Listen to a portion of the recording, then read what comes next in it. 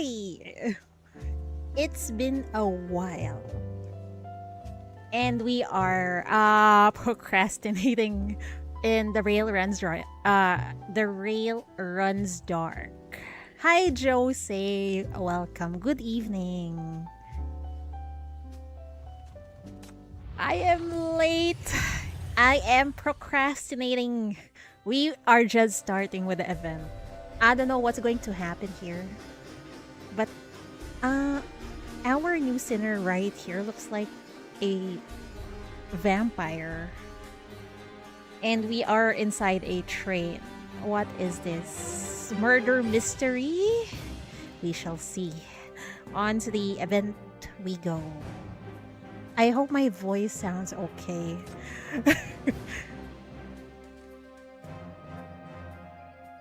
The murderer is one of us. Yeah, it is murder mystery. Oh. There's an event similar to this, but I think I played that in um Tears of Themis, if I remember correctly. Sounds good, very pog. What is this? Pocket memo.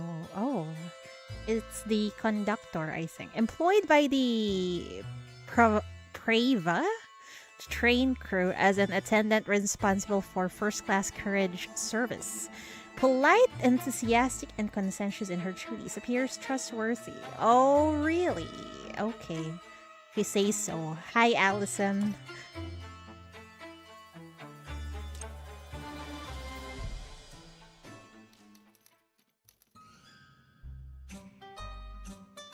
What is this music? Everything in the carriage is just right.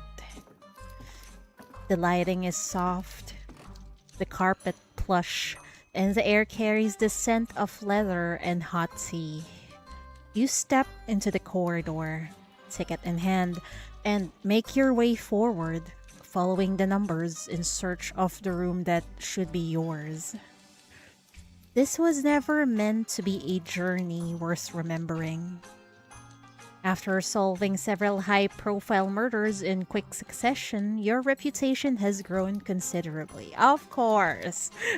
Hi, Walderge. Welcome. I know I'm late for the Path to Nowhere event because we are having a new event in 2 days' time, right? Many have requested your services since, and you've grown accustomed to traveling for work by now. Yes, it's been how many years was it already, Chief? Almost 4, right? This trip is no different. Just as usual, you're traveling to solve some trouble for a stranger you've never met in some faraway place. I thought we were just in East Side, but apparently it's a faraway place. They're covering the fare, and you booked your seat in advance. Oh, no wonder we are in first class, because if I remember correctly, we're broke, right? Sniff sniff, hi refrain, welcome. We're broke, so Chief cannot probably buy a ticket in first class. Good thing someone bought it for us. Si Sniff Chittery, it's fine. And so, when the attendant closes her ledger and looks up at you, you never even imagined that there would be a problem. Oh no, it's just the beginning and there is a problem. I'm terribly sorry, ma'am, but I'm afraid there are no vacant compartments left on the train. What? But we have a ticket. What? You try every argument you can think of to persuade her, but no matter what you say, you can't secure a ticket. As the departure time draws closer, we have no choice but to abandon the case and return empty-handed. Hold on. I was supposed to investigate a case on the train, though. How did I get kicked off before the story even started? Right. Well, You can just rest in your office, in your MBCC chief, if we get kicked out here. Hi, Pyrovian, welcome. I'm missing the chance to get Hilda again. Oh no, new event is coming up. Yeah, I don't know if I could roll for the new event though, for Murphy. I doubt it. I don't have enough. Oh, oh, Oh dear. Why are oh. you looking at me? Aren't you going to keep reading? Oh, it's a story she's writing. Clementine is writing. A woman wearing a monocle is sitting across from you. She tilts her head slightly, resting her chin on her hand as she looks at the pages in your hands, smile on her face. The poor detective intended to board the Preva, only to discover that the train was fully booked. What should she do? How will she board this train? And what will happen next? Uh, how do borders do we really have to decide? Can you just write it for us? Hi Lazy, welcome. I wonder. Stop pretending. You can't help but curl your lip. You close the novel and point your finger at the author section. As if the author doesn't know what happens in her own story. Exactly. Isn't that right, Miss Clementine? I hope I pronounce her name right. 20 minutes ago, a mansion in East Side. At least Clementine is kind of cute, and at least I got her before the event ends. Yeah, me too. A good thing I got her in 50 rolls. I was so broke after the previous event. I couldn't even get an S4 G1. Mine is still stuck with S3, sadly. Ah, okay. So we are really in East Side. 20 minutes ago, you stepped into this study. Or it might be more accurate to say this dump of books. Papers and books are scattered throughout the room, with even the towering bookshelves being crammed full. Among the classic literature, several books stand out with particularly eye-catching covers. Even from meters away, you can make out the sensational promotional quotes plastered all over them. Highly recommended by the new Speaker of the City Council, Max King, the most moving work of the year. I don't know if we could trust this reviews. Clementine is indeed cute. She is. I'm so glad she really came home in my account. Moved all East Side and NF 116. Even President Quinn can't stop singing praises. An unparalleled masterpiece with an ending you'll never see coming. A must-read of this year. Okay. So, Clementine is a famous novelist? Glaze, yeah. These publishers really will write just about anything for sales. Exactly. And everyone seems to be, what's the term? New York Times bestseller. More like East Side bestseller. You lower your gaze a little more and you notice all the books share the same author, Clementine. Pardon the mess, Chief. I wasn't expecting company. It's alright. I love her voice. Have you seen the Sinner trailers? I haven't yet. Double redheads this round, and one of them is technically red. Oh, Norma. Wait, Norma looks like, if I remember correctly, she looks like one of the NPCs in the main chapter. I forgot her name. And then you got Murphy, who is also a redhead and seems to belong in Infinity Nikki instead. Maybe that's just me. A pair of hands sets a cup of hot tea down in front of you. You follow the rising steam and find yourself coming face to face with the person who placed it there. The woman looks at you, beaming. She's wearing a fitted trench coat with a striking butterfly pin fastened at her choker, looking more like a performer than an author. I've heard some authors use pen names. What about you? Is Clementine your real name? It is, of course.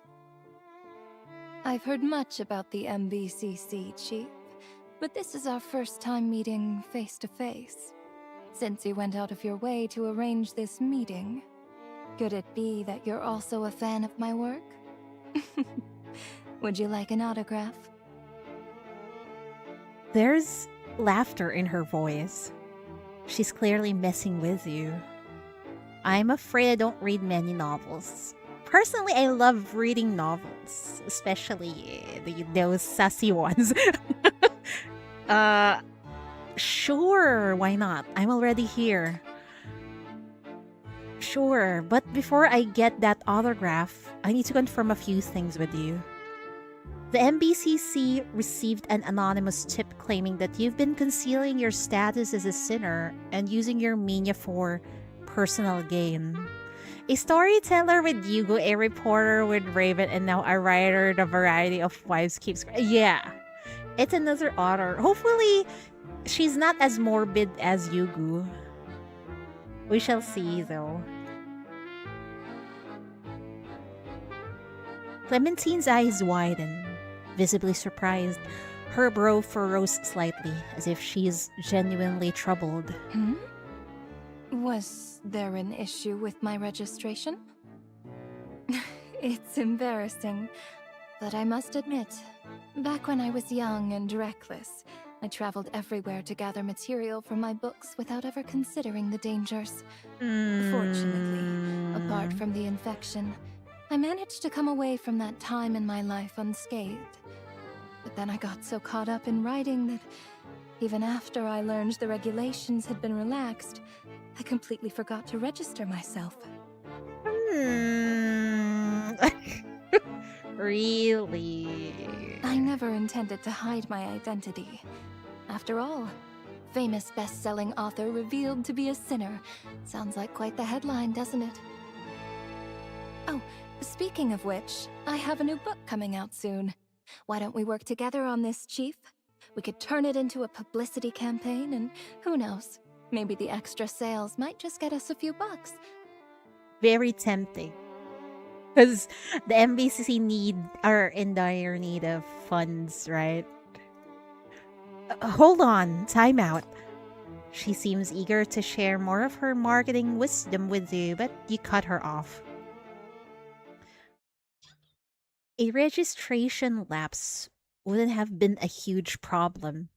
Ever since the parole regulations took effect, B-class sinners no longer require supervision under normal circumstances. But the allegations against you go far beyond that. Every time you publish a new book, a murder case bearing striking similarity to your story occurs in Eastside shortly after, without exception. Uh-oh. Wait, this plot kind of reminds me of... what movie was it? It's an old movie. What's the name of the actress?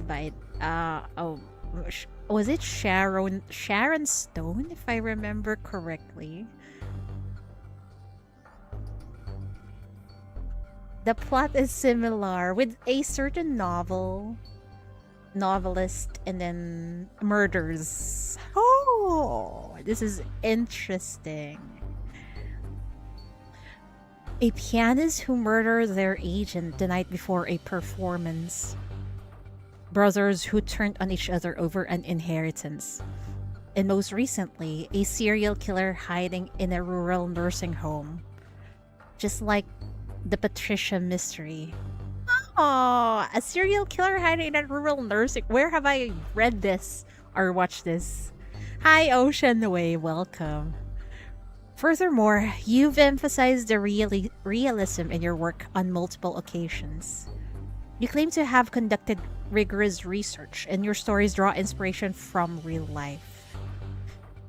She should have put any semblance of characters or circumstances related to the book is sorely what's that right term? Fictional or made up?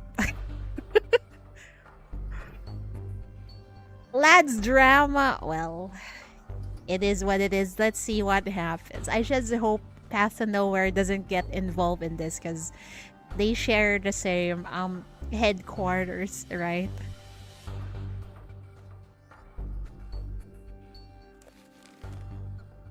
Oh no, yeah. If I remember correctly, Ice Snow is like a sister company, or is it subsidiary of Paper Games? You pick up a book from the woman's desk. On the cover, a massive vintage train is barreling forward. Thick plumes of steam are billowing from its chimney, eventually coalescing into huge letters. That's a very cool book cover, not gonna lie. Murder on the Preva Express. A crime thriller so vivid, you feel like you're physically there at the scene. A murder mystery that will exceed all expectations. Every one of your novels is followed by a new murder case. Are you predicting these deaths, or are they happening because of you? Faced with your accusation, Clementine's smile falters ever so slightly. Those words are nothing more than a little marketing gimmick. Surely you don't think these works of fiction, meant for entertainment, actually affect reality, Chief? Very, very suspicious. Alright, guys. What's that? CN seems happy. Well, let them be. They have the power.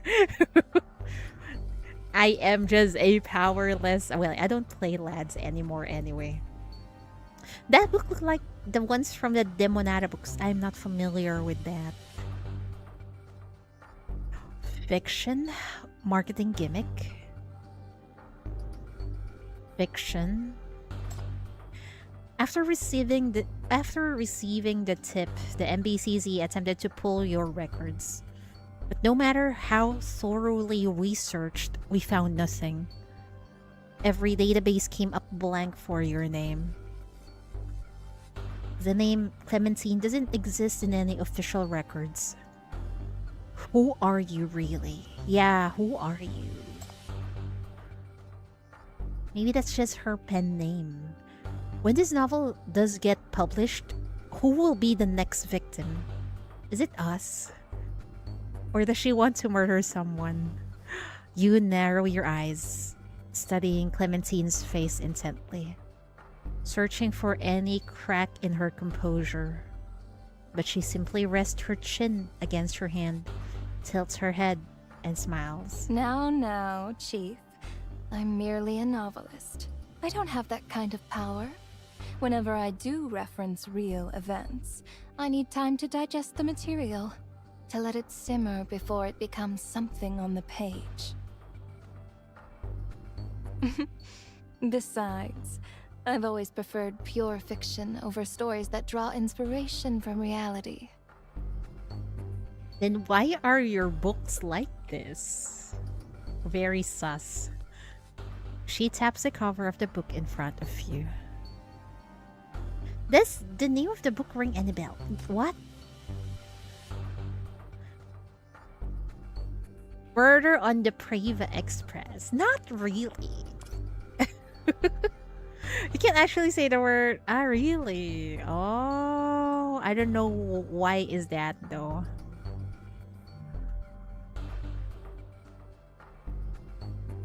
Steam trains are energy inefficient and slow. They're far too outdated for the modern Dis City and only exist in records from before nightfall. The current Dis City has no such mode of transport, and stories with that kind of period charm are few and far between. That said, these relics of the past have always had a special place in my heart, and my readers are more than happy to be transported to a world completely unlike their own. A place with no catastrophes and no mania, as though you've traveled back into the past. There, you'll find but a leisurely old train, and a story captivating enough to stir the heart. As for why I always emphasize the authentic, lifelike experience, If it doesn't ring a bell, it's very great. I see. Oh, you're really up to date with news coming in from CN, huh?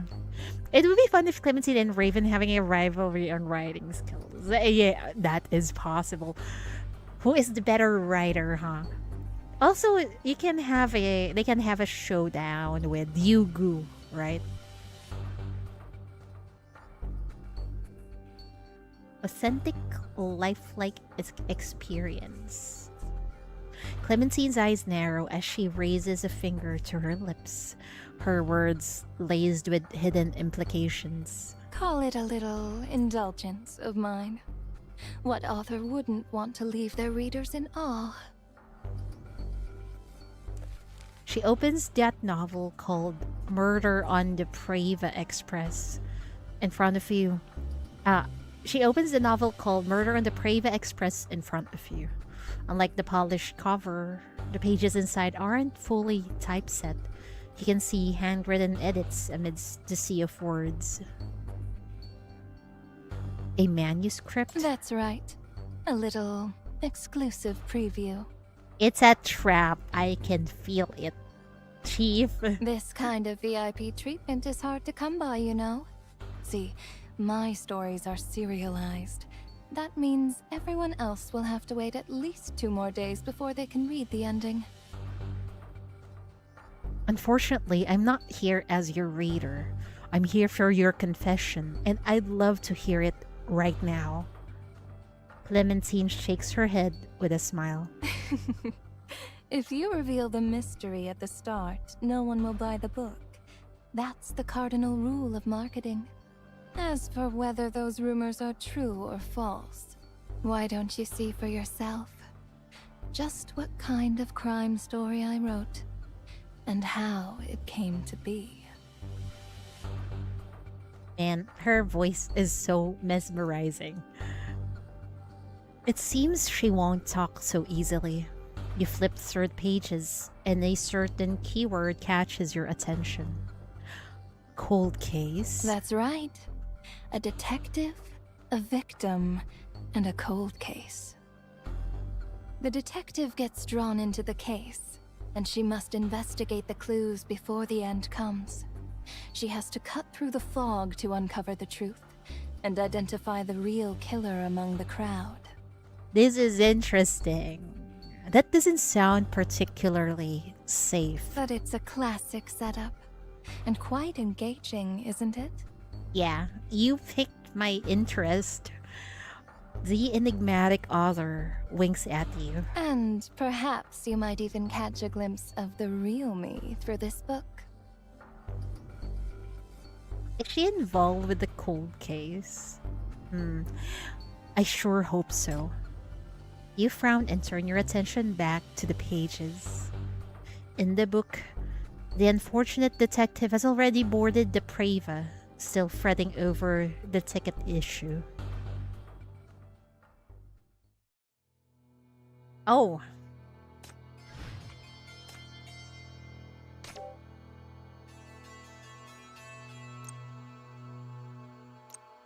What? It's just a freaking corridor. Let's take them down. Kella can cheese through this. Wait, so slow. Okay.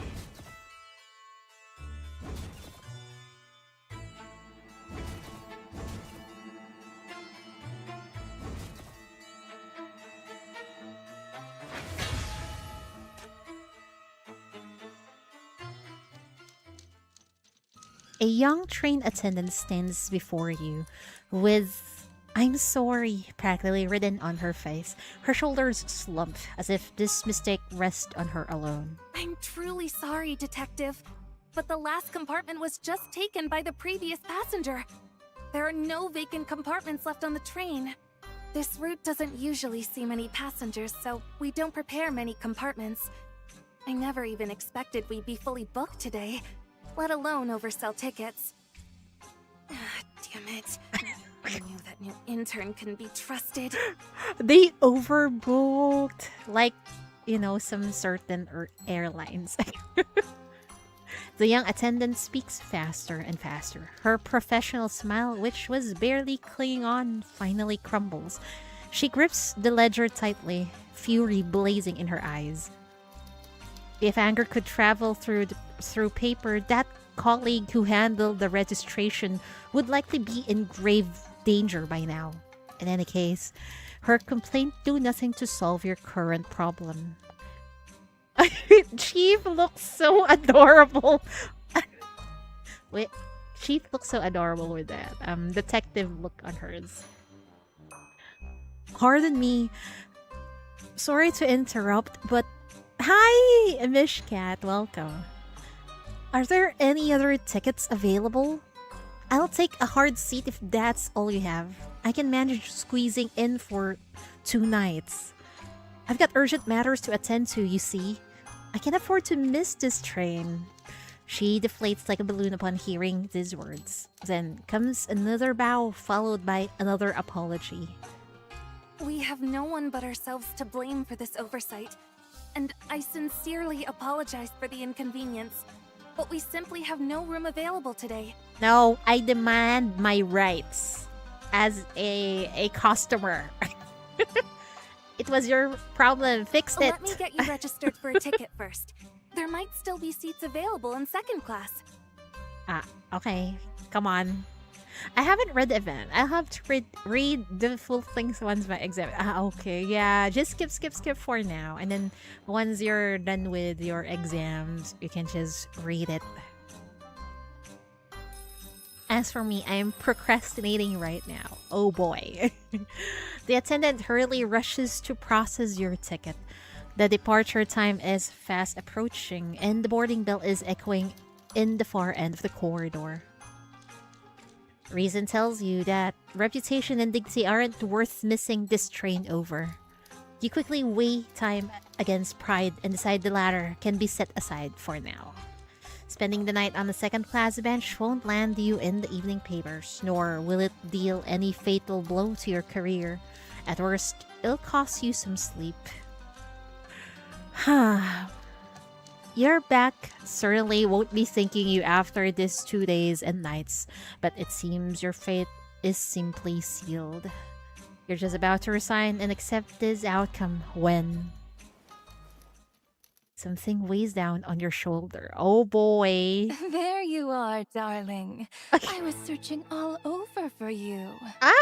Who are you? Isn't this Clementine? She plays a part here. Of course she does. It's a pretty nice event. I'm interesting. I mean, currently, I am so engaged with the story. It has 2 days left, so gotta rush. Yeah, gotta rush. We can do this. I can stream tomorrow afternoon also, so I can cut this into parts. We'll be fine. The hand rests on you very naturally, as if its owner is already used to standing by your side. Oh. Are we close? You're gently guided back half a step, and before you can even turn around, a voice whispers close to your ear. Oh. Detective. Babe. Sweetheart. Darling. Earth to you. Why are you staring at me like that? Are you flirting with me? Oh my good lord, stop it. You make my heart flutter. Stop. Have you seen Rhea's new skin? She looks good in the suit. I've seen that skin. Yeah, she looks good. You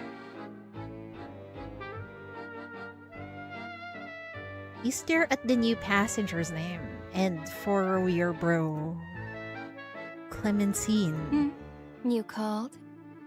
You self-inserted yourself in your novel. I guess it's fine. Even Dante inserted himself in a novel. It's fine.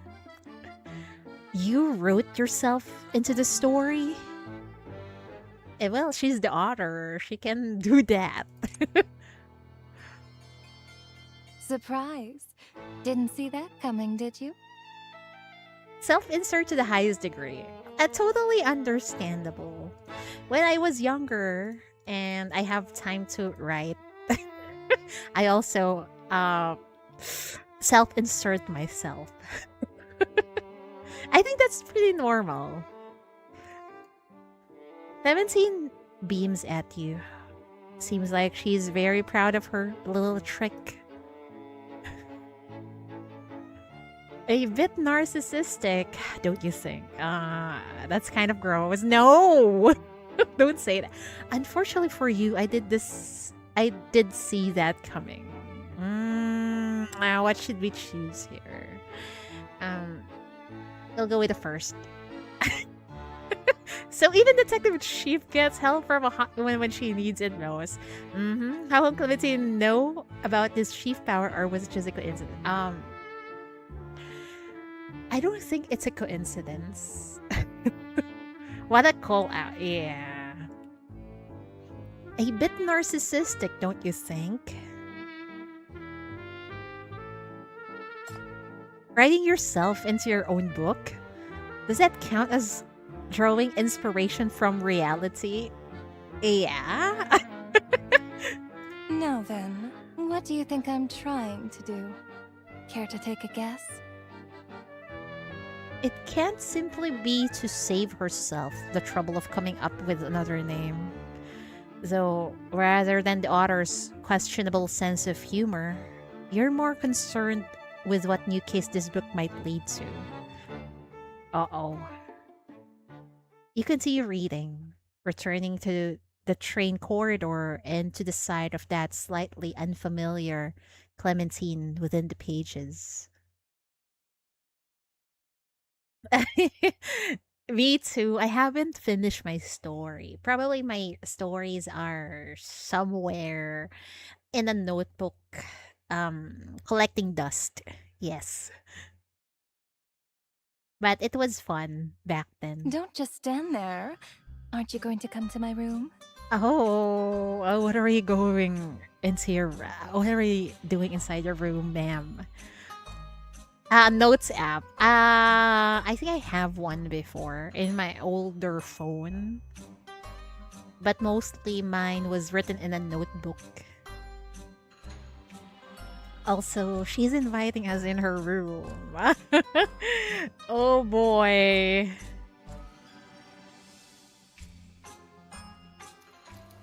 The woman appears from behind you. She takes your arm, her body drawing close, in a motion so clean it seems rehearsed. She clearly knows you, but you've never met her before. Miss Clementine, are the two of you together? No, I don't know. You instinctively want to deny it, but her grip on your arm tightens before you can finish speaking. The woman answers before you can. Are there no tickets left? Why didn't you come find me sooner? I've been waiting inside for ages, you know. That's very mean of you. Her voice is making me weak. You uploaded yours on Wattpad. That's so cool. Yeah, don't stop writing. You can do it. If you just need a room, why not come to my compartment? There's more than enough space for two. Clementine begins pulling you toward the carriage before she even finishes talking. Her movements are so natural that the attendant couldn't react at first, freezing for half a second before remembering to object. Wait, ma'am! This isn't proper according to regulations! The attendant's words are cut short by the banknote flung at her. Wow! This lady has a lot of money. The bill scatters through the air as Clementine lowers her hand, her expression relaxed. One would think she had merely tossed away a used napkin. I get it. It's about the money, right? Go ahead. You can have it all. Pay attention to her actions. Like throwing away money. That's kind of rude, not gonna lie. You want to stay and keep watching, but the woman beside you forcibly pulls you away. Bribing our way in like that is a bit inappropriate, isn't it? My, there's no need to worry. People like that can't say no to money. If you're really that concerned, though, you can just move to another seat once someone gets off later. It'd be better than sleeping on a hard bench, right? And don't you have business to attend to? I'd venture to guess you wouldn't want to miss the train over this. She winks at you, her grin widening as she continues. Not to mention, I still need to discuss a case with you, my dear detective. How would she know about the chief's identity? I mean, the detective's identity. Clementine gives you no chance to refuse. You frown, but you still let her pull you deeper into the corridor. You don't approve of her methods, but alas, your principles are too insignificant before the thought of spending 2 nights on a hard bench. Yeah, we love some comfort, alright. Besides, according to what she said, you might even have the chance to pick up another job on this train. Oh, is she going to hire the detective?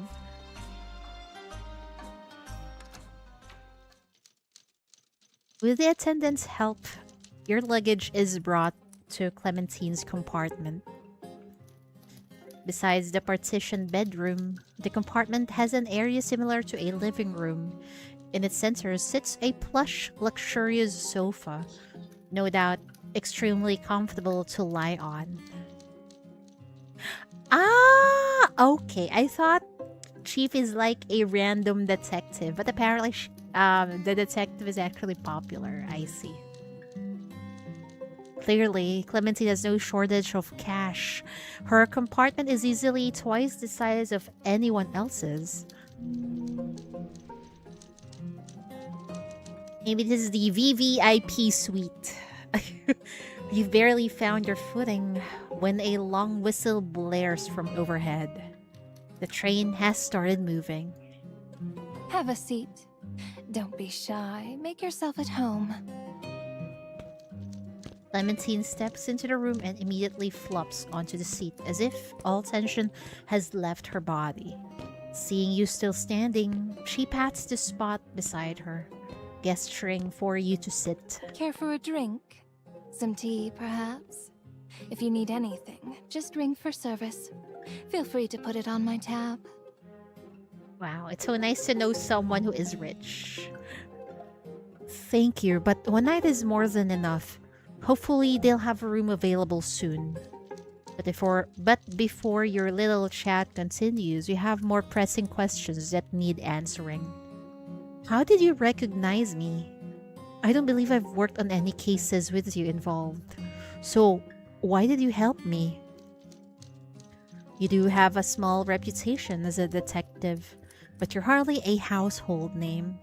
Most people might have heard your name, but they wouldn't be able to recognize you on sight. Unless she knew you were coming. I see. It's okay. The woman rubs her chin, seemingly lost in thought for a moment, before clapping her hands together. Detectives are supposed to be quite smart, right?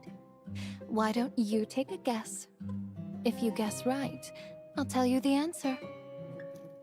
What kind of logic is that? If you could guess the answer, what's the point of having her repeat it? Well, beggars can't be choosers. Even a detective has to humor their host, right? Chief has many wealthy wives, but is always completely broke. Well, because Chief just refuses to have a sugar mommy. Unfortunately. She doesn't want bribes. First, while her coat has no ostentatious embellishments, the stitching, fabric, and cuffwork all suggest it was crafted by a master tailor. You must be considerably wealthy. Yeah, and the way you threw money at the staff earlier. Yeah, she's wealthy, I think. Because I wouldn't throw money like that. On top of that, this badge gives you on top of that, this badge gives away your identity.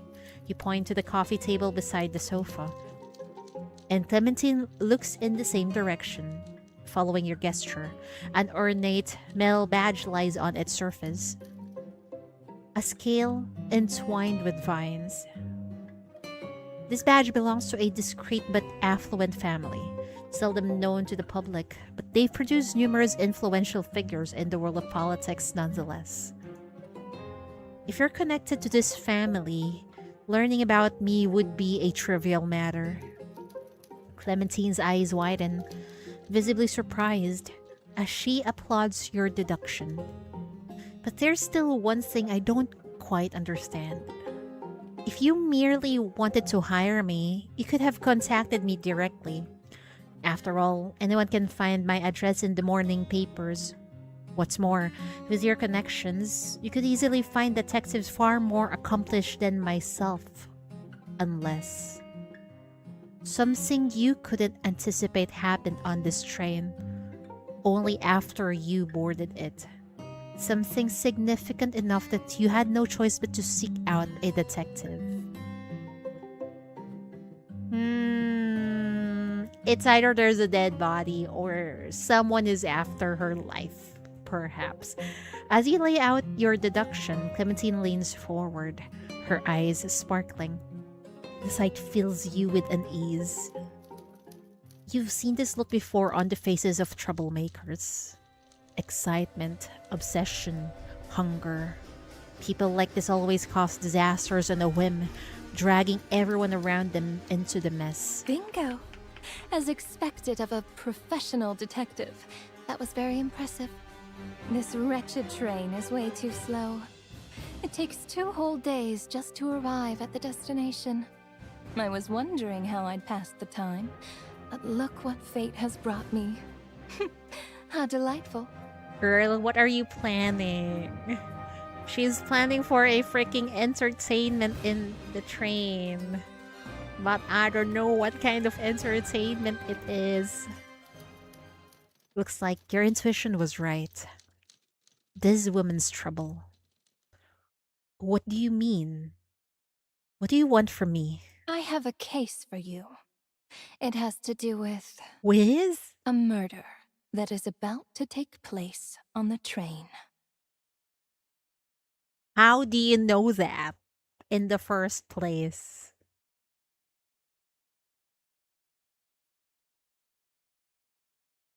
Meanwhile, Public Security Bureau, Eastside. No wonder I recognize the room. What is this uncle's name again? I forgot. Somewhere in Eastside, a wary inspector was about to surface from the ocean of case files on his desk for a breath of air when his terminal buzzed, cutting his respite short. Ah, it's Doyle, the who unfortunately got divorced, right? He answers the call. A familiar voice comes through from the other end. At first, the man listens with impatience, but his frown deepens with each passing moment. Long after the call ends, he finally lets out a heavy sigh, opens his computer, enters his password, and logs into the Public Security Bureau's internal network. Looks like an ugly bastard. He used to be attractive when he was maybe 50 pounds lighter and when he was younger. But Detective Chief was chosen because she has the same ability as the original chief to attract women in problem. I guess so.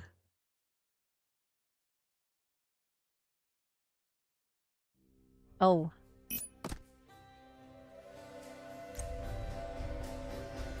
So you're in charge this time? This should be fun.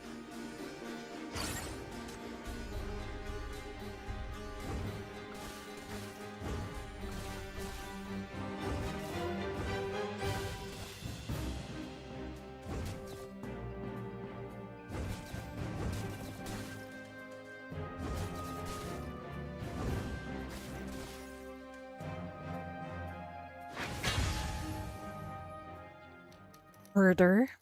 What murder? Words cannot explain how much you wish you'd simply misheard her. Unfortunately, her words were perfectly clear, and you understood them all too well. Is it too late to get off this train?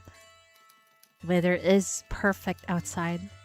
The train picks up its pace, speeding through vast stretches of fields. At this velocity, you definitely don't want to jump. You turn back toward the root of all this. She spreads her hands with a playful smile, handing you a crumpled slip of paper. Also, what was that scene with Doyle in real life earlier? Did Chief actually call him? Because we are in dire need of his expertise, perhaps? What is this? A prank? You take the note from her with furrowed brows. The paper is rough and covered in creases. Each letter on it is definitely in shape and size, as if cut from various sources and pieced together to form a chilling message. I'm right on track. Very pog. Oh, what is this? Die, just wait. I will never forgive you. If you don't, I'll bury everyone in this train with you. It's a death threat. Like, get it? No. At around this time, my brain cells is already fried. Okay, pardon me. Is that a death threat that was sent to Clementine? Some of the words have been obscured by stains, but the message is clear enough. This is a threat, a notice letter for a murder. Uh-oh. Did you receive this? No, I found it. What? What are you doing snooping I around? picked it up right around the corner in the corridor. The recipient must have been furious, but they missed while trying to throw this away. And I just happened to pick it up. You are really looking for trouble. You hold the letter up to the light. The bottom edge is noticeably rougher than the other three. Clearly, part of it has been torn off. Did you do this? Clementine shakes her head. There's a hint of laughter in her voice, perhaps because she finds seeing you frown entertaining. That being said, this should be enough to be called a proper case, right? The train has departed. Until it reaches the next station, no one can disembark and no one can contact the outside world. Oh no, they don't have phone back then. Everyone is now trapped in this small cage of a carriage. She's waiting for the blade to fall, for the crime to unfold. You found this letter before you came to me. Why didn't you report it before the train departed then? Because she wants to be entertained. What else do you know? Are you asking me to handle this because alerting others would make things worse? Or is there some ulterior motive behind this commission of yours? Because it's interesting, of course. Oh no, is she turning into someone similar to Yugu? A death threat that appeared out of nowhere. Both the sender and the recipient unknown.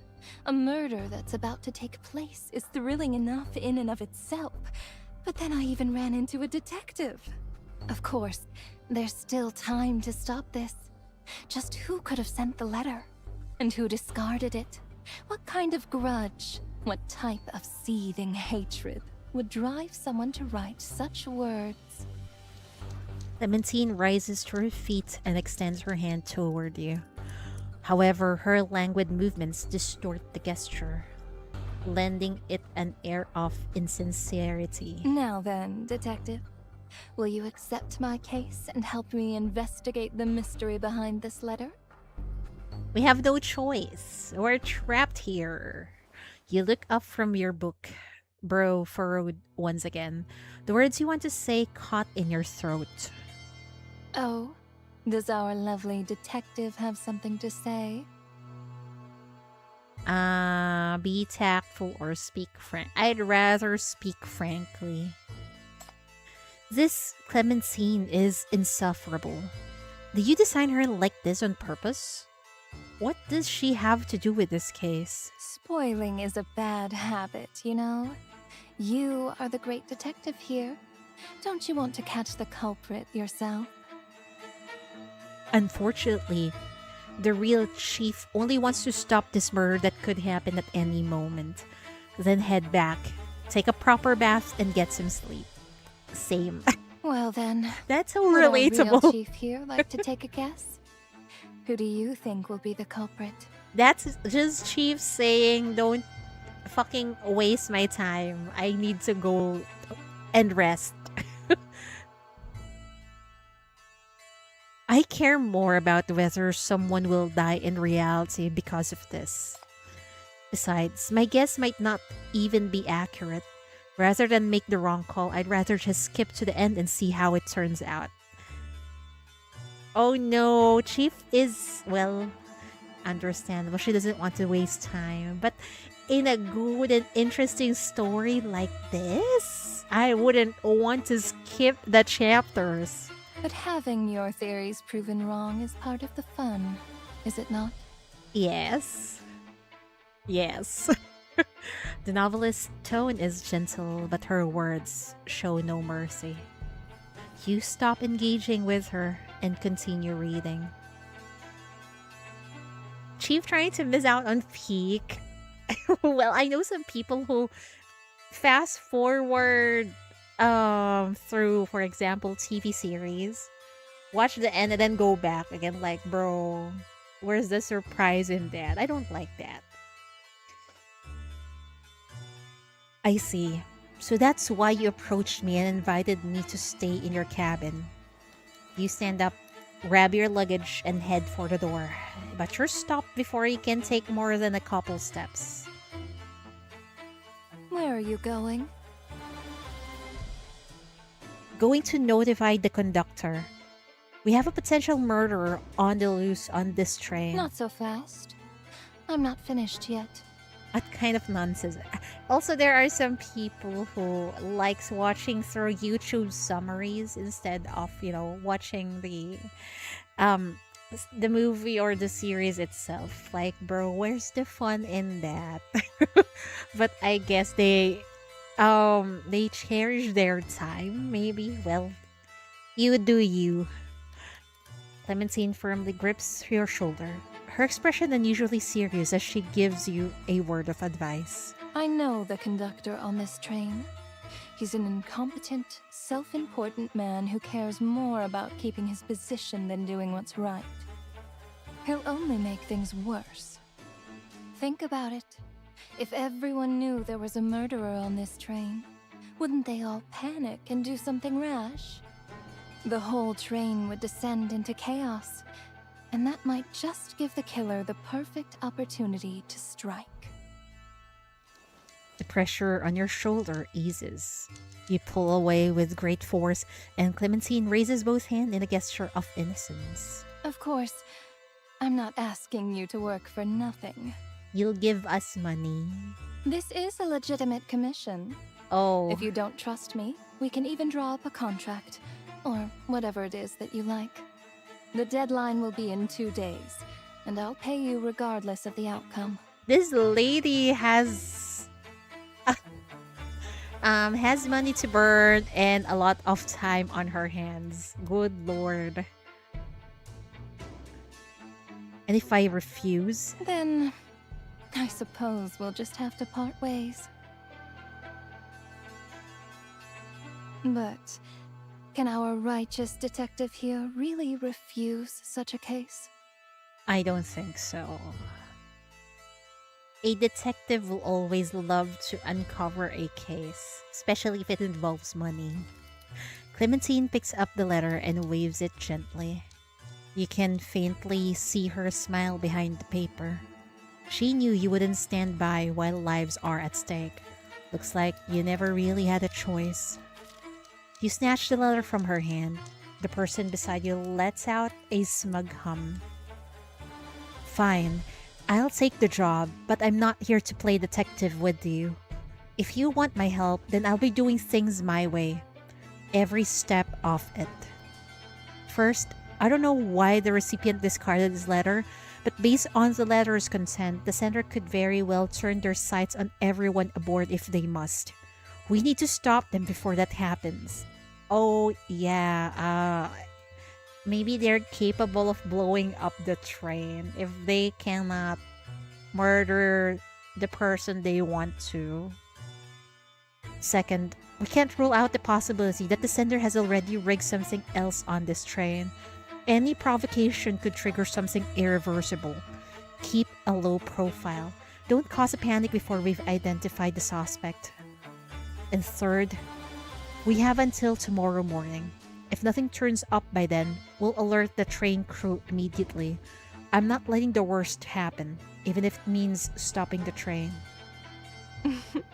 Sure thing, boss. Anyway, let's start narrowing our suspects. Did you notice anyone suspicious when you found the letter? The connecting doors between carriages get locked before the train departs.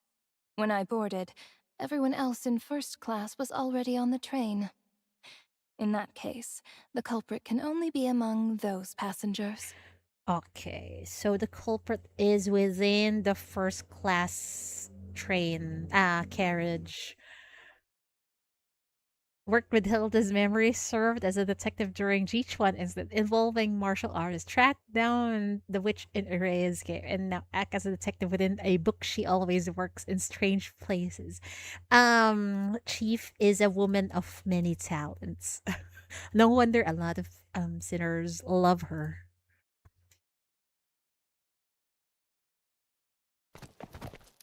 Oh, who is this gentleman? As you talk, a young man wearing glasses hurries down the corridor with his luggage and accidentally bumps into a burly man leaning against the doorway. The man doesn't budge. The young man, however, staggers from the impact. Sorry, please excuse me. A person looking like this in the first class carriage. Now that is questionable.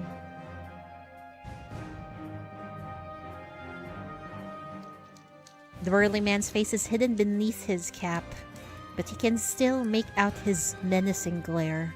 He shoots a threatening look at the young man. Watch where you're going. Ah, it's an old lady! Ah, grandma! Shit is about to happen! Why are you here? We must protect Grandma at all costs, unless she became a bitch. I don't know.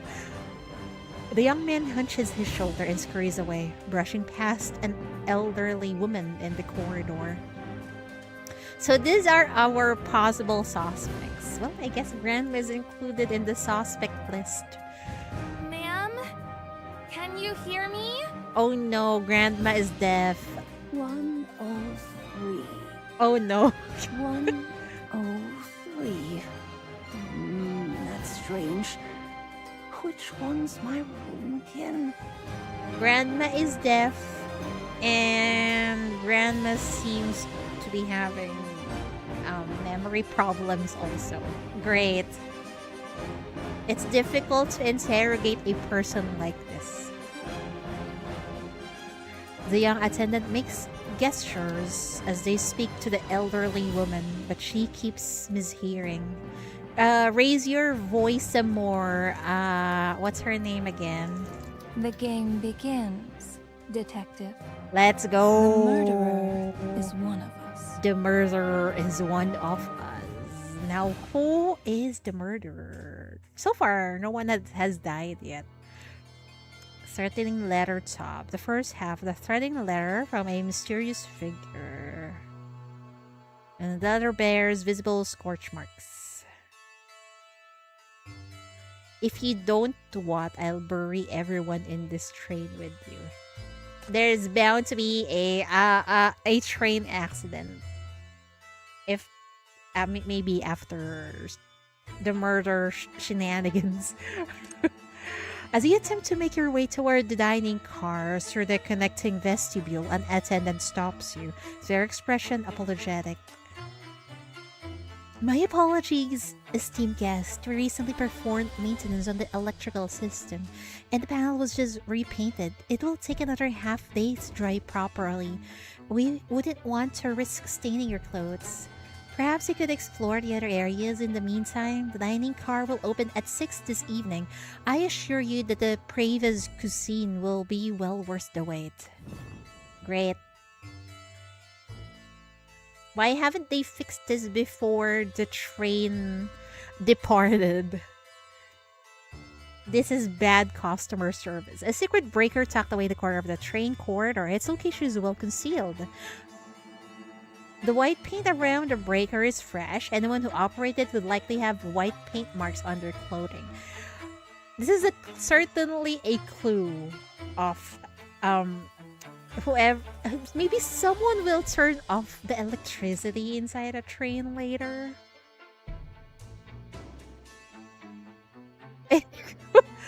I don't know what's up with the ads here on Twitch.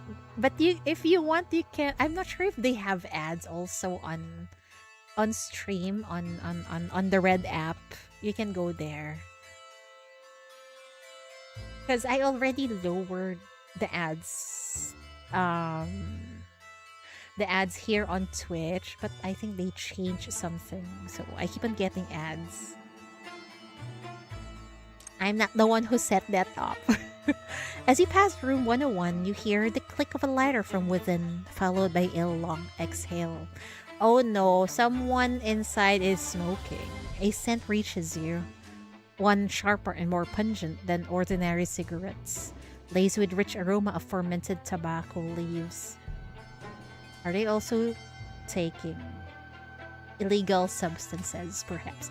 An expensive cigar. Anyone who can afford such luxury is likely a person of considerable wealth or status. Someone from the upper echelons of society. Am I a lucky one? Really? You don't have ads? That's surprising. Only ones though. See, the one on the Red app only has one ad. Here on the other side, the poor people here keeps on getting ads. I think every hour.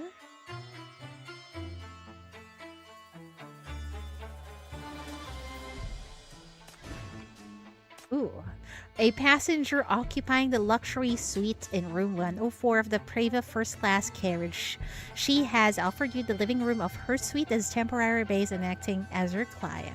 Has requested that you investigate a murder about to occur on the train. Her identity remains a mystery. Her intentions unclear. In short, a dangerous companion who warrants caution. Oh boy. Okay, these are our evidence. We might actually use that later. Before you even draw close to room 102, you hear a young man's voice muttering from within. Damn it! How's there not even enough room to stretch your legs in a fucking first-class compartment? Sir, you're in a train. And how tall are you for your legs not to get stretched inside a cabin? You think this is the guy who was rude earlier, who was angry? The speaker has an odd accent, uses crude language, and seems quite impatient. Perhaps this passenger is someone worth keeping an eye on. Of course, it's him. Yeah, the rude guy from earlier, the one with a cap. And then probably the 101, the one who is smoking a tobacco is the young man in a was it a trench coat? The good-looking guy. What is that cap called? I don't know either. I just call it a cap. An elderly voice rises out from within room 103. Something crashes to the floor, then rolls across it with a rattling sound before striking the door near where you stand. Oh no, is Grandma alone in cabin 103 or room 103? As you pass by, you can hear someone moving about inside at an extremely slow pace. This appears to be an elderly passenger with limited mobility.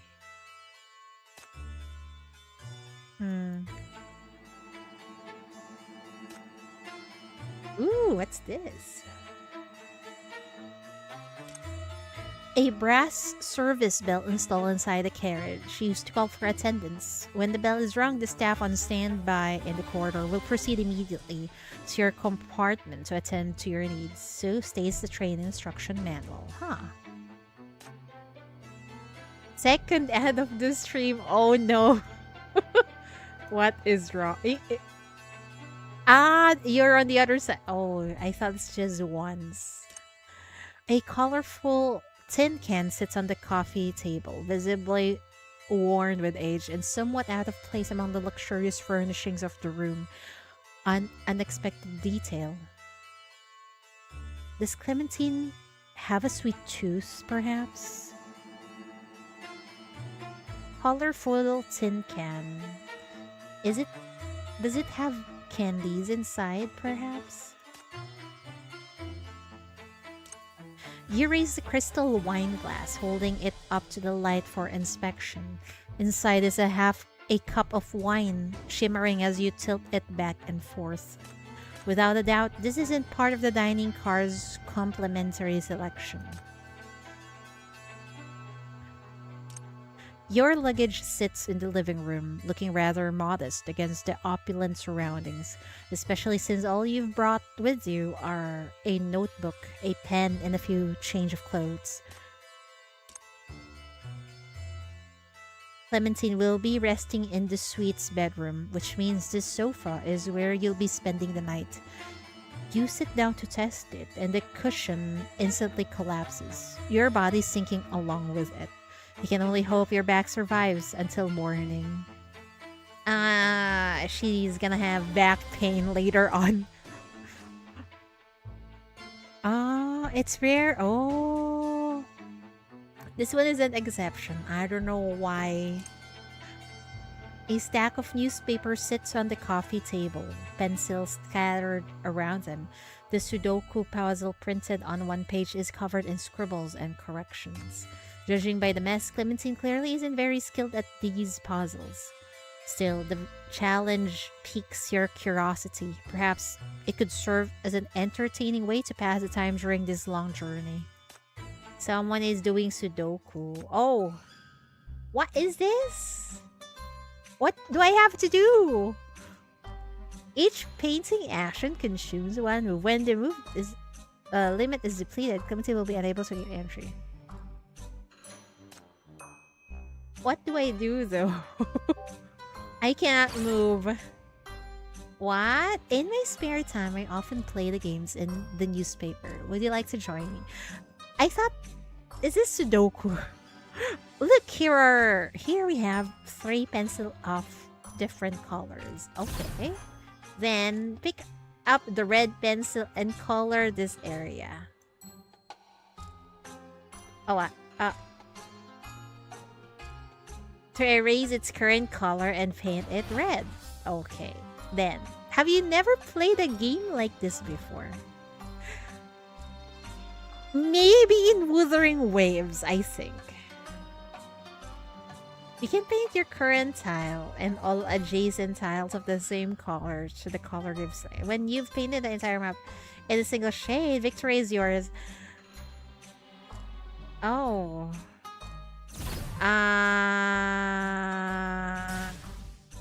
How many moves do we have though?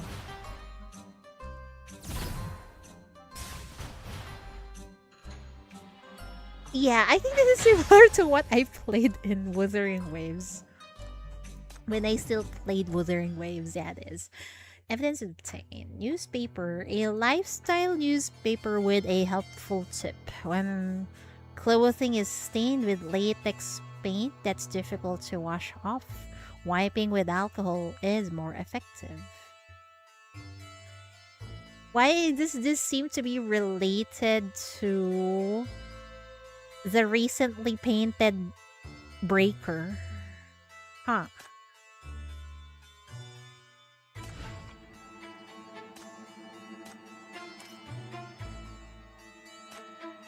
About Clementine's room. How interesting. Wonder what this could mean. It is most unfortunate that this suite only has one master bedroom. I'm afraid you'll have to make do with the sofa in the living room tonight, my dear detective. This room is so luxurious. It's astonishing. I never knew the Preva has suites of this caliber. Well, now you know. It's perfectly reasonable to want comfortable accommodations when you're traveling for days after all. Of course, if you like this room, perhaps you could consider taking on a few more commissions from yours truly. That won't be necessary. This caseload is more than enough to keep my mind occupied. Clementine looks unsatisfied and it seems like she wants to continue persuading you. You quickly cut her off and change the subject under her amused gaze. About Clementine's request. A famous detective on top of a major case. This trip was absolutely worth it. I never expected to stumble upon such delightful entertainment. So, my dear detective, where shall we begin our investigation? Before the train departed, the doors connecting first class and other carriages were sealed. Whoever received that letter must be somewhere in first class. Perhaps we should start by investigating the passengers. That makes sense. As expected of a great detective, your logic is impeccable, and your mind is most sharp. Clementine speaks, but she makes no effort to get up from the sofa. Instead, she presses a menu into your hands. I happen to have an order for the dining car, but I can't seem to get the attendant to come by. Since you'll be passing through anyway, would you mind delivering it for me? Sure. BRB, okay.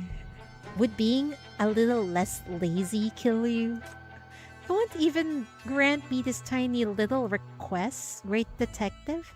Then perhaps I should ask for something more interesting instead. What? Clementine's words carry an obvious implications. You take the damned order from her hand and with a deep sigh. It's much better than letting her cause further mischief anyway. Great call, Chief. Oh, what is this? Clementine ordered an expensive chef's recommendation set and was served a bottle of, how do you pronounce it? Sharp?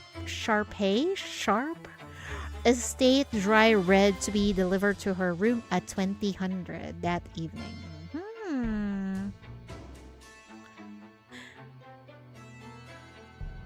Are we going to drink wine? I wonder. While we eat. About the potential victim. I walked around the train for a bit. Only saw that attendant from earlier. The other passengers were nowhere to be found. Though I do have a rough idea about what kind of people they are.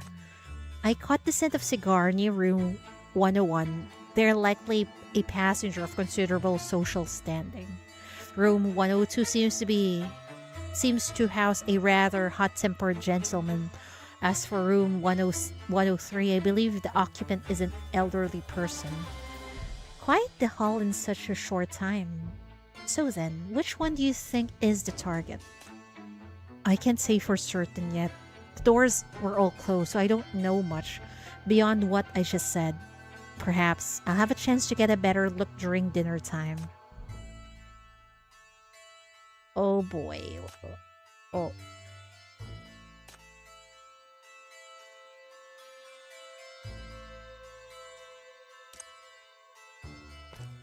You walk through the carriage corridor, looking for additional clues near the spot where Clementine found the letter. Unfortunately, the corridor is spotless. There's not a single clue or speck of dust in sight. You search with your head down, just like a mole, following the trail all the way to the connecting door leading to the second-class carriage.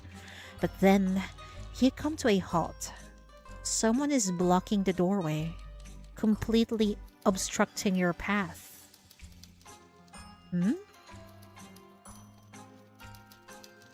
You look up. The first thing that catches your eye is a mass of disheveled hair. The owner of that hair is slim, and she's currently leaning back with both feet firmly planted against the ground. She's pulling two old leather straps, her face flushed red. It seems like she's been locked in a losing battle with something. Ma'am, do you need any help? Is she stuck? Isn't this Forensica, if I remember correctly? The attendant notices this strange sight as well. But the moment she draws closer, the woman flinches as if some defense mechanism has been triggered. Stop! Don't come any closer. I can do this. Don't touch it. The protests tumble out one after another. Only now do you get a clear look at what she's referring to. It appears to be a deep gray, oversized suitcase nearly as tall as she is. Suitcase as tall as a person? That is very sus. Is there a dead... Is there...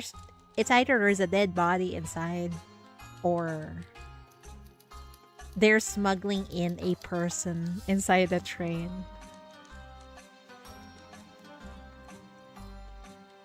It's been wedged firmly between the door frame, a perfect fit in the worst way possible. Clearly, the suitcase was a little too much for the available space to handle. This exit's no good now. Uh-oh. Her outfit looks like it does look like a nightwear. But she has a lab coat, right? A nightwear with a lab coat. Tells me she's a lazy person. Just how much luggage does she have? You briefly calculate the ratio between volume and travel duration, but the math simply doesn't add up, no matter what. The woman stays silent. She releases the strap and pulls out a glass bottle from her pocket. A neat white label covered in dense printed instructions is affixed to it. It's more like laboratory equipment than something you'd carry on a trip. Ma'am, what are you... The strange woman quickly measures the door frame, then unscrews the cap and carefully applies the liquid to both sides. Her movements are precise, the coverage even. Once she's finished, she stuffs the bottle back into her pocket, takes a deep breath, and grabs hold of two worn straps once more. She steps back again, then pulls hard. Is that some kind of oil? Will that work? Her strength is surprising considering her slender frame. The suitcase actually moves. The door frame groans from friction, and a layer of dust gets shaken off. The suitcase inches its way into the carriage, agonizingly slow, but it is undeniably moving forward. What a triumph! Unfortunately, just as the suitcase clears the door frame, the straps snap. Inertia sends her stumbling forward. As for the suitcase, its weight has already tipped into the carriage, so it no longer had the support of the frame. And just as expected, it comes stumbling down toward her. Oh shit! Watch out! You instinctively lunge forward and yank her to the side, but she drags you down with her. Both of you hit the floor. Crash! The straps snap, and the massive suitcase, nearly as tall as a person, crashes to the floor and bursts open. You catch a glimpse of several old Legend of the Star Realm discs and a few anatomy journals. Just then, A white-shaped springs loose, bouncing straight toward your face. Uh-oh. Several old Legend of the Star Realm. Are these DVDs, perhaps? Younger wives always have a weird sense of fashion. At least this is one more covered up, unlike Christina. Yeah, she's more covered up. That's for sure. But it seems like she just got up from bed and then wore a lab coat. Why does she have anatomy journals? Ma'am, what is your job? She's into forensics because of her name, I think. You instinctively reach out to catch it, but ends up missing on your first try. A dull ache spreads across your temple. On second attempt, you finally grab hold of the assailant. It's smooth to the touch, but the shape feels odd. What is this? You look down in your hand. You look down in your hand. Is it complete leg bone? What in the actual fuck? A human leg bone? Leg bone, not thigh, right? So I'm assuming it's a tibia bone or a fibula or both. A few steps away, inside an open suitcase, lies a nearly complete human skeleton that has been neatly arranged. Oh. Is that a real skeleton? The skull tilts to one side. The position it's in much more comfortable than yours. What is that? Or is this just a replica? I don't know. Rita, Leia. What? She lunges at you and snatches the leg bone from your grasp. Oh, thank goodness. The structure's intact. No cracks either. Don't worry. I'll put you right back next to Luke. Does she have different name for a different bone? Wait. Dorothy's missing too. Where did she go? Is she talking to the bones? Are these skeleton models? She raises her head instantly, her expression turning serious. They're not models. They're specimens. I can show you Vita's bone density report if you'd like. But I need to find Dorothy first. Oh my god, those are real bones. Are you allowed to transport? You could call it human remains already, right? Bone density? So they're all real. And all of these different names. Don't tell me you named all of these bones? The attendant's voice trembles with each word, and she looks like she's about to faint any moment now. Of course. 206 of them to be exact, since that's the number of bones in a complete skeleton. Isn't that common knowledge? Silence fills the air for several seconds. The attendant's hand trembles as she reaches for the call button. I'd panic too because there's a human remains inside a train that seems to be illegally transported. Who even collects bones like this?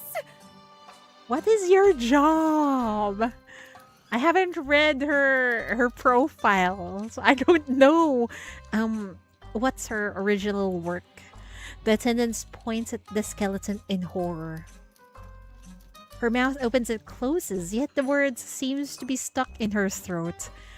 At this rate, this woman will be thrown off the train before she can find her precious Vita, Leia, and Dorothy. Wait. The skeleton has a label from the Judicial Forensic Research Institute.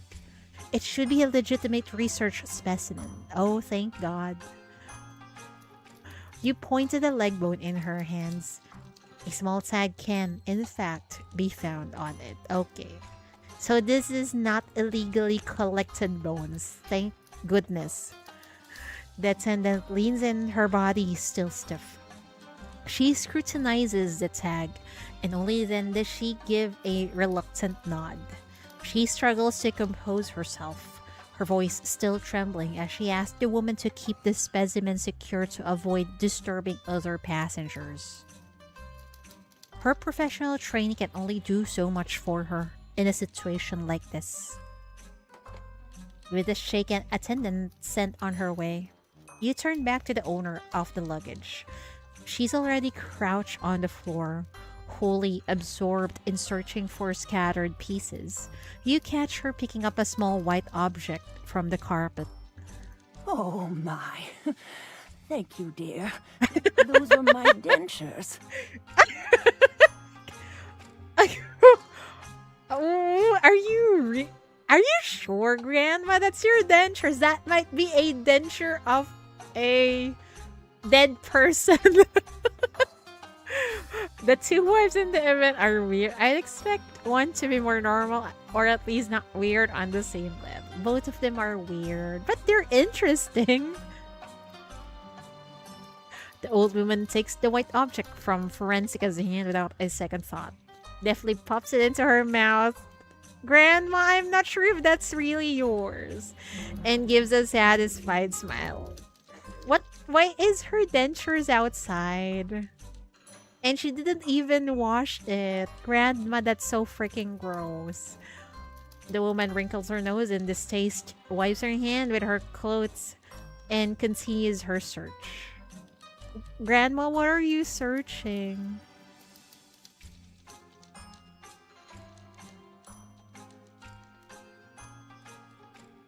She's practically burying her face in the carpet, so engrossed in her search that she fails to notice what's right behind her.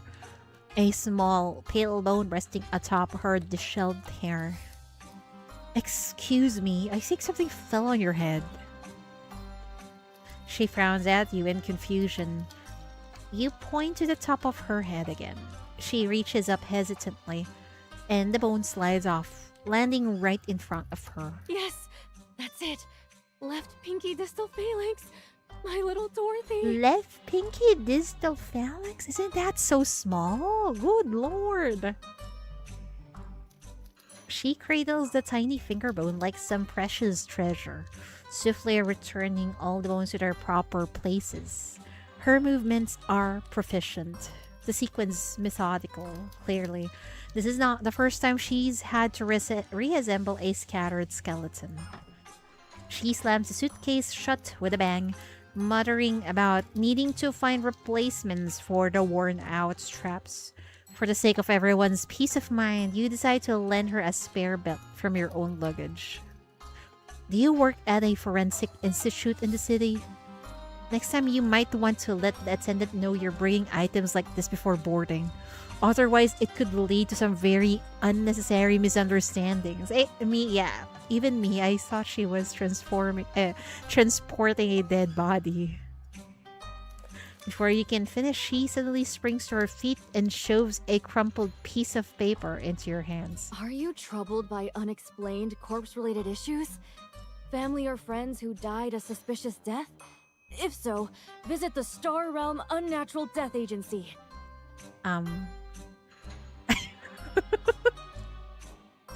They really are the most interesting ones. She won't get bored around. Yeah. You won't get bored. I'm just baffled. After finding all those bones, she is now endorsing her. Is this a funeral parlor or just, I don't know what this is. They're a forensics laboratory, perhaps. And now it's your turn to tilt your head in confusion. You uncrumple the piece of paper. It's a handwritten business card. Oh my god, it's not even printed. Problems left unsolved in life, they might just be resolved in death. What is this? Star Realm, a natural death agency. Chief Coroner Forensica. Oh, she's a coroner, I see. Yeah, problems left unsolved in life, they might just be resolved in death. You can find comfort in that sentence. By the time you look up again, the woman named Forensica has already dragged her suitcase away. I really hope I never have to use this. Nah, Chief. I think we are in dire need of their services. Oh, we can go to the dining car now. Oh, it really is old-fashioned. I don't know what do you call this type of windows? We call it something like a jalousie, I think, in my country. It's so freaking old-fashioned. The bar is stocked with an impressive array of beverages, ranging from fine wines from distant lands to premium aged spirits from local distilleries. A fitting selection for a luxury train with such steep ticket prices.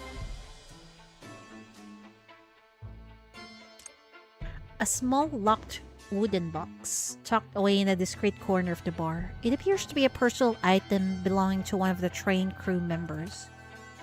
Okay, we need to remember all of that. The timetable provided to each passenger shows that the Preva departs from Morgue Street Station on March 17th at 1400 and will arrive at its final destination on March 19th at 2000. There are no stops. There are no stops along the entire route. Oh, I see. It's a long train ride. Did you meet Forensica? Yeah. We just met her.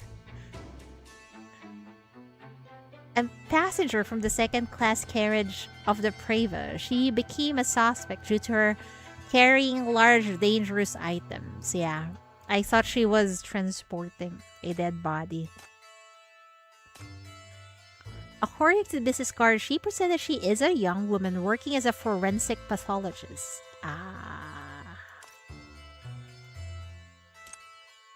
A gilded serving cart, laden with an assortment of fine cuisine and beverage from the kitchen. The savory aroma of meat wafts gently from beneath the silver clutches. It's getting me hungry. Each dining table is equipped with an elegant golden bell for summoning the attendants. The attendant's duties. Good day, esteemed guest. Is there anything I can assist you with? The Preva crew will do our utmost to fulfill your every need. I'd like to know more about the Preva. Of course, the Preva is a luxury express traveling between city-states. Between city-states? The journey will take 3 days and 2 nights. And we are here to provide you with fast and convenient services, ensuring that your time with us is comfortable and safe. The train certainly looks impressive, but what if there's an emergency? Are there any evacuation routes on board? You needn't worry, esteemed guest. The Preva has never had any serious incidents. As the staff member responsible for first-class service, I will be on duty in the corridor all night, ready to respond to every need. I assure you that I will remain vigilant in ensuring the safety of all passengers. It's a first-class area and we only have one attendant.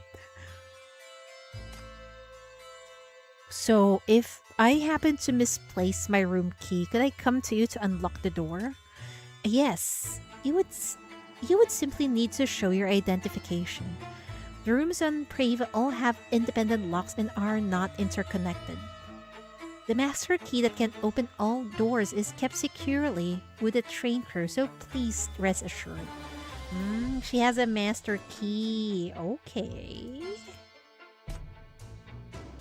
Deliver Clementine's meal. Good day, esteemed guest. The Preva's dining car is now accepting reservations. Are you here to place an order? Would you like to see today's chef recommendations?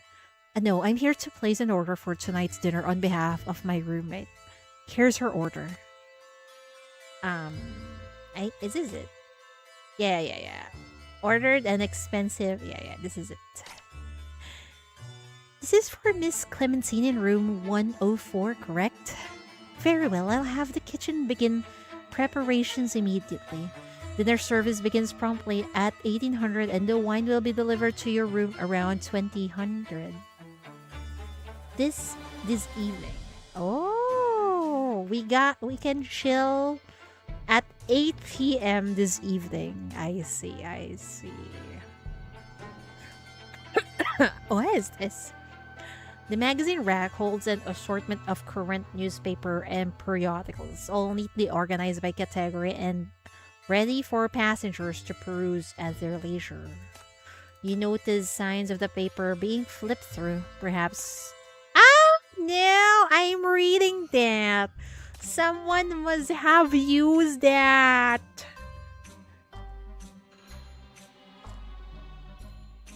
Someone must have used that for the death threat letter earlier. Man.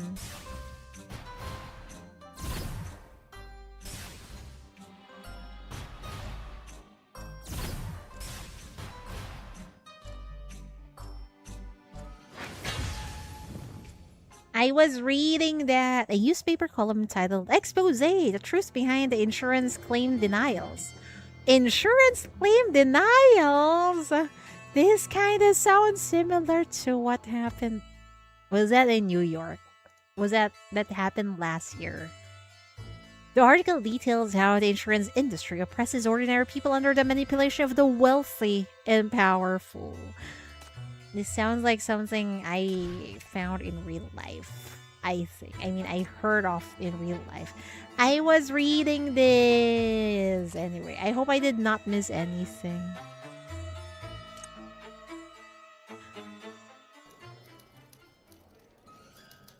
The one with, was his name Luigi? I forgot. But it happened in New York, if I remember correctly. The dining car is brightly lit. Silver cutlery clinks against porcelain plates, producing crisp yet gentle sounds. Now it actually makes sense. Someone wants to murder someone because probably their insurance claim has been denied. Yikes. Oh no. Possibly this person is after a wealthy individual. Oh no. Oh no. The air carries the scent of butter and vanilla. Braised beef in red wine sauce, roasted lamb chops, smoked cod, cream soup. I'm hungry. Fine dishes arrive at the tables one after another. A dessert cart rolls slowly down the aisle, the puddings and lemon tarts on it glistening under the lights. It's the kind of experience that could make anyone forget their troubles, if only for a moment. Unfortunately, you're in no mood to enjoy anything like that right now.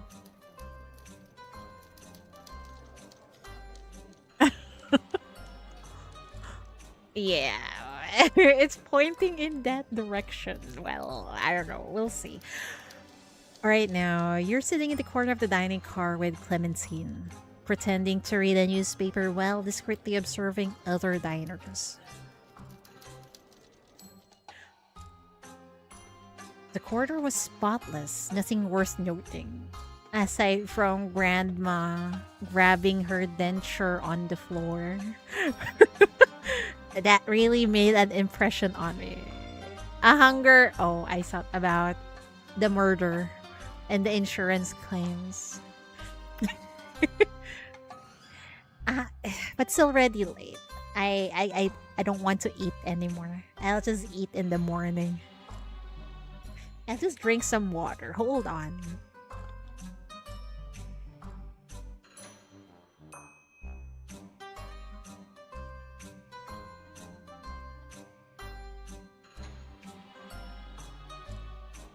I see. Looks like we'll have to focus on the passengers after all. Water, yeah. Most of the first-class passengers are here, but people don't typically invite strangers into their rooms. So getting into their compartments for a proper search will be difficult. We'll need to come up with another approach.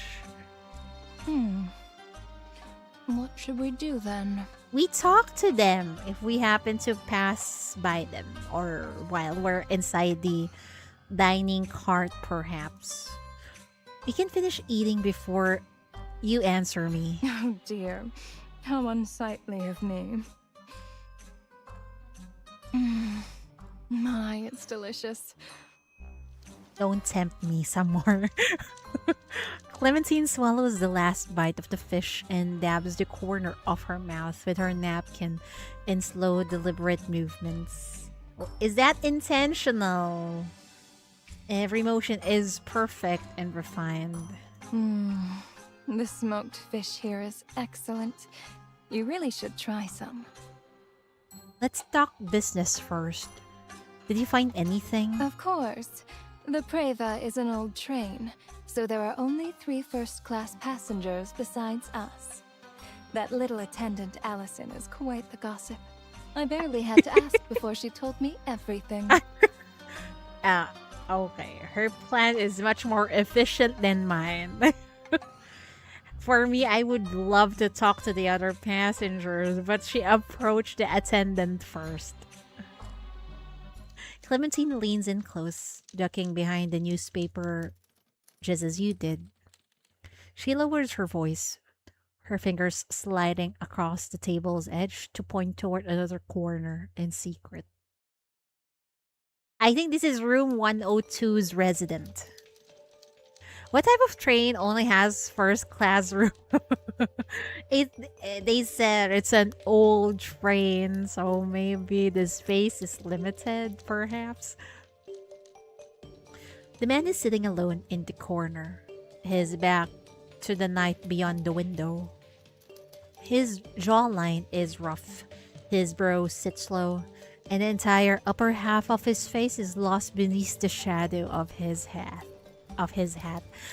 That kind of looked like he's trying to conceal his identity, which is very sus. His sleeves are rolled up, revealing his muscular forearms. His knuckles are rough and broad. With your trained eye, you can immediately tell that these are the hands of someone accustomed to hard labor. And if you look at his clothes, it looks very simple, unlike the other people in the first class. Is this the person who got denied by insurance, perhaps? The occupant of room 102, William Rusty Nail. That's his street Rusty name, by Nail? the way. As you can probably tell, his personality is just as rough around the edges as his appearance. Word is he's gone straight now. But back in the day, he was tangled up with the gangs on the west side. Debt collection, smuggling, you name it. Apparently, he even has blood on his hands. Oh no, he's into gangs. William turns his head slightly, and his sharp eyes sweep toward you. Could he have sensed your gaze? You and Clementine immediately duck behind your newspapers. That was close. In any case, this is an exceptionally dangerous individual.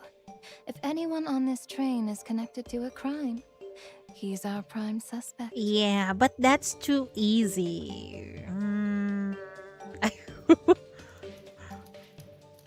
And nothing is easy in Path to Nowhere, so I'm not sure if this is our guy. You continue observing William from behind your newspaper. His eyes are constantly scanning the entire dining car with extreme wariness as he sits in his corner. He looks ready to spring into action at the slightest provocation. A dangerous and suspicious individual, just as Clementine said.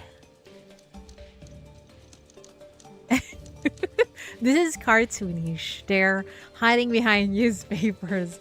Well, I guess in the olden days or older movies, that's how they do it. Clementine's finger casually traces a circle in the air before pointing to the next suspect. Old Grandma? Mary Jones is in room 103. She lived an unremarkable life through her middle age, but then suddenly came into wealth in her later years. Uh-oh. It's said that she received a massive settlement out of nowhere.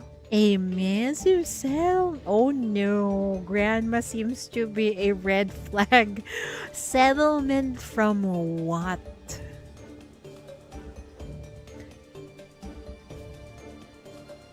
That said, her hearing and mind aren't what they used to be. She seems to have suffered some kind of trauma and keeps mistaking people for her own children. Oh, is that you, little Annie? That's strange. Shouldn't you be at school? What are you doing here? Mrs. Jones, you've mistaken me for someone else again. The white-haired old woman pulls the attendant along, examining her closely, and insists that she's absolutely the child from her family who should be at school, little Annie.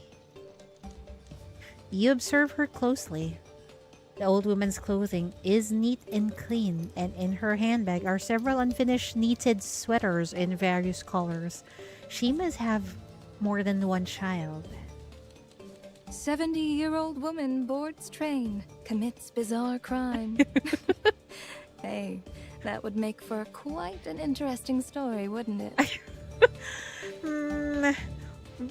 But Grandma's background is quite saucy. I don't know. Should we trust Grandma? But she seems to have Alzheimer's. Oh, hi, Ordo Maria. Welcome back to video. And yes, we're procrastinating right now. That'd be bizarre, alright. Wait, I said that. That'd be bizarre, alright. And a massive settlement that came out of nowhere? That's really worth investigating.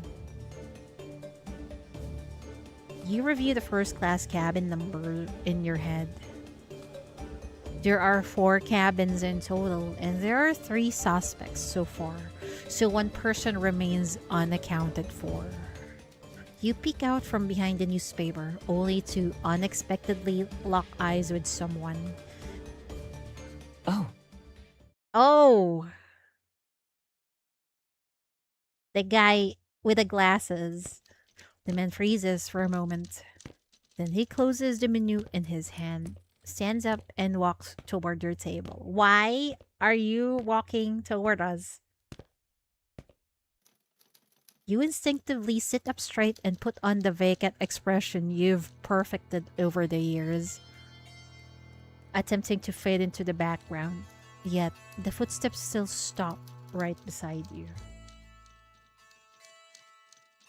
The man stops beside the table, but he doesn't look at you. Uh-oh. I think it was him that was moved. He is. He's on room 101. 102 is the rough guy. 103 is Grandma. fancy seeing you here. It's been a while, Clementine. How do you know each other? Seeing him up close, you notice that his complexion is rather pale, and there are prominent dark circles beneath his eyes. Is he sick? His gaze shifts constantly behind his glasses, perhaps to check the reactions of those around him. Although he's wearing a smile, you can't help but think it feels forced. I don't believe we've met. Is this lady your companion? A pleasure to meet you. My name is Carl, and I'm staying in first class cabin 101. I'm in the trading business, so I happen to have some ties with Clementine's family. Trading, so not related to... Trading what? Do they have... Not stock market trading, right? Detective Cheatery. I was invited by Miss Clementine to help her resolve a small matter. You don't specify what the case entails, yet you notice a subtle change in his expression. Oh, a subtle change in his expression. Almost as if he realized something. That is sus indeed. Oh, I see. So you're the one she chose this time.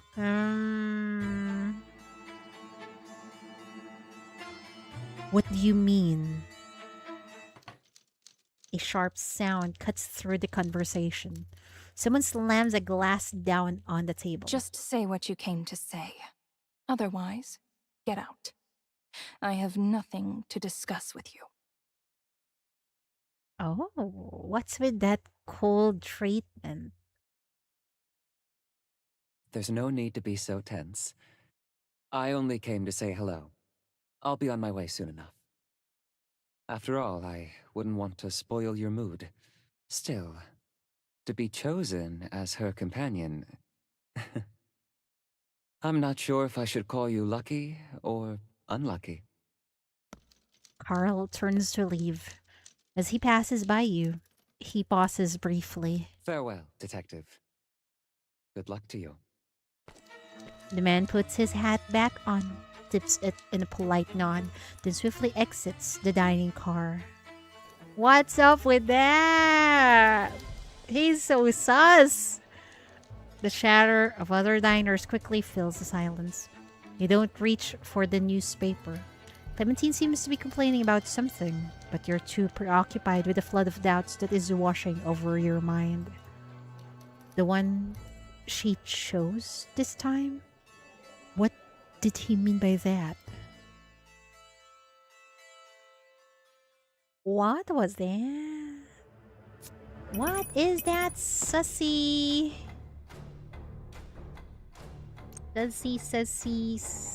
Sussy conversation earlier. Execution time. The story begins. A crime unfolds.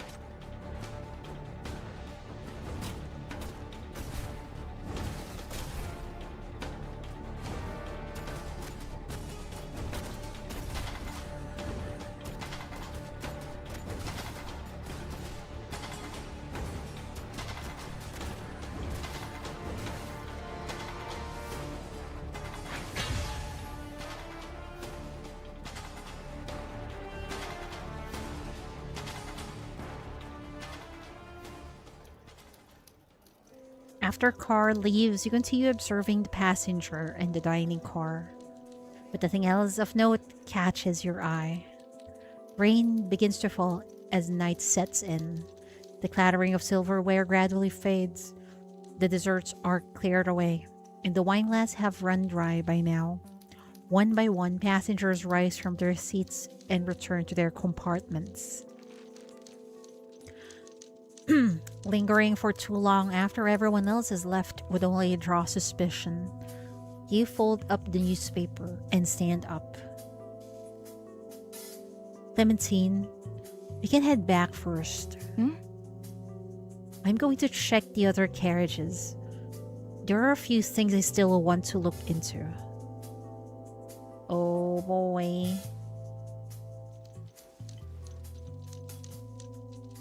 You return to the corridor. However, instead of heading to the corner where Clementine found the letter, you turn and stop in front of Carl's compartment. Still, to be chosen as her companion... I'm not sure if I should call you lucky or unlucky. You raise your hand. Really? We're going to talk to our suspect. We're not gonna get murdered here, right? You wait for a moment. The compartment is completely silent. You hear no footsteps, nor do you see any shadows beneath the door. It seems Carl hasn't returned. As you're about to leave, you hear the sound of an argument coming from the other end of the corridor. Uh-oh. Is someone there? You tiptoe toward the other end of the corridor. As you draw closer, the sounds of the argument grow louder. They're coming from the neighboring compartment, room 102. What do you mean? Didn't we agree? Agree to what? It's all because of... It's all because of what? Who could they be? The voices come in fragments, drowned out by the grinding of wheels against rails. You press yourself against the wall and edge closer to the corner in an attempt to hear more. He's arguing with someone about a certain agreement.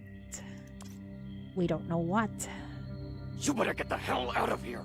Don't screw this up! What? A furious shout rings out beside you. The next second, the door is flung open. William storms out, his menacing figure filling the doorway as he comes face to face with you. Uh-oh. His piercing gaze sweeps over you, his already harsh features twisted into something demonic. Were you eavesdropping? No, we were just passing by. His shoulders tense up as he speaks. His fist is already raised. You try to explain yourself, but any movement or other word would come far too late to stop what's coming. Just then, another voice stops William in his tracks. The elderly woman stands in the middle of the corridor, clutching a small bag, her expression uneasy. Grandma, what are you doing here? Oh, young person, do you know where room 103 is? Well, at least she knows what her room is. William glances at her, then looks back at you. The air hangs heavy for about 2 seconds. Finally, he lets out a cold snort, lowers his fist, and goes back into his room. Finally let out a sigh of relief. Well, thanks for the save, Grandma. The elderly woman beside you seems completely oblivious to the tense situation just moments before. Perhaps due to her poor eyesight, she continues to ask you for directions in a quavering voice. Please follow me, ma'am. I'm heading in that direction anyway. After parting ways with Mrs. Jones, you return to your room with many things weighing on your mind. Just as you raise your hand to push the door open, an ominous sound echoes throughout the train, followed by everything plunging into darkness. You blink and realize it's not that you've gone blind. Someone tampered with the breaker. A power outage? Now that you've been deprived of sight, your other senses sharpen in response. You hear the young train attendant shouting in the distance. Something about water causing the aging electrical system to trip. You're about to start finding your way through the darkness to grab a candle when you hear a scream from the other end of the door. Uh-oh! Clementine! That's Clementine's voice. Has she been attacked? Everything remains pitch black. You follow the sound, but you can only navigate by memory. You go through the suite's parlor and eventually into Clementine's bedroom. As you fumble through the darkness, an arm suddenly wraps around you from behind, reaching past your neck to grip your shoulder. Instinct takes over. You seize the arm, drop your weight, and throw... Don't move! Is Chief about to throw that person, like, over her shoulder? The attacker tries to struggle, but you have them firmly pinned down with your weight. Yet something feels wrong. The body under your hands is soft and slender. And that voice, it sounds strangely familiar. Stop! Look closely. It's me. Clementine? Oh. Oh, what a position we are in. The curtains tear open amidst her struggling. Moonlight spills through the ripped fabric, illuminating you and Clementine. Clementine? Where's the assailant? Did they get away? Oopsies. See? Why did you scream though? Oh, look how the turntables. Well, Chief got the one mean over shoulder throw. Clementine averts her gaze. You follow it and scan the room, only to find it completely empty. There's no sign of any attack. Why did you scream though? That was just an act, huh? There was never anyone in here, was there? Did you do this on purpose? Oh, they're so freaking close. And what is she doing? Trying to touch Chief's face? Fabric brushes against her nose. Clementine cuts off her questioning with a smile. Well, you took forever to get back. I was bored out of my mind. And you screamed? You scared us. The killer's been hiding on this train all day without making a move. My guess is they got cold feet and chickened out. So, I thought I'd liven things up and give them a little push. You are one troublesome woman. You better look where the— oh my lord! Her other hand. Oh. It's very close to the Chief's tender spot. Could you call it tender spot? Special spot, perhaps. Yeah. A power outage, complete darkness. It's the perfect opportunity to strike. So tell me, why hasn't our killer made their move yet? That still doesn't justify scaring people on purpose. Heard Datura flower. Yeah. You could say, yeah. The Chief's Datura flower. She's tenderly caressing it. She's just being thirsty. Well, I can't blame me. What is this position? Come on, don't be so upset. I'm perfectly fine, aren't I? But you made us worry. I mean, you worried us. You came rushing in so quickly once you heard me scream. Were you worried about me? Weren't you afraid the attacker might still be in here? Sounds like you were hoping for that. You're no saint yourself. I'll go with the first one. Sounds like you were hoping for that. Looks to me that you were hoping they'd actually make their move during all the chaos. Every event needs some Yuri art, yes. And friendship moments. Yes, definitely. It's not past to nowhere without that.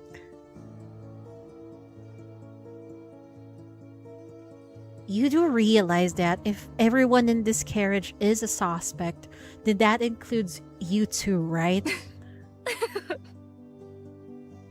My, looks like you've caught me red-handed. You're absolutely right. My sworn enemy is on this train, trembling in fear at this very moment, terrified I might come knocking. But an assassination in the dead of night? That's simply not my style. I prefer something grander, more spectacular. Now that is scary. The way she says things makes you doubt her intentions. As if she's trying to tell us I'm the culprit. But is she? Something like setting everything ablaze and burning it all to the ground. How does that sound? Huh?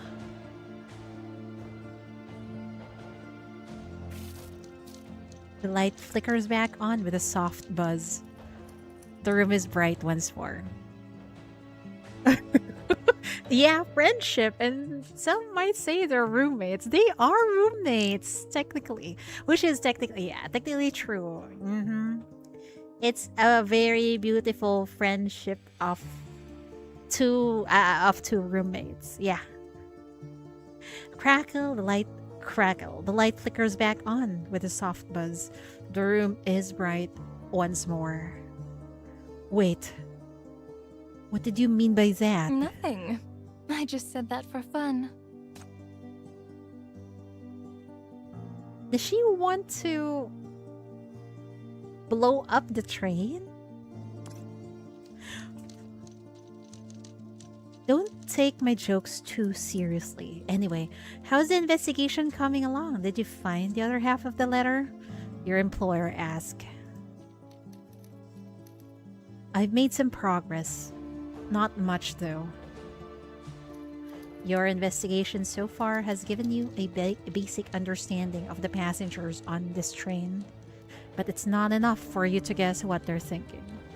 Who is it that wrote that letter? And why would someone make such an insane threat?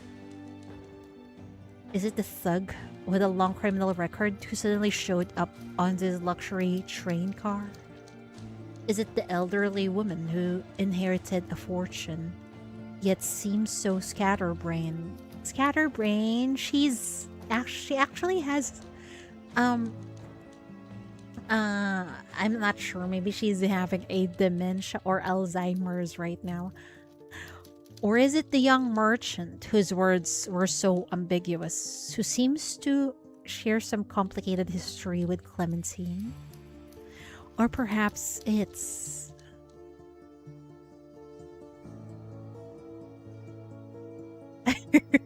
It's late. The dining car is already closed, and the other passengers have likely locked their doors for the night. Any further investigation will have to wait until tomorrow. Perfect. We've been at this for hours. My shoulders are killing me.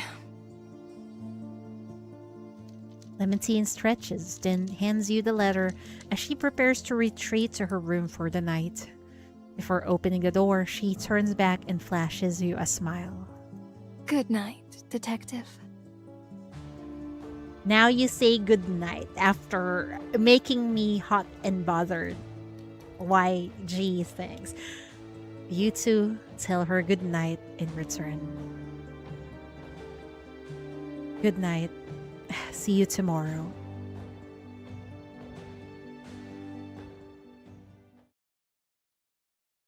What a cliffhanger. Now we're back to reality. Let's go back to the novel. I want to read more. You look up from the book and take a deep breath. Not much time has passed in reality. The tea beside you is still warm. So, still tangled up with the me in the story? Yeah. Do you really need to ask? You raise your hand to rub your eyes, but you don't continue reading. I give up. Let's just end this tedious charade already. No internet, no mania, only rudimentary electricity on top of a train that's moving fast. It's really a compelling setting for a crime story. You've definitely crafted a fascinating world different from this city.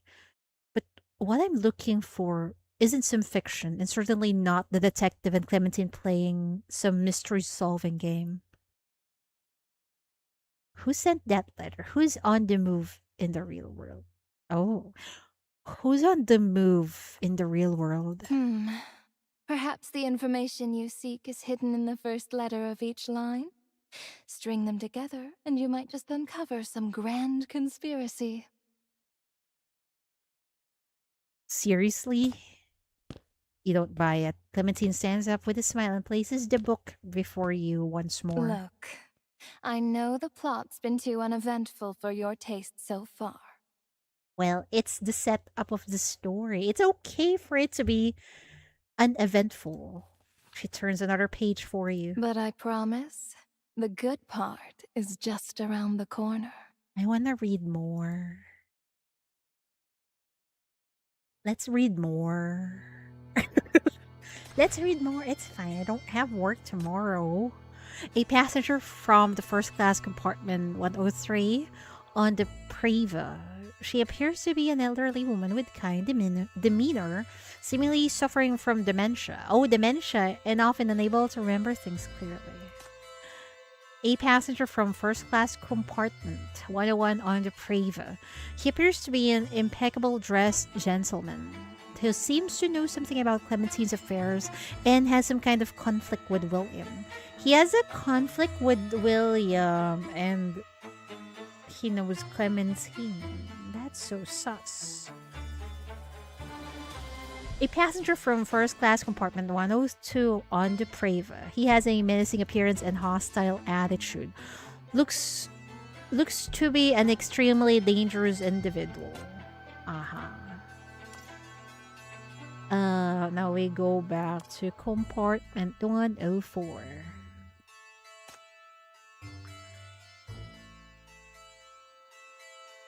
What is this?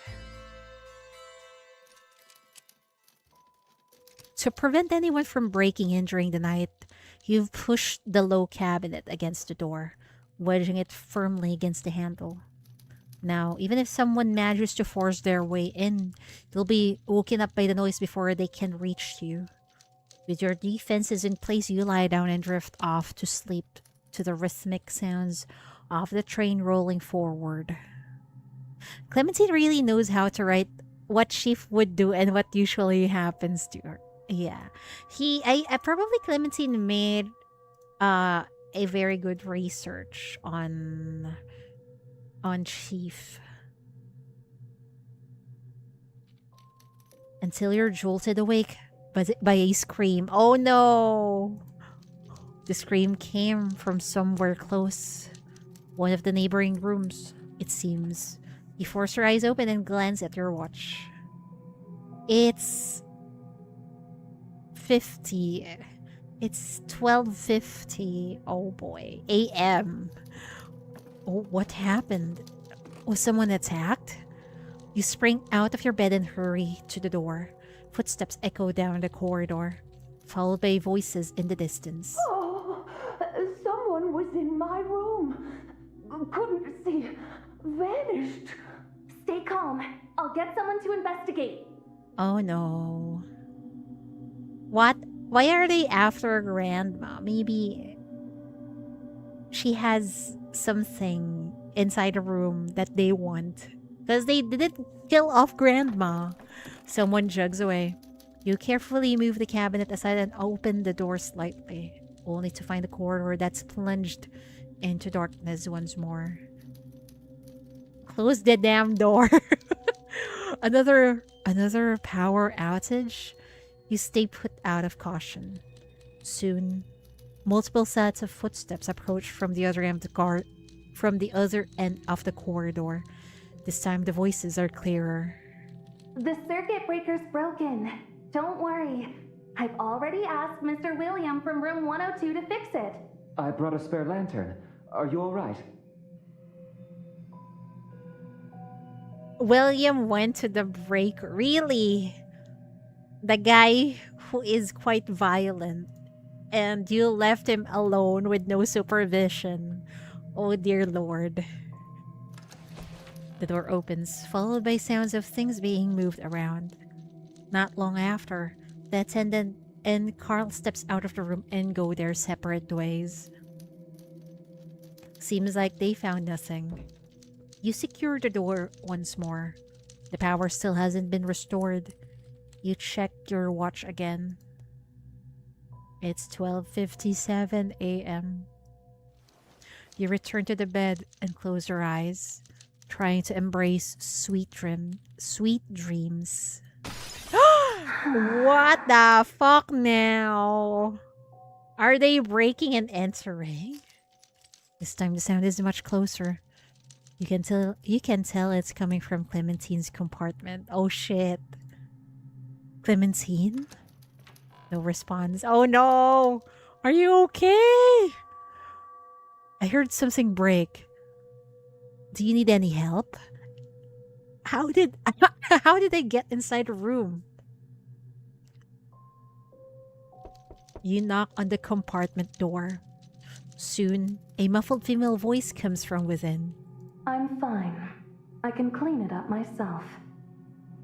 Why does she sound so cold? Upon hearing a response, you lie back down, now reassured. You drowsily glance at your watch before drifting off. 1:03 a.m. You close your eyes, and the dream world welcomes you once more. You faintly hear sounds from the corridor. The attendant has returned, and Carl is speaking with her. It seems like he's asking for a fresh towel. Click. The power seems to be back on. Then, heavy footsteps pass by. The attendant is thanking William for fixing the circuit breaker. The sounds outside grow increasingly muffled, gradually blending into an indistinct hum. The land of dreams beckons. There, you will find no murder mystery or culprit. Only the warmest, most peaceful darkness awaits. Finally, without further disturbances, you fall into a deep slumber.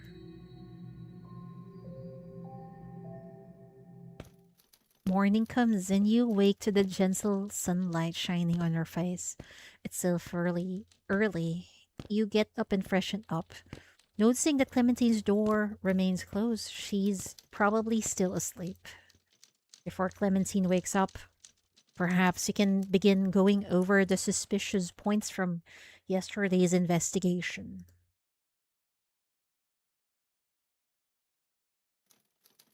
In the dining car, William Rusty Nail sits in the furthest corner, just like yesterday. Meanwhile, Mrs. Jones seems to have mistaken someone else for her child again, insisting they eat the broccoli that came with their sausage. The dining car is gradually filled up with passengers. Before long, Carl enters as well. He nods, greeting you, but politely declines your invitation to join you for breakfast. He looks rather unwell, so you don't press the matter. You return to your table and examine the letter once more, scrutinizing the traces left by each pasted character. Gradually, the sunlight shifts from your face to below your feet. The dining car empties as breakfast time draws to a close. You raise your hand to call over the attendant. Coming. How may I help you? My roommate doesn't seem to be up yet. Could you bring breakfast to our room? No problem. Miss Clementine in room 104, correct? I'll be right there. After the attendant leaves with a tray, you wait for a long time. Until... What now?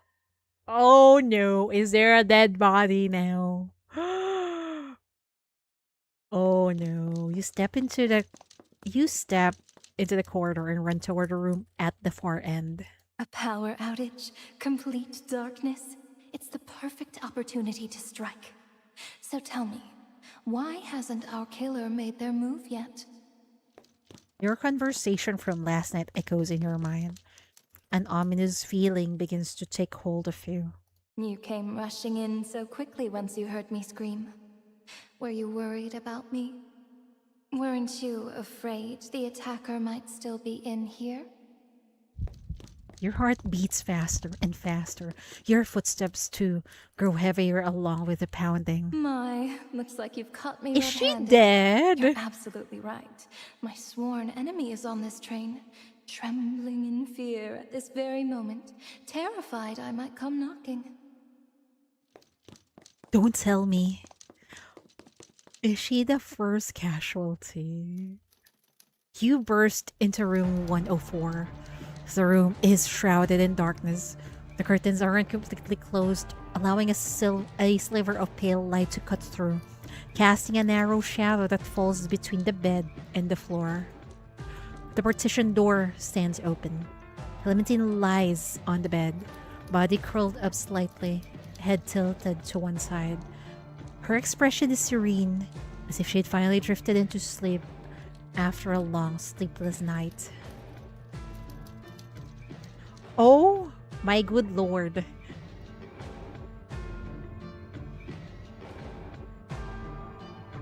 Maybe she already died when something broke inside her room last night, but she said she's okay. What the fuck, man? I think blood very reminiscent of Danganronpa. Well, I guess it's CN censorship. At least it's not the white collared. It's not white collared and like, you know, some animes that got censored, whose blood got censored with white paint. They killed Chief's roommate and future wife. Now it's our interaction was very brief. What the fuck, man? The white ones would be worse. Yeah, thank goodness it's pink. Blood spreads from beneath her body. Dark red stains extend outward on both sides, like a pair of torn butterfly wings, still struggling to unfold. A faint scent of incense drifts from the compartment, mingling with the metallic smell of blood. It's sickeningly sweet and deeply unsettling. Besides her hand lies a blood-stained note, half burned. Still, you are able to make out several large, messy characters scrawled across it. Sinner, don't forget the burning redwood. What the fuck? Clementine's self-insert is already dead. Oh no. The burning redwood? You find an illustration right next to the last line of text, tucked between the manuscript pages. Your gaze is drawn to the image, splattered blood, a dead woman, and placed beside the woman's hand is something that shouldn't exist in this fictional world. Is this a comms device? Wasn't it supposed to be a retro setting without any communication devices? Before you can voice the question, your own terminal rings. Is that a coincidence? Notification sounds ring out in succession. It's Nightingale. The messages roll down, finally stopping on a link. It's breaking news. The first half of Preva just dropped on the official site. I kept speculating who'd die, but I never could have guessed that the victim would be Clementine herself. Me too, I did not expect her to be the first death. And what does the burning redwood even mean? Can any knowers please explain? I'm dying to know. Wait, the author Clementine died? No, the real one is fine. It's a character with the same name in her new book who died. This new book is serialized. The first few chapters have already been posted online, but the final chapter and the conclusion haven't unlocked yet. We'll have to wait another week for those. So, what does the burning redwood even mean? It feels like a really important clue. I'm not usually active here, but that phrase you're talking about, could it be that fire? What fire? You look up immediately. Clementine stands before you, her smile as gentle as ever. An eerie, spectral glow emanates from the butterfly ornament at her neck, as if it's about to come alive. Still, it remains firmly pinned in place. On your screen, a line of red text stands out.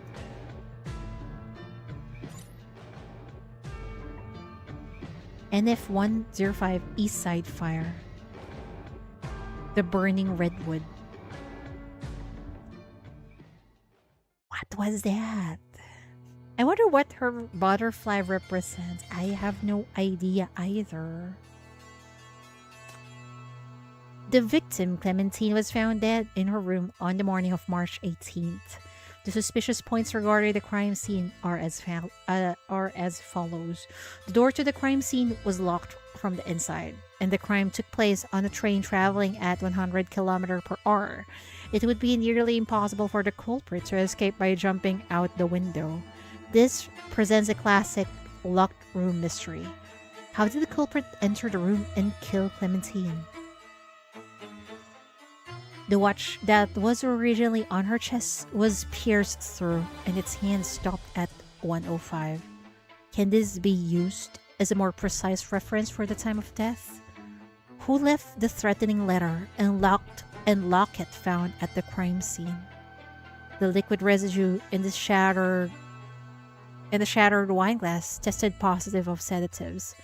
Did the culprit deliberately spike the drink? But clearly, after a glass shattered that night, Clementine still spoke, but her tone have become different.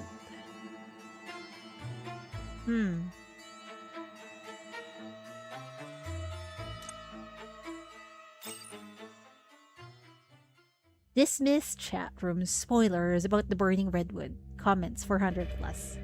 Ooh.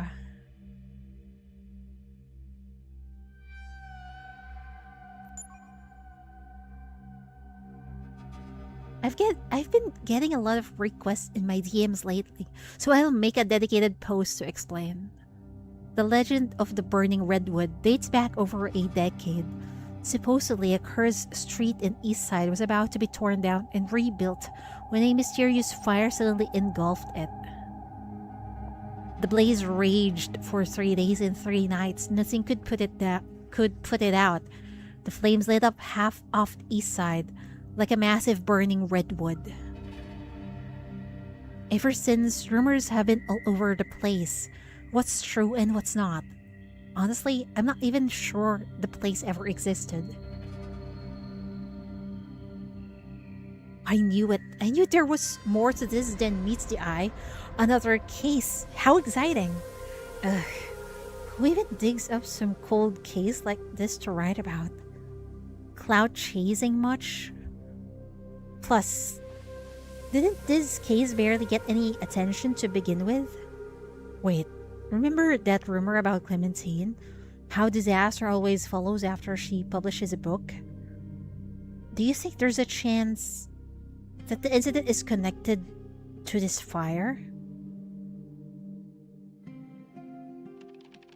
Renowned author Clementine unearths old cold case? Does the burning redwood Inn murder of the Prava Express really exist? Best-selling novel leads to bizarre fire? Just what might the truth be?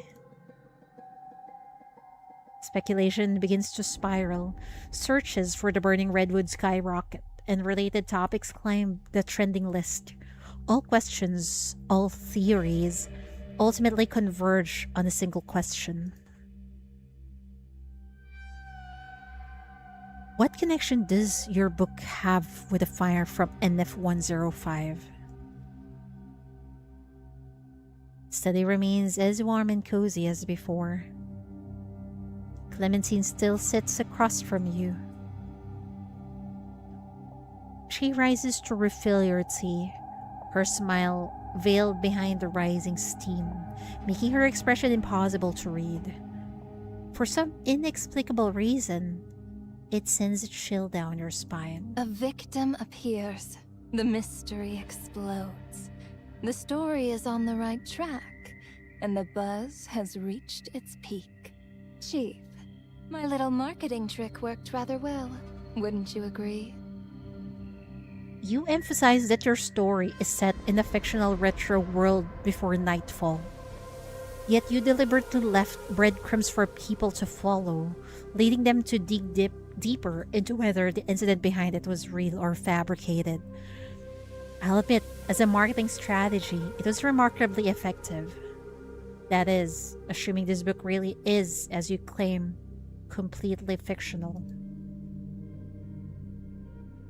You did consider the possibility that the crime foretold in Prava might have already occurred, but A fire from decades ago?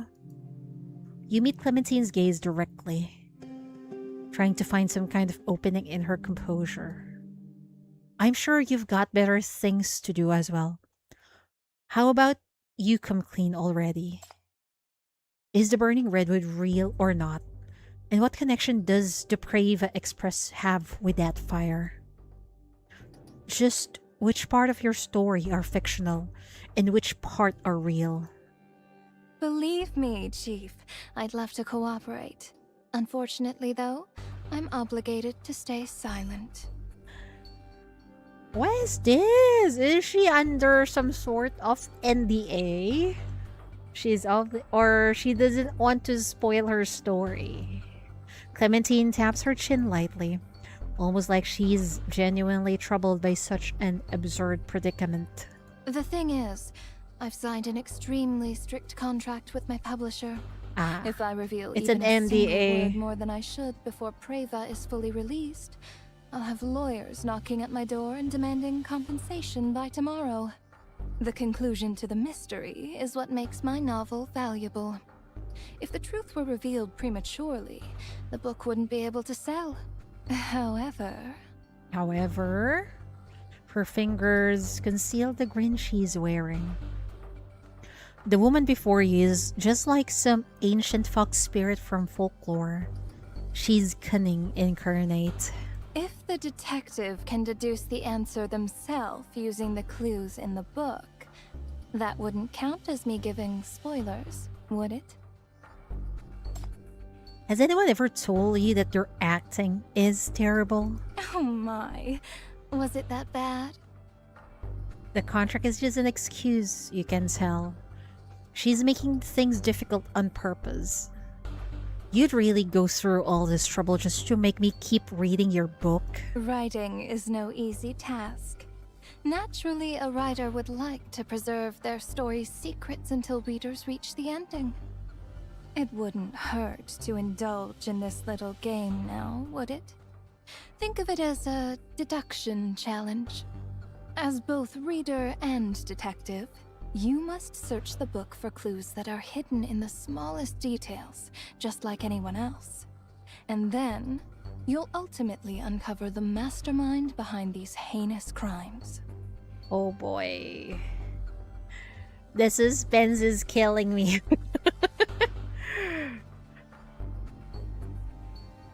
What makes you so sure I'll play along? My MBCC team is right outside this building. I wouldn't mind continuing this conversation elsewhere, you know.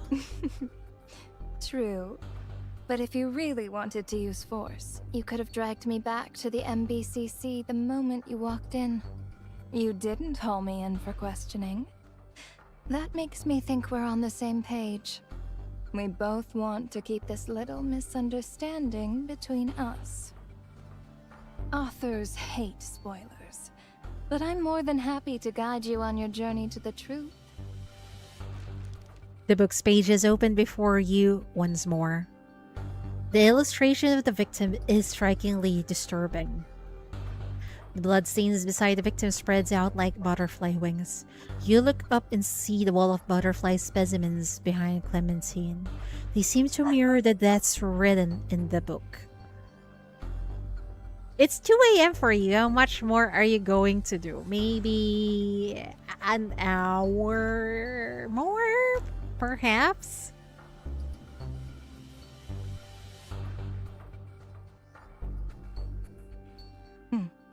Rest assured, Chief. I promise. Whatever it is that you're looking for, you'll find the clues you need in this book. So, read it and solve the mystery. Just who on this train killed Clementine?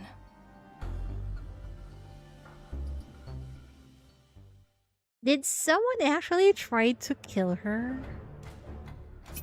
Huh. Hold on real quick.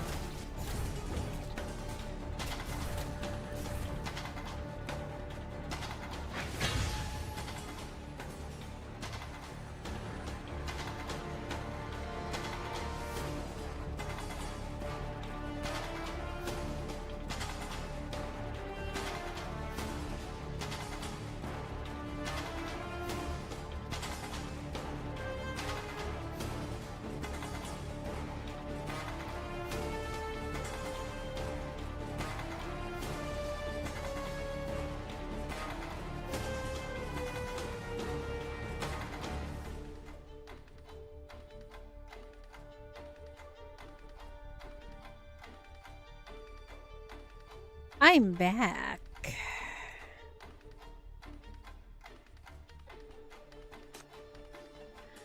In the end, Chief is kind and only uses force if absolute necessary, and hot women are her weakness. Yes, yes. Chief ain't forceful at all. She respects boundaries. Gossip spreads faster than any announcement. Word of the murder races through the car, and the dining car has descended into chaos. They might point fingers that the roommate is actually the culprit. The petite train attendant, Allison, finds herself trapped in the middle of the crowd. She stands on her toes, raises her voice, struggling to make herself heard over the storm of speculation and shouting. Everyone, please calm down and listen. The situation is being handled. Yes, we will ensure your complete safety, but the train cannot make an emergency stop. We must wait until we reach the destination before the police can assist us. Yeah, but the killer is among us too. There's bound to be chaos. Also, this train is so understaffed that we only have Allison for the first class customers.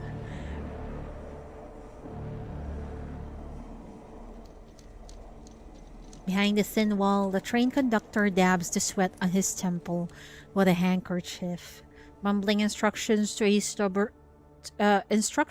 subordinate at his side. We can't keep this under the rug for long. It's not just first class. The passengers in the other cars will soon realize something's wrong. He quickly glances out the window at the receding tracks. The train can't stop. I'm not sure if the killer is still on board, but we need to find him quickly. Otherwise, when we reach the station, we're all finished. The conductor lowers his voice, trying to keep the conversation hidden beneath the clamor from the dining car. However, his whispers come out strained and trembly. A murder is the worst kind of scandal for a railway company. He never imagined he'd have to deal with something like this. Handling a murder investigation? That's well above his pay grade. Understandable. In that case, please allow me to assist. You speak up before the man's sweat completely soaks through his handkerchief.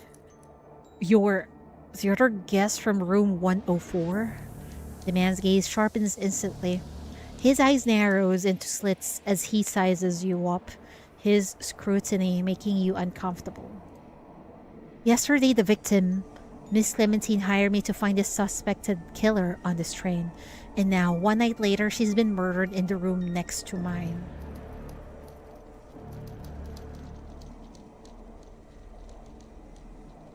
You raise your wrist to check your watch. 11:15 a.m. The train remains on course, ever so steady. There are less than 9 hours until you arrive at the destination. It's not much time, but enough nevertheless. If you work fast, that is. Unfortunately, the scene remains untouched, and the passengers haven't scattered yet. As for the killer is likely on this train, hiding among the passengers. I understand that being in the room next to the victim makes me the prime suspect, but I must ask you to give me a chance to clear my name. I give you my word as Detective Cheatery, I will uncover the truths behind this case. You present your credentials. The man seems to recognize your name, and his expression suggests that he now feels conflicted. You press your advantage with one final offer. If you still have doubts, you're welcome to assign someone to monitor my investigation and see if I make any suspicious moves. And if the case remains unsolved by the time we reach our destination, you can hand me over to the authorities as your prime suspect. Logic and emotion, a balanced appeal. It's at times like this when the persuasion skills you've honed from years of finding clients show their worth.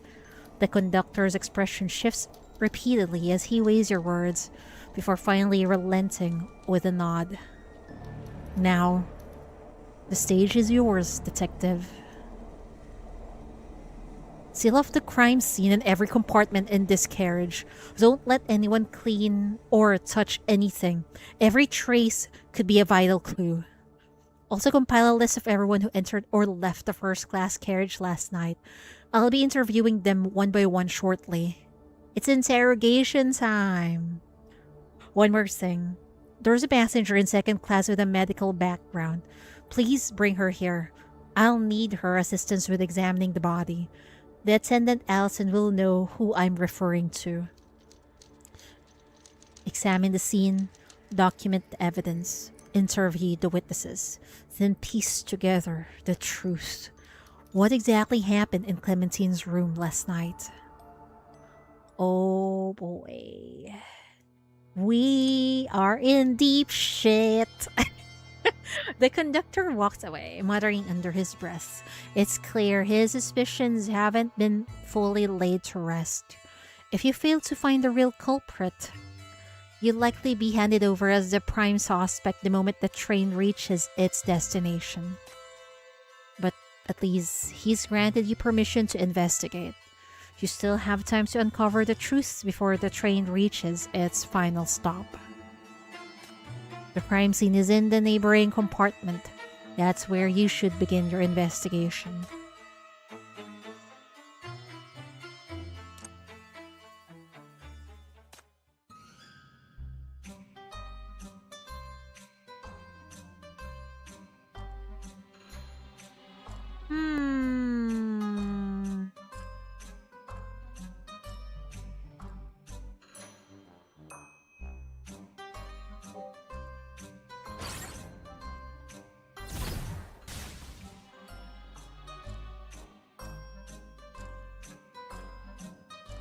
How many moves do we have? 5.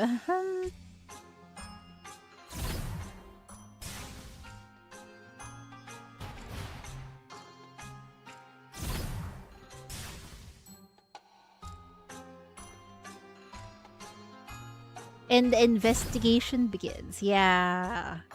We need to find the culprit. I only have 3, which is fine.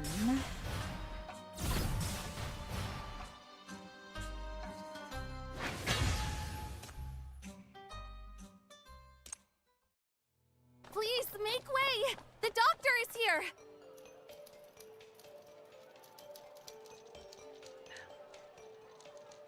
Why not make the blue yellow? I was thinking of that earlier, but anyway, it's fine. As long as it's done. The crowd divides, barely creating a narrow path. The attendant pushes through the visibly tense, followed by that strange woman with the skeleton frame from earlier, Forensica. Only now, do you take a proper look at her?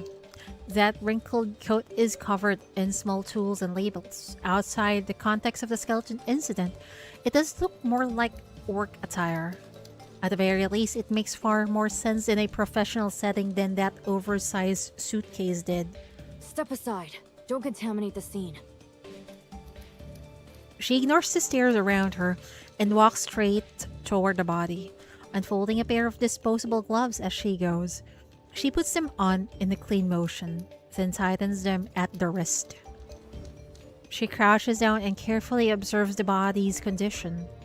She then undresses it, exposing the torso, and begins examining the wounds in detail. Wounds? How many stabs was that? Left chest. 4th intercostal space. Clean wounds. Right hand. Sharp weapon. The second wound is below the right ribs. The third. She examines, confirms, and records each wound in detail. The entire process is seamless. She's incredibly focused. Her fingers moving with precision and efficiency. For a moment, you're almost dumbfounded. It's hard to imagine that this calm, composed doctor is the same person as the eccentric woman lugging a skeleton around earlier. Just then, a bulky figure pushes through the crowd. The pot-bellied man glances at the scene, then immediately turns his head away. He pulls out a handkerchief to wipe the sweat from his brow, though his mouth doesn't stop running. How did the person die? Any conclusions yet? Can you tell who the killer is? How old are they? Are they male or female? The murderer isn't still on the train, right? Oh, come on. The murderer is still on the train, of course. Are you stupid? Forensica doesn't look up. She pulls out a high-intensity flashlight and directs the beam onto the body. D3PO's talking again. What? Oh, great! Someone's yapping. Can't he just shut up? Who? D3PO. He's a good guy, because when Look is working, he knows to keep quiet and stay in the background. Forensica mutters without looking up, though her hands are moving noticeably faster now. The conductor scratches his head, clearly unable to follow her logic. You decide to speak up then. I believe what she's saying is that she needs a quiet environment when she's working. We should give her some space. Yeah, shut up, dude. Let the professional work. It's not like it's some surgery, though. That person's already dead. Forensica flicks her wrist, and the high-intensity flashlight shines directly into the conductor's eyes. Action speaks louder than words, as they say. The conductor squints, mutters a few complaints, and finally retreats. Silence returns to the scene once more. Have you heard about the lad situation? Yeah, I heard. I heard about it. It's such a big mess, and I'm not sure if the government would shut down the company, but I hope not. She's certainly an interesting character. She is. 20 minutes later, the coroner stands up. She tears a page from her notebook and hands it to you casually, just like when she shoved the business card into your hand earlier. Estimated time of death, approximately between 12 to 1:30 a.m. Margin of error may vary depending on ambient temperature, victim's physiology, and clothing. External injury overview, 12 penetrating wound. 12! Someone who did this to her is clearly angry. 12 penetrating wounds from sharp weapons observed across the body, primarily in the anterior chest region. Wounds are clean and sharp, consistent with injuries caused by single-edged or double-edged bladed weapons. No significant blunt force trauma observed elsewhere on the body. We still haven't found the murder weapon, right? Oh boy. If they close Lad's office, I wonder how it will affect PTN. Well, they can just move somewhere else. I'm not sure. Well, ISO is still a company, although they are under Paper Games, right? I'm not sure if they can stand on their own. We shall pray for we shall pray that PTN won't EOS. I hope so. Cause of death, cardiac and/or major vascular rupture caused by penetration, resulting in acute insanguination. What is insanguination? That is such a unusual word for me. Insanguination meaning extreme loss of blood from the circulatory system. Okay. Got it. So she bled out. The wounds are concentrated around the front of the chest. The pattern is chaotic with varying depths. 3 of the stabs went extremely deep. My guess is those were the fatal ones. The rest are shallower, and 2 are barely more than scratches. What does that tell us? Are we looking at two attackers with different levels of strength? Can't say for certain. It's also possible the killer deliberately used varying force to throw off the investigation. Though, what I can confirm is that the victim had already lost consciousness when the murder took place. Judging from the wounds, there was virtually no resistance. The coroner's findings are thorough and precise, contrary to her earlier careless attitude. Impressive, as expected of a professional. It's just basic forensics. She rolls her eyes as if you just said something absurd. I'm just relaying what the corpse told me. There's nothing difficult about that. Is that so? Then I suppose I lack the talent for that particular language. As a detective, I've seen plenty of people who either screamed at the sight of a corpse or develop an unhealthy fascination with them.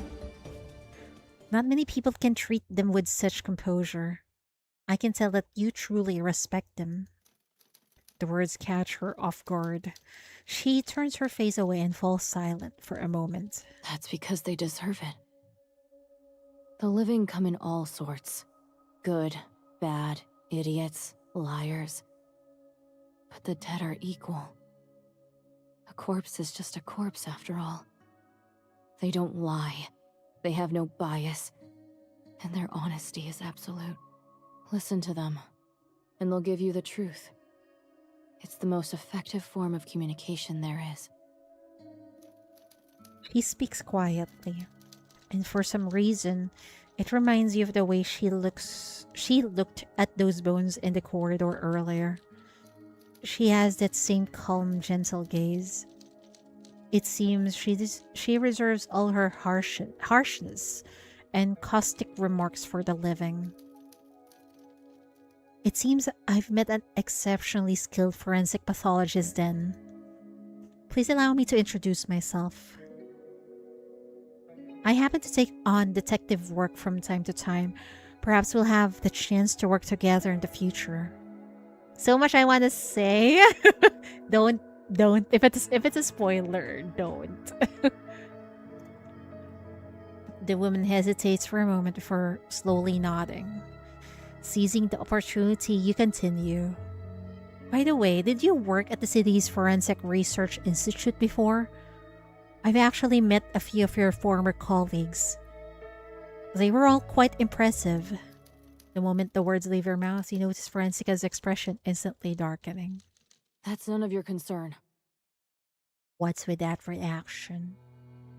There's no point discussing this. The forensic report is complete.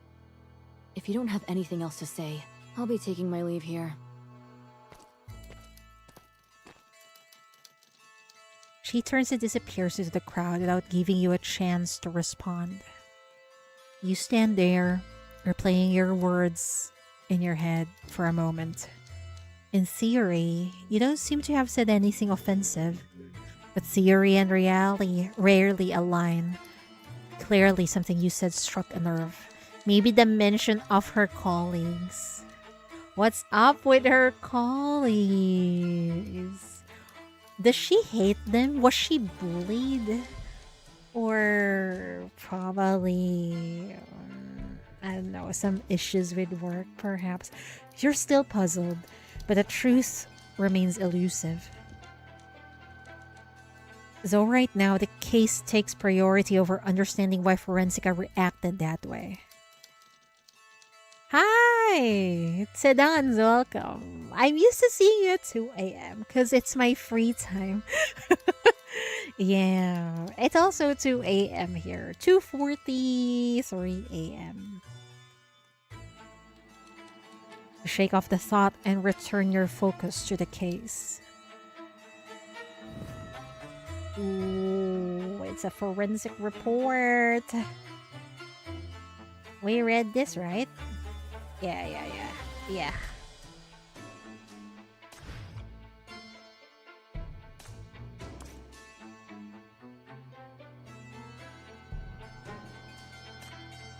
Oh boy. There's no more body. But there's definitely bloodstains there. You move along the walls of the room, tapping your fingers lightly against them as you make your way around. Is there a like a secret door? Most of the walls produce a dull, solid thud, but at one particular spot behind the bed, the sound is hollow and clear. Uh-oh. Maybe there's a passageway there. I can see that your avatar has heavier eyelids. Maybe if I'm quite sleepy. But I'm opening my eyes. It's just like that. You push against it, but what's behind the wall doesn't budge. Running your hands across the surface, you finally find a small keyhole concealed within a shallow groove. This seems to be a secret door. Oh no! You're one step closer to unraveling this mystery. And where does this door connect to? I mean, next you'll need to find the key that opens this secret door.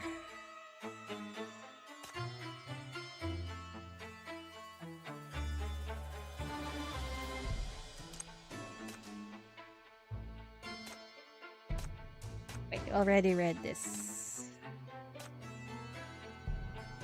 This is the broken glass. The one we heard got shattered.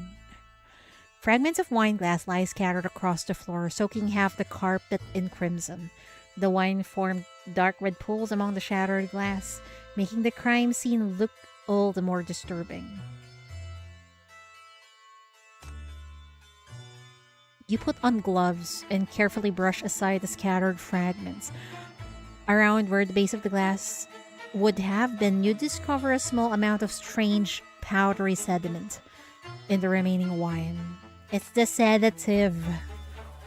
Wine sediment? Perhaps. But you immediately dismiss the thought. The staff aboard a luxury train like Prevo wouldn't make such a basic mistake as serving unfiltered wine. Forensica frowns as she pulls out a strip of Regent paper from her pocket and pours a drop of the red wine onto it. The paper gradually shifts in color.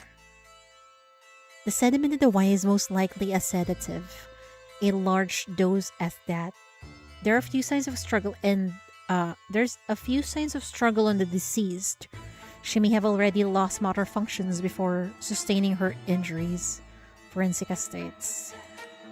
Then it's worth investigating where this wine came from. There's only one attendant serving the first-class carriage. Allison. Wait, I did not include Allison as a suspect. Oh no. Now there's more suspects to investigate.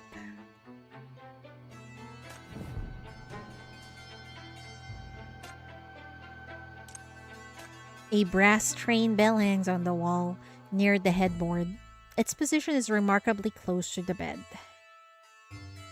well within arm's reach for anyone lying there, even if the victim was only attacked in the middle of the night.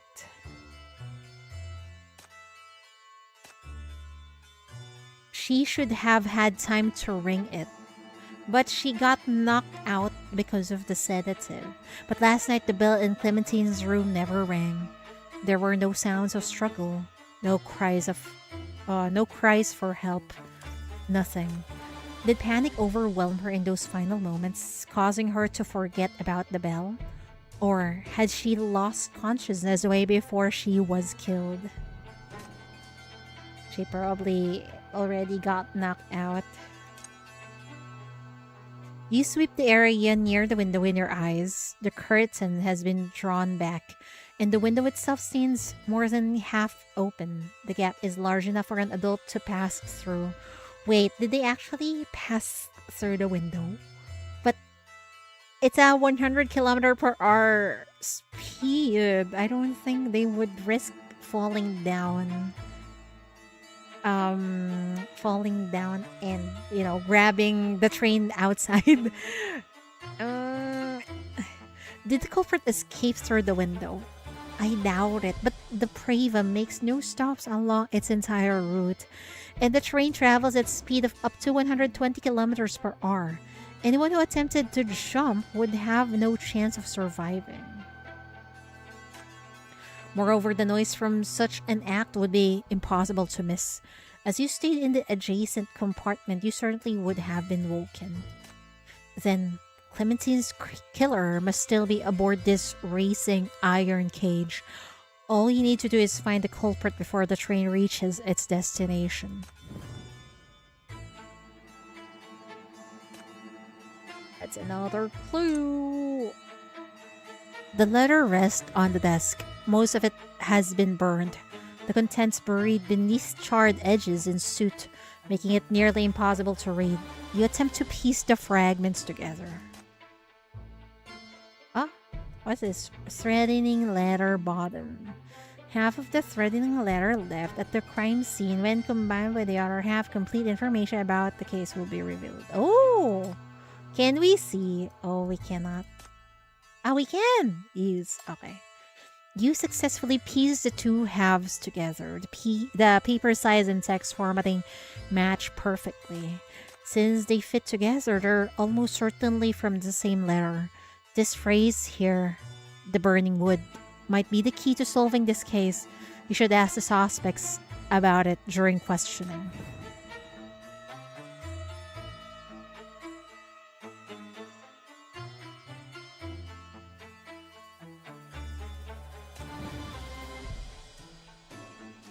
The complete threatening letter from piecing the two halves together. The letter bears visible scorch marks. Its full contents read, Die, just wait.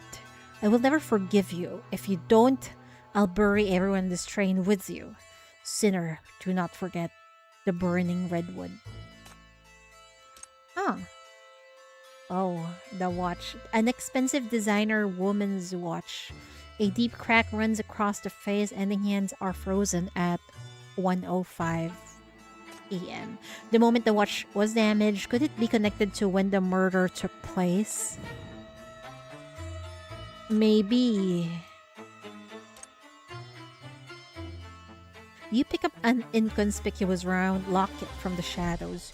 You open it and catch a glimpse of a small lock of golden hair arranged in a figure 8 pattern.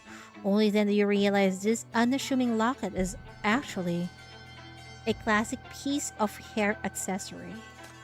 People have long believed that hair possesses a sacred quality, that it can preserve a person's soul. Because hair never decays, it has also become a symbol of remembrance and mourning. Who owns this? Is this Clementine's?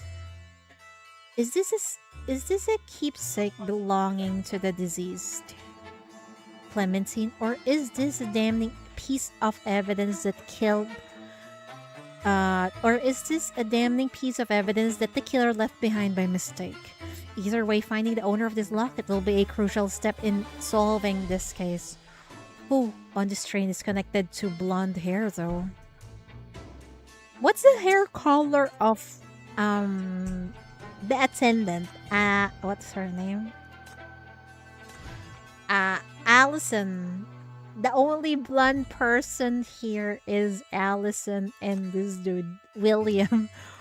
Oh no. What is this? Oh, you crouch down to examine the door. The lock cylinder is smooth and undamaged, and you see no signs of the keyhole being tampered with or forced entry. This means that before the attendant unlocked it with a key, the door remained securely locked from the inside, completely untouched. Yeah, Allison seems to be blonde. And William also. I wonder if they're both related to each other. A classic locked room mystery. You've ruled out both the door and the window as escape routes. So then, how did the killer leave this room?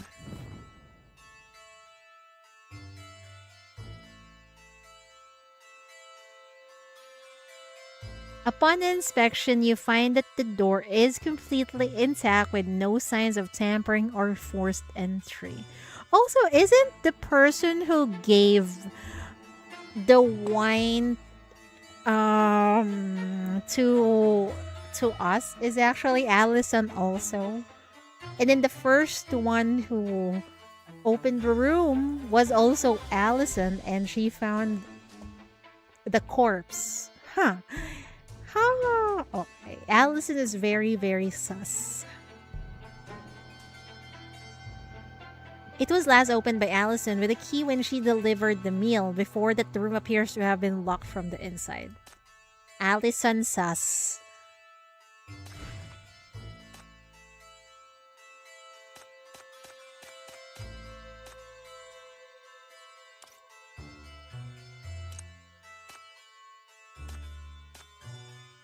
We're done with that.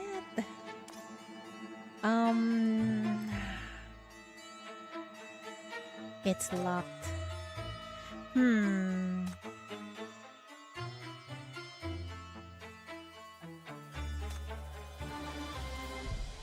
What's this? Oh, we talked to Forensica then. Discuss the case. Hello? Can we talk about the autopsy? An awkward tension hangs between the two of you. It seems that neither of you have recovered from your confrontation earlier. It's only when she hears you mention the case that Forensica reluctantly glances your way. You've got something else you want to ask? Besides what you just mentioned? Is there anything else in the autopsy report that might help with the case?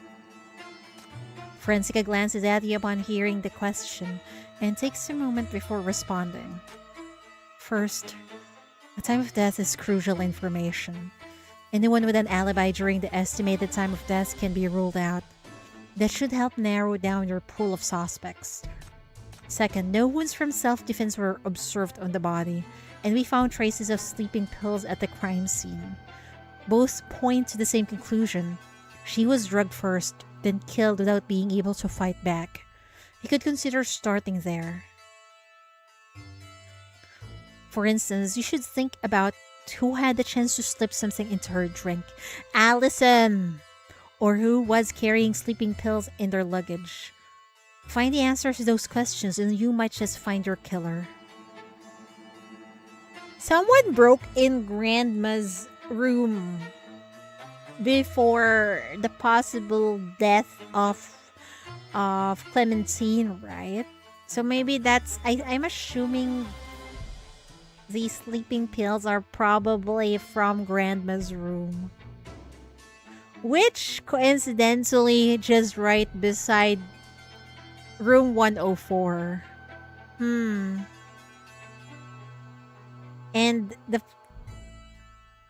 Allison is becoming more and more sus. Because she's an employee of this train, so she might know the ins and outs, the schematics of the place. So she probably knows about that secret door that we still cannot open inside Clementine's room.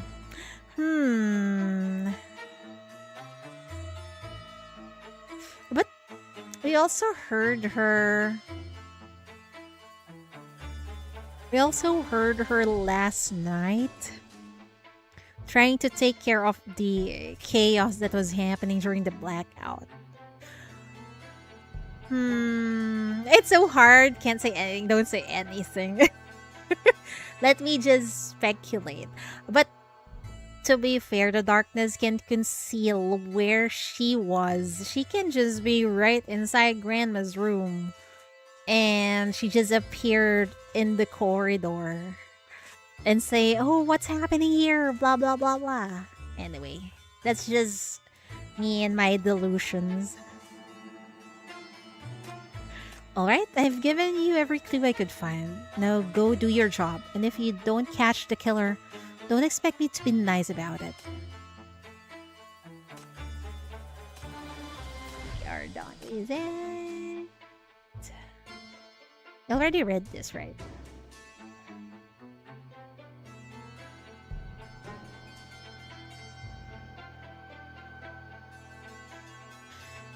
Based on the pupil dilation and degree of rigor mortis, the estimated time of death is between 12 to 1:30 a.m. on March 18th. The victim sustained 12 stab wounds and died from severe blood loss.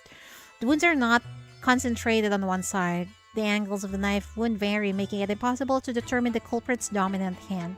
Aside from the stab wounds, the victim's body shows no signs of injuries from self-defense, which contradicts the disorderly state of the crime scene. This suggests the possibility that the culprit staged the scene to make it appear chaotic. Allison. You. I don't know.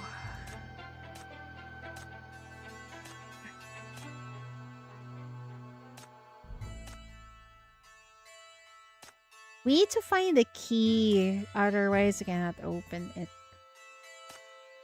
Oh! I'm gonna interrogate you, girl. Cheater needs a Sherlock hat and smoke pipe for this kind of event. If I can find one for tomorrow's stream, I will do it. Last night's timeline. Okay. Where were you last night? Under your sharp gaze, Allison, the attendant who had been so friendly and warm, shifts uncomfortably. Her eyes dart away, unable to meet yours. That is so sus. She bites her lower lip, then speaks before you can say anything. It's incredible that the one carrying a bunch of real bones is the most innocent. Hey, she has permit for that. Okay, it's in her job description.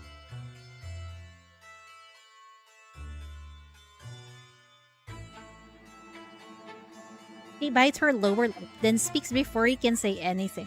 Her actions, you can just say that she's nervous, I think.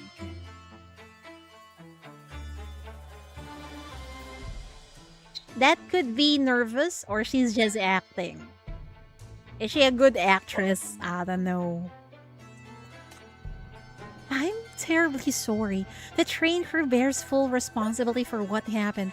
If there is anything I can do to help, please don't hesitate to ask. I appreciate your candor. However, what I need more right now is your testimony. I hope you can tell me everything that happened in the first-class carriage last night.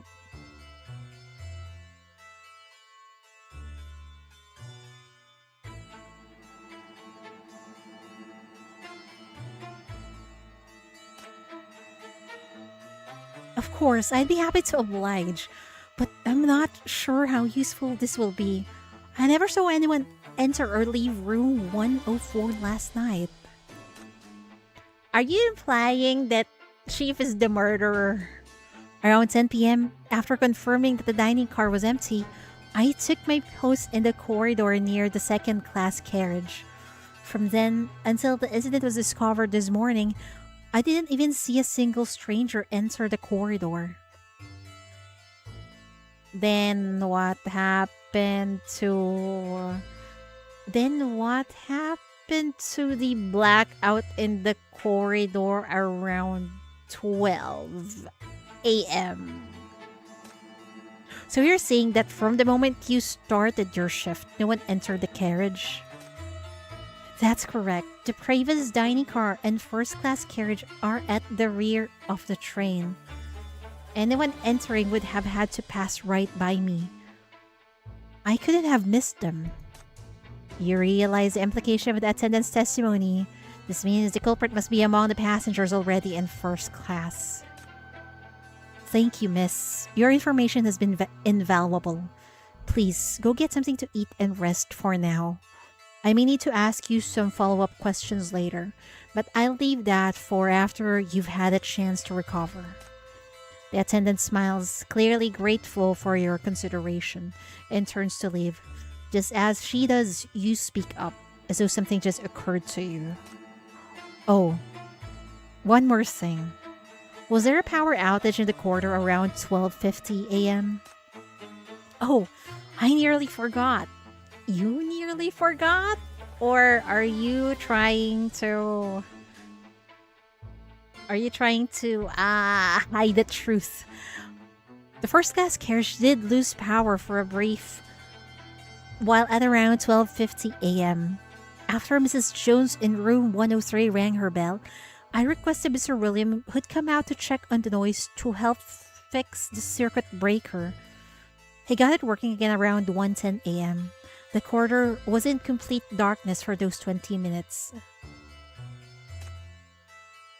Mrs. Jones in room 103 rang her bell in the middle of the night. Yes, she claims someone has entered her room. Mr. Carl from room 101 and Mr. William from room 102 heard the commotion and came to help in the search, but they didn't find anyone suspicious inside. Really?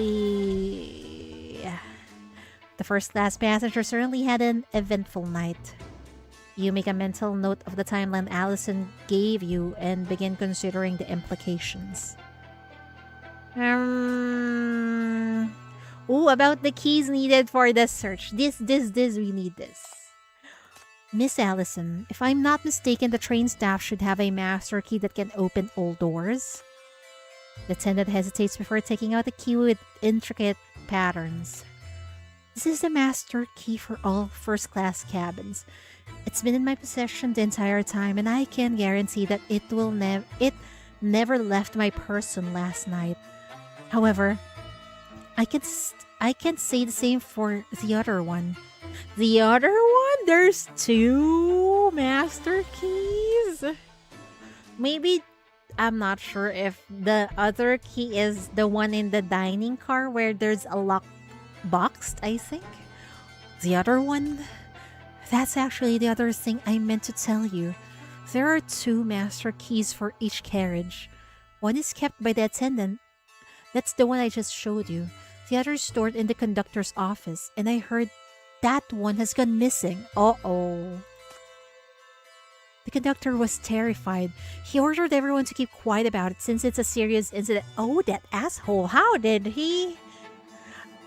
He just decided to not tell the truth because he doesn't want to claim responsibility for his actions. But I can't keep this to myself, not when there's a murder involved. I felt you needed to know. You tip your hat to the attendant in respect. This information is invaluable to your investigation. Yay! Oh.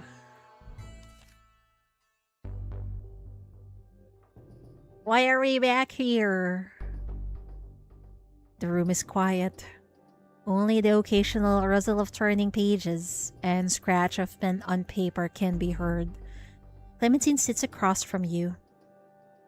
A notebook of her own opened before her. Its pages are filled with a chaotic web of scribbled words and connecting lines.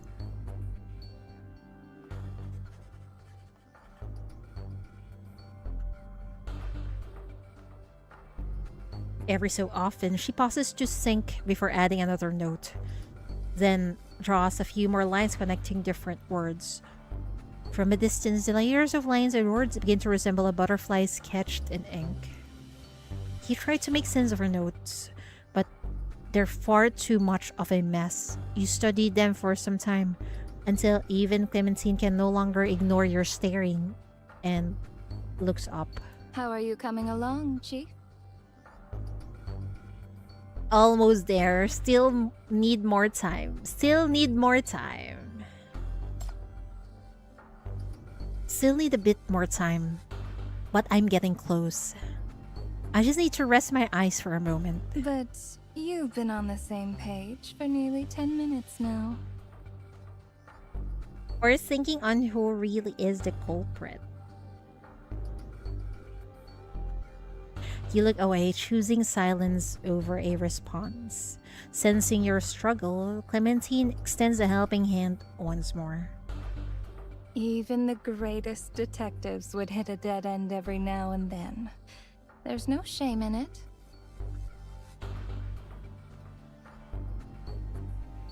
She waves the draft paper in her hand. You're still here. Yes! I'll be here in 30 more minutes. And then I go bed. Would you like a hint? Yes, please. I'll take anything, sure. Sure, since you're offering, I'll take you up on it. You take the draft paper from her, only to find that no matter which way you turn it, the writing is completely illegible. There's nothing but indesirable scribbles here. Are you messing with me? You slap the useless piece of paper back on the table with visible annoyance. Seeing that her prank was successful, Clementine stands up with a satisfied smile. She really does not want to spoil the story. Damn it. And heads toward a bookshelf under the pretense of fetching fresh draft paper, leaving you space to think. What? Oh, Rahu's skin. What skin? Does Rahu have a skin right now? I can't remember. The one I bought this month was, this batch was Langley's.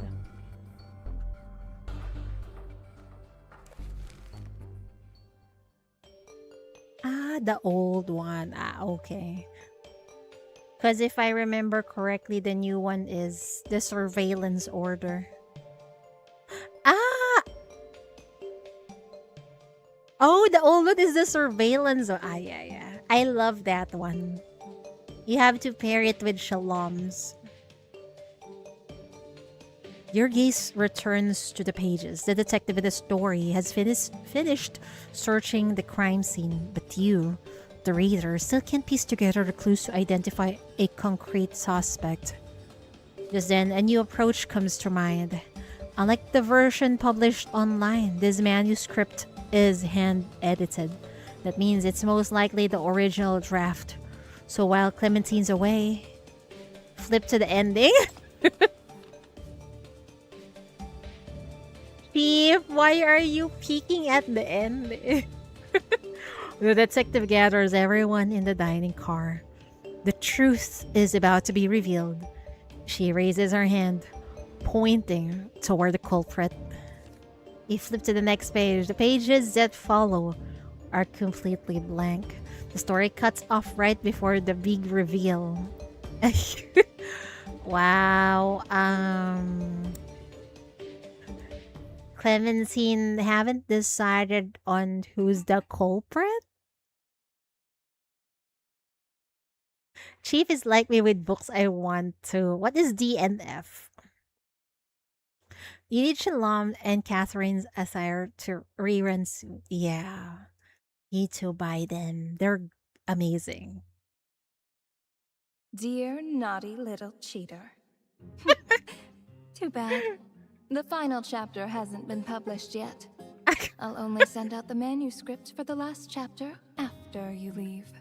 Oops. Caught red-handed. Chief, you should have waited patiently.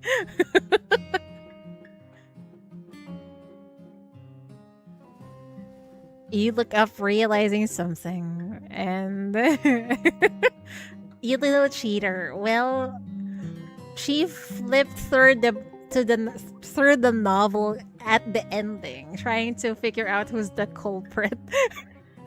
And that was Clementine's message.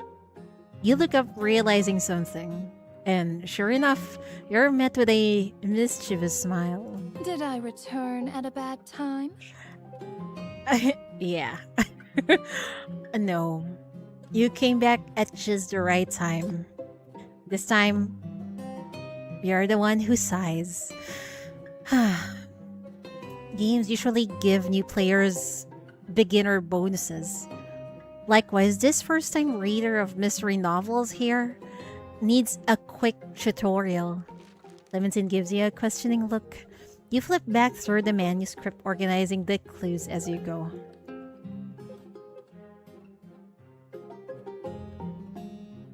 About the method, about the time of death, about the alibi.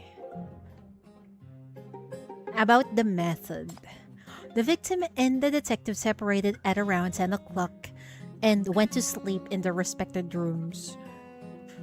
Her door was locked from the inside and there are no signs of tampering. So if you rule out the detective as a suspect, the culprit could only have entered through the hidden door from the adjacent room 103. Exactly my thought. They are so bad, I rage quit it. Wait, what did you not finish? Did not finish book. I see. Understandable. Sometimes I'm also like that. For example, I'm not happy on how the story is going. I just leave it be, forget about it, don't finish the novel anymore.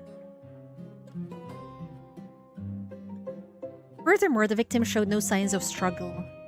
She most likely couldn't control her body when she was attacked, which suggests that she had taken some kind of sedative before going to sleep. Last minute event. Yeah. Procrastination time, man. About the time of death. The pocket watch on the victim was shattered by external force and is stopped at 1:05. There was a power outage at that time, which is the perfect opportunity to strike. About the alibi. There were many sounds in the corridor during the night of the crime. Everyone was particularly active around 1 o'clock, but their alibis can only be verified through testimonies. There's no physical evidence. And also, how could you verify things accurately if there's a blackout? Or maybe there's not just... I mean, maybe there's more than one killer, I think. Maybe. I'm suspecting the two blondes. Maybe that's just me. The scattered clues connect piece by piece, yet they fail to give you the answer. Just who is it that committed the murder and how was it done?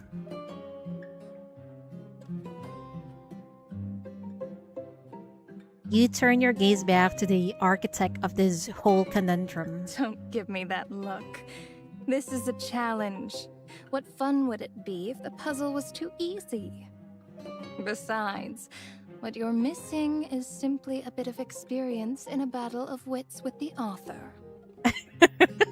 A battle of wits with the author. Then can you kindly show us some experience? Show us the way, author. Blondes are sus, true to life. As Clementine speaks, she flips the page in your hand. See? I left you a hint from the very beginning, didn't I? What?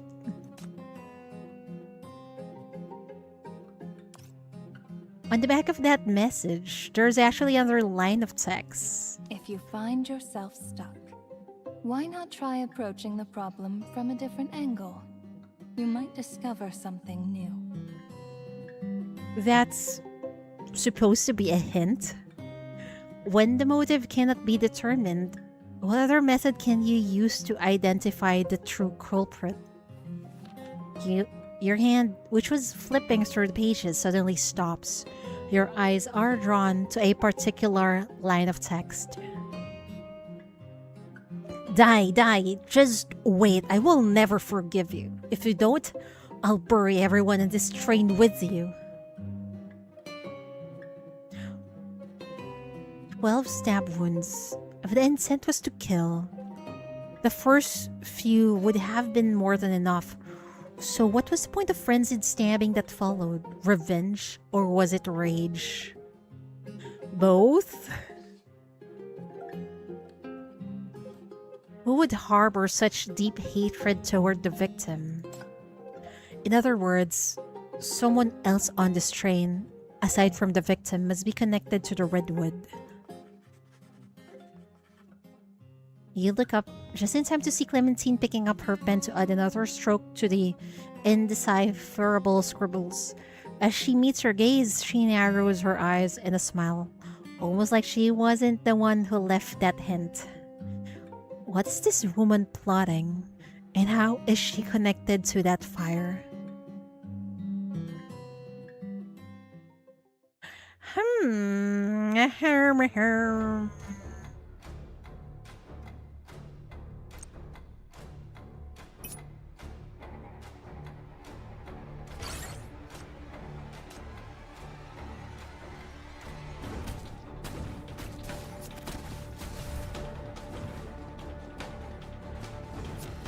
Yikes.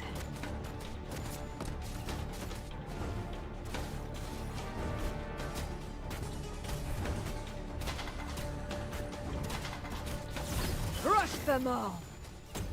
Time to die.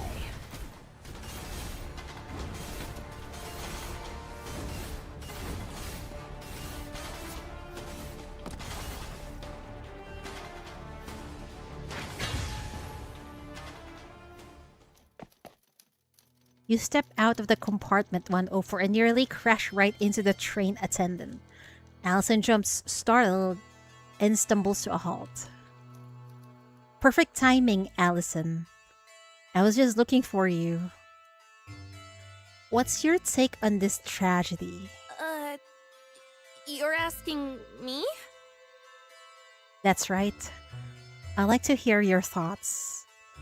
I'm trying to get a different perspective on things. You pull out your notebook and begin taking notes.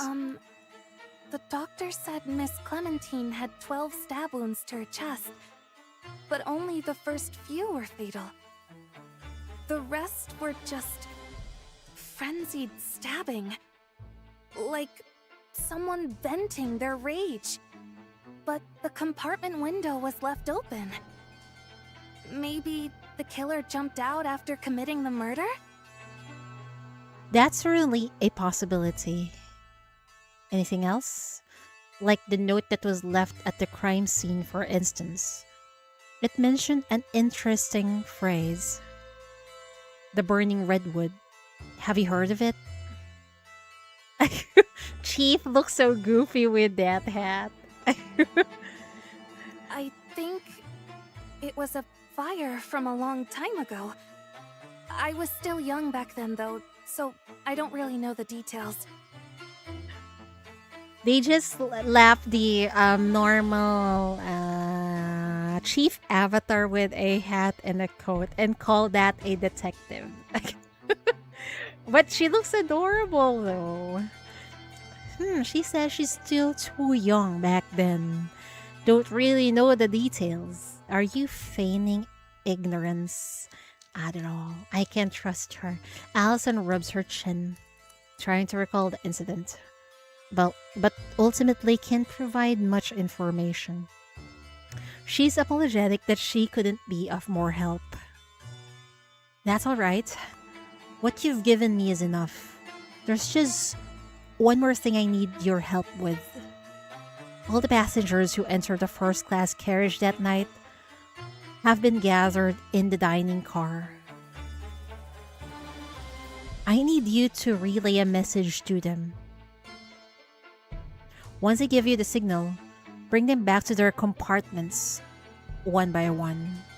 Chief, what are you planning?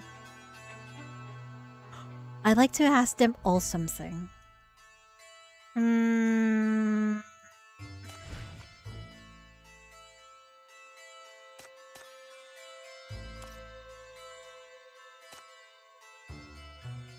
Ooh, Mrs. Jones. Time to interrogate you. Wait, this is her room? Let's see. Do we have the door here? I'm curious about... Oh, what's this? Oh my lord, is that a... scissors? An unremarkable pair of iron scissors with blades roughly 8 centimeters long. They look rather old with worn edges, but they're still sharp nevertheless. Do you think it's grandma? Could this be the murder weapon? After careful comparison, you find that the blade length doesn't match the depth of the wounds on the victim's body, and rule out the scissors as possible weapon. Okay. So it's not grandma, perhaps. A red travel bag sits on the luggage rack. Its design matches Mrs. Jones' shoulder bag perfectly. They're likely from the same luggage set. A small lock hangs from the clasp. How can Grandma put on the bag on top of the... Was that a shelf? Her balance probably ain't good anymore. Maybe she asked someone to put it there. I don't know. Grandma clearly cannot put something on that shelf.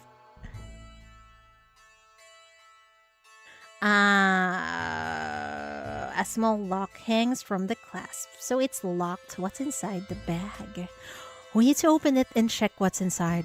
Could you tell us what the combination is? Grandma knowing combinations. But the old woman seems to have fallen into confusion again. Faced with your question, her gaze grows distant. She clutches the knitted sweater on the bed, muttering incoherently. I'm not sure if it was just her hallucination earlier, but she called the conductor, no, not the conductor, the Allison earlier as Anne. Like, oh, you're my daughter or something. Does she know Allison, perhaps?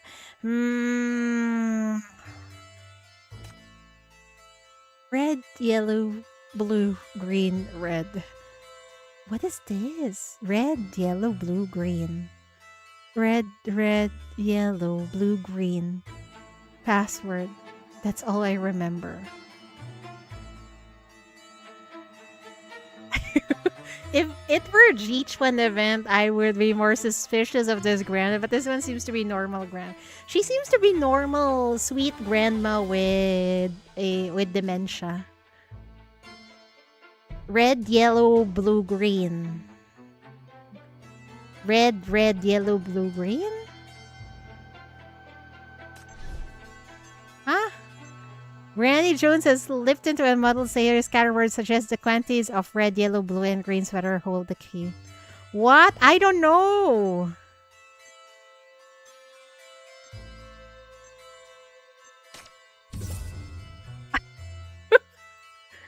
I don't know how I got that right. Oh, it's her passport.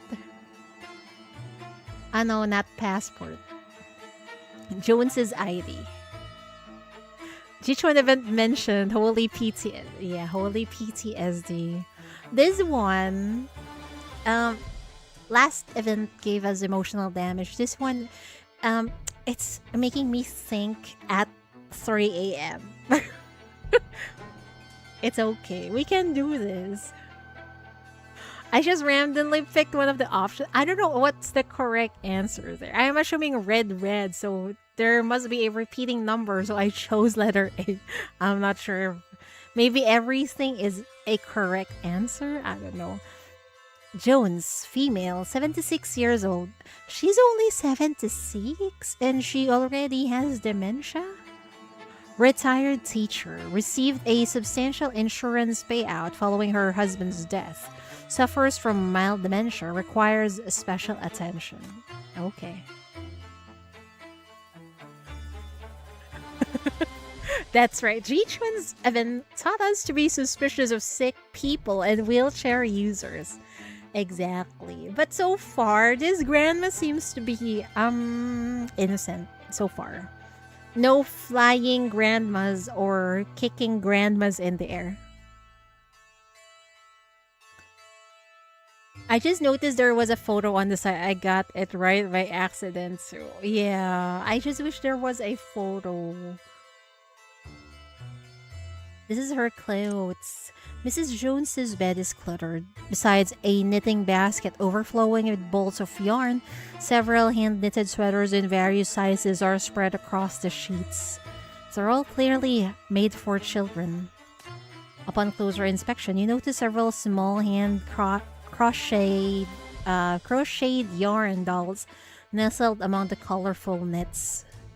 There's a kitten with its paws raised high in an exaggerated manner, a puppy shyly covering its face, and a fox surrounded by the other little animals cradling a tiny storybook in its paws.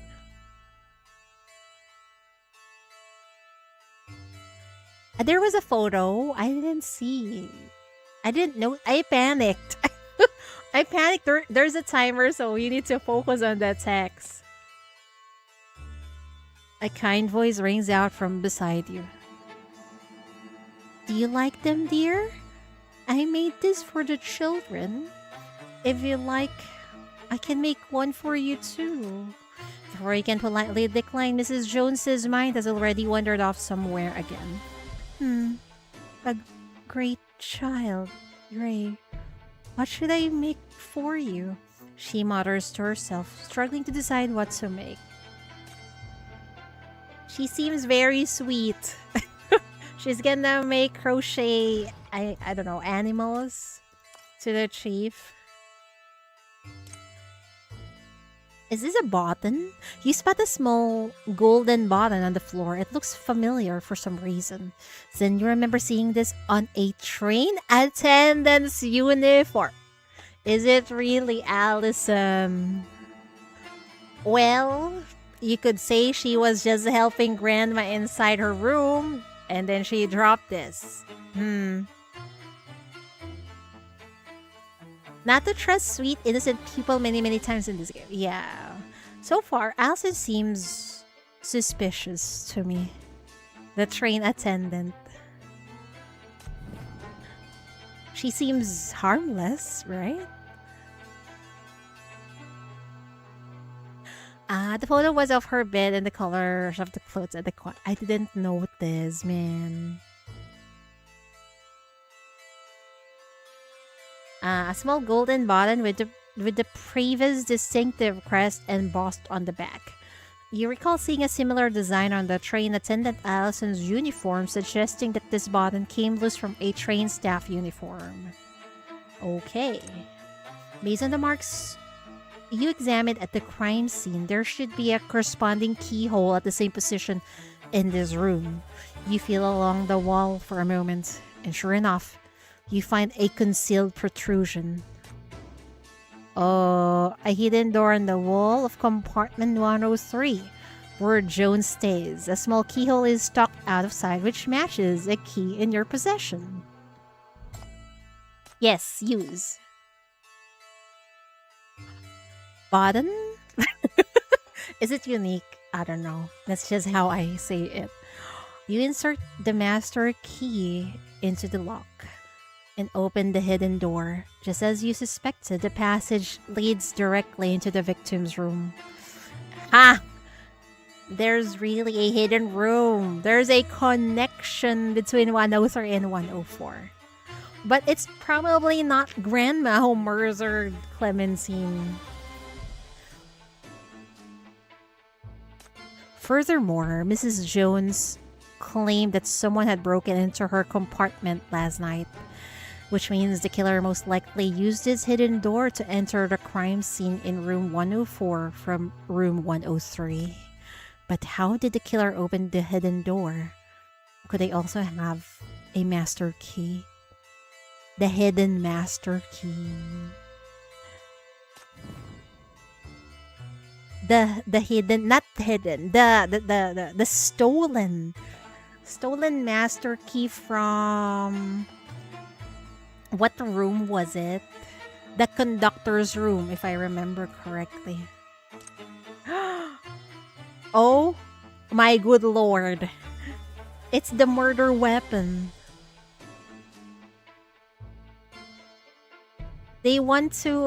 Are they going to say that Grandma is the murderer by planting the evidence here?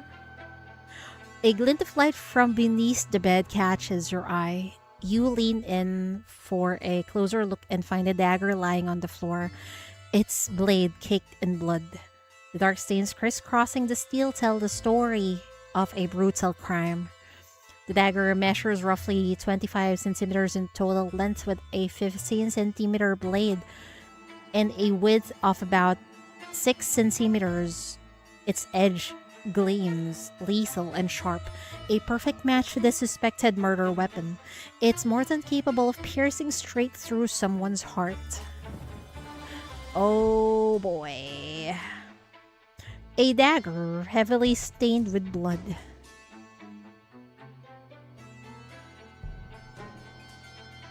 Okay. Oh, Grandma! Can we interrogate her? Are you sure we could ask her last night's timeline when she have dementia?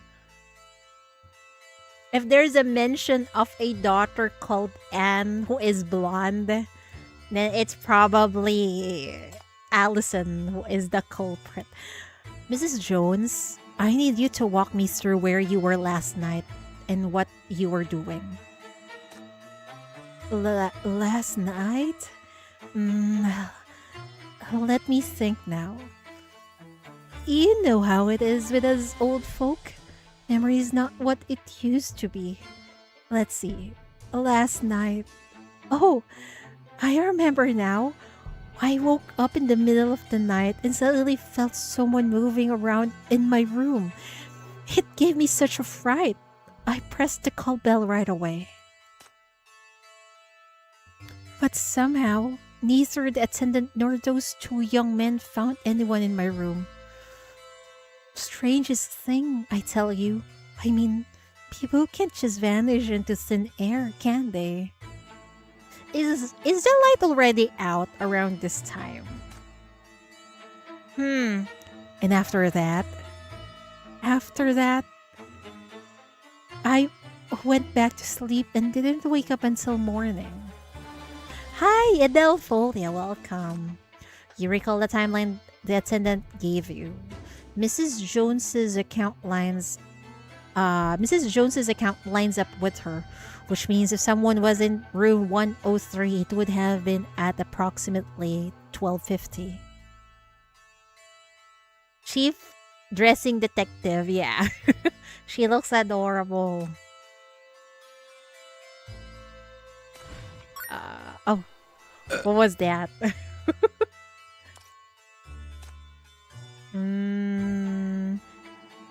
About Clementine and the burning redwood. Do you know the victim, Clementine? Oh, what? Who? No, I don't know her. Never seen a young lady with that name before. What about the burning redwood? Does that ring a bell? Redwood. I do have a child who lives on Redwood Lane. 28 Redwood Lane. I just hope they're doing well. What is this, Grandma? You got a daughter.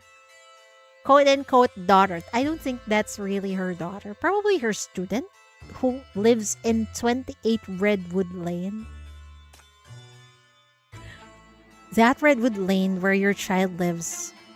Was there a fire there? Fire.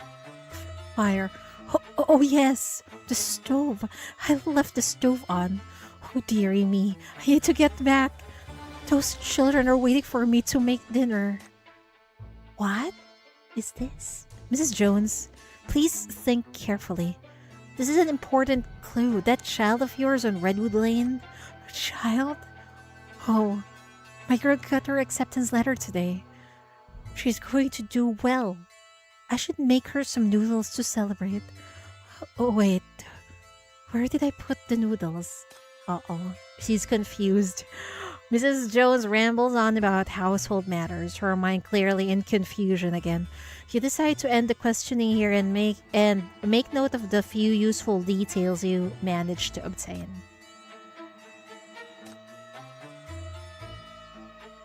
Grammar. Oh well, it's fine. Mrs. Jones, did you know there's a passage in room 103 that connects to another room? This one. Photo of a hidden door. Using the master key, a hidden door between rooms 103 and 104 can be opened, connecting the two rooms. The killer most likely entered room 104 from room 103. Yes, this is it. Who's here? That's terrifying. If I'd known the room was so unsafe, I would have asked that young attendant to swap me to another one ages ago. You study Mrs. Jones's reaction carefully. For now, you can't spot any signs of deception. She appears genuinely shaken, patting her chest in fright. Grandma seems to be harmless, I think.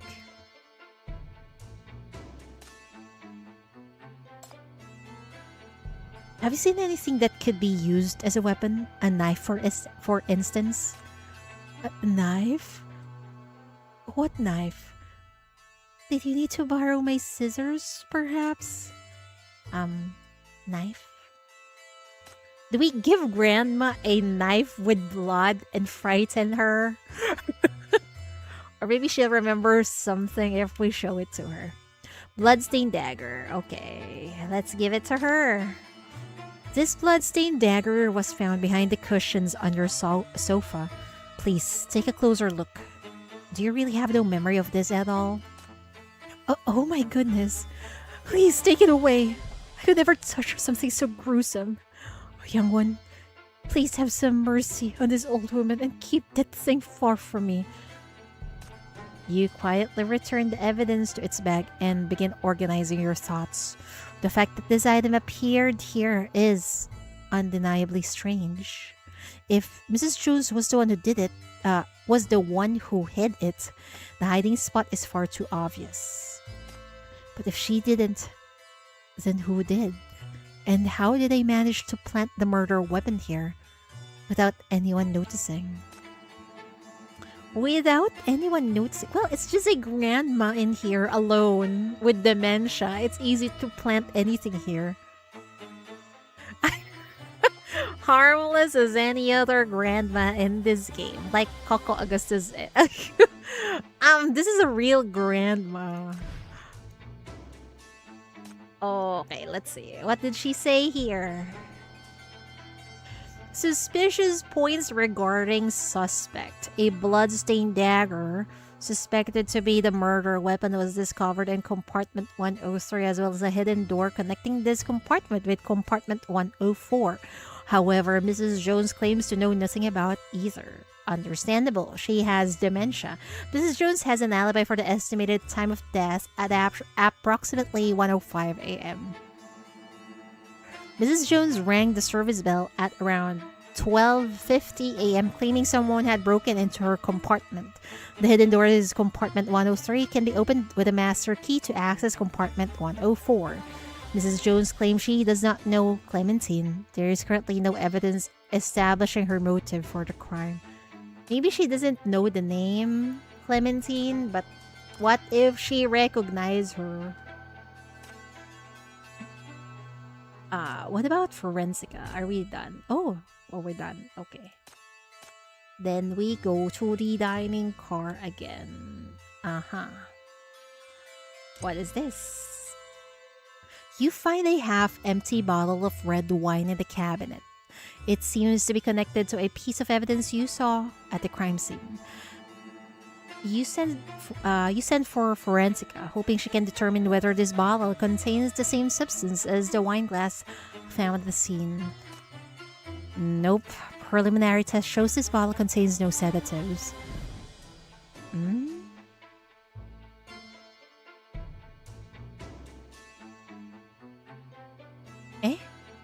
Half a bottle of red wine found inside the dining car's bar counter. Cross-checked with other records and confirmed to be the bottle Clementine ordered. No sediments from sedatives was found in it. That's weird. So the sedative was not put inside the bottle but on the glass? Who can actually do that? Or... I don't know.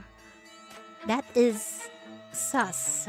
Unable to open the box on the bar counter, you seek help from Allison, the train attendant. Oh yes, that's indeed my box. But I stuck the key in an empty bottle somewhere when I was cleaning today because I was in such a rush, and now it's mixed in with all the other bottles on the bar. Would you mind helping me look for it?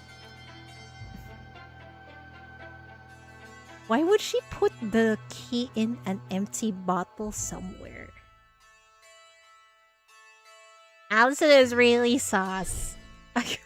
Help Miss Allison, the train attendant, find where at the bar the key to her little box is. Oh, second row. Second from the left. Yes. He opened the box. Inside are some unremarkable candies, buttons, and a few hair accessories, but one item catches your eye. Her ID? This is Allison's identification document. It shows that she's a train attendant at Preva, currently 26 years old, with a surprisingly extensive resume. She's been employed on the Preva for 6 years, ever since she dropped out of high school to earn a living. Additionally, from the family member section, you see that her only family is an older sister. Okay. What is suspicious about that? She's an orphan. Okay, we'll take note of that. She's an orphan, and her only relative apparently is her sister, who we don't know if she's alive or not. Due to financial hardships, dropped out of school at age 15 to work. Has served on the Preva for 6 years, diligent worker with no record of misconduct. She's so clean. That is so suspicious. A stack of orders sits on the counter. The handwriting is incredibly messy and mixed among them. You find several notes Allison was using to gossip with other attendants. The conductor is such a cheapskate. No wonder he's as bald as a cue ball. The notice immediately snatched away and snuffed into Allison's pocket. Please pretend you didn't see that, she laughs, awkwardly while digging out the actual order records for you. Room service orders from first-class passengers between March 17 and March 18 are as follows. Who is the most suspicious to you at this point? Allison. Allison, but the problem is there's one person who is staying very silent right now, or maybe we haven't interrogated him. The guy on room 101.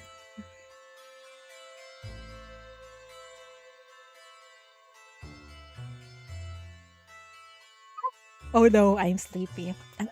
We can do this, Shidori.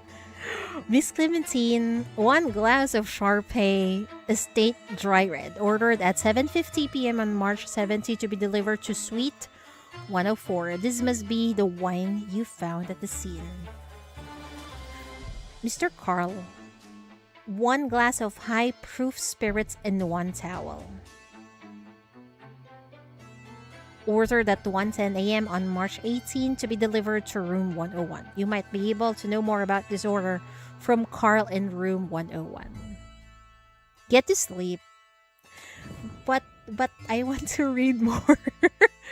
I want to interrogate Carl and then maybe I'll go sleep. A record of customary meal orders. 2 entries catch your attention. VIP guest Clementine in room 104 ordered a bottle of Sharpay Estate Dry Red on the afternoon of the 17th, scheduled for delivery at 8 that evening or 2000. VIP guest Carl in room 101 ordered a glass of high-proof spirits and a towel at 1:10 a.m. on the 18th. Okay. Are we done interrogate? Oh my good lord. No. Oh, we still cannot interrogate Carl. But we can interrogate Allison. Her identity and purpose of traveling. This is just a routine inquiry. There is no need to be nervous. I need to confirm some basic information, including your name, age, family, background, years of service, and how long you've been working on this route. Allison, female, 26. I'm the attendant for the first-class carriages aboard the Preva. I've been with the crew for 6 years, responsible for operation, service, and maintenance. Her information lines up with what you found during your search. However, there's one detail on her identification papers that she skipped.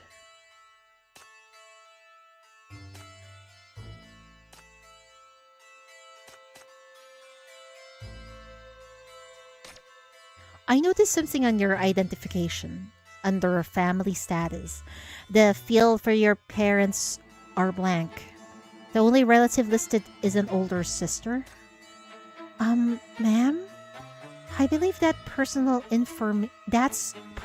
information. Surely it can't be relevant to the case? I firmly pressed her take a gentler approach. Should we be gentle to her? I don't know, man. Should we be gentle to her? Maybe we could let her guard down by taking a gentler approach. Maybe. I understand that family matters are always a sensitive topic.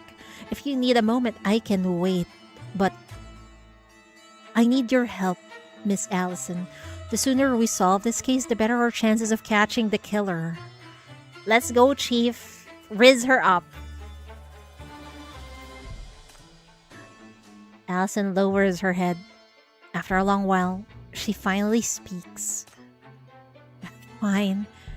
It's nothing special, really. My sister and I were both abandoned by our parents. Let Chief charm work. Real Chief is gentle, but what about book girlfriend Chief? We have no idea what's the book wife. What's that? Book girlfriend Chief's attitude is. My sister and I were both abandoned by our parents. We were lucky enough to be taken in by kind strangers who raised us.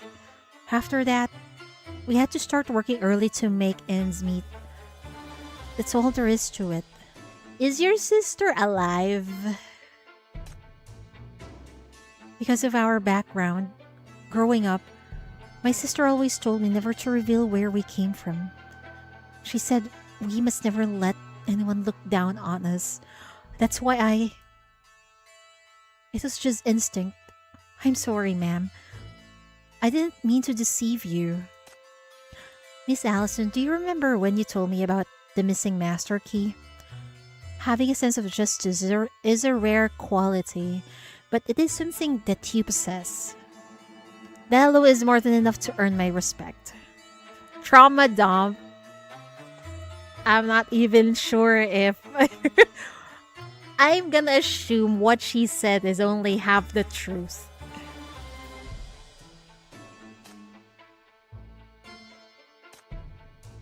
Check for missing... Oh, right. There is a missing button. Okay. When I was searching room 103, Mrs. Jones's compartment, I found something. It looks like a button from a Preva train staff uniform. Could you help me identify it? If your button is missing, Allison, maybe you're really the culprit. Allison takes the button and examines it closely. After a moment, she confirms that it's from a Preva uniform without a doubt. Her expression tenses. Oh, there you go. Her expression tenses. Why?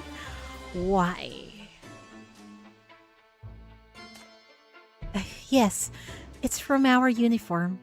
But it's not mine. It's not yours. As you can see here, ma'am, all my buttons are still here. Not a single one is missing. I mean, maybe someone got hold of a uniform and disguised themselves as a crew member to board the train. She's stumbling all over her words, visibly tense. That is suspicious, alright. But at this distance, one thing has become certain in your mind. It's alright, miss. Since all your buttons are accounted for, this extra one is just another puzzle for this detective to solve. There's no need to worry yourself. There's no need to worry. Wine for Clementine. Before dinner yesterday, I delivered an order on Miss Clementine's behalf. It included a glass of red wine to be brought to her room that evening. Do you remember that? Of course, I remember it clearly. It was an aged, dry red. Aside from Miss Clementine in room 104, no one else has ordered it. There should be about half a bottle left. Just one moment. Let me check the wine cabinet. We saw the wine cabinet earlier, right? The wine was empty. This one. No, it's not. It just looks empty in my eyes. Half a bottle of wine found inside the dining car's bar counter. Cross-checked with order records and confirmed to be the bottle Clementine ordered. No sediments from sedatives was found in it. Oh, so there's still half a bottle. Alright, this is the one. I poured a glass and brought it to Miss Clementine's room just as scheduled. It was around 8 o'clock in the evening. Allison notices her expression grow grave and decides to ask a question, seemingly to probe you. Ma'am? Is something wrong with the wine? All of our selections are finest vintage available. There couldn't possibly any quality issues.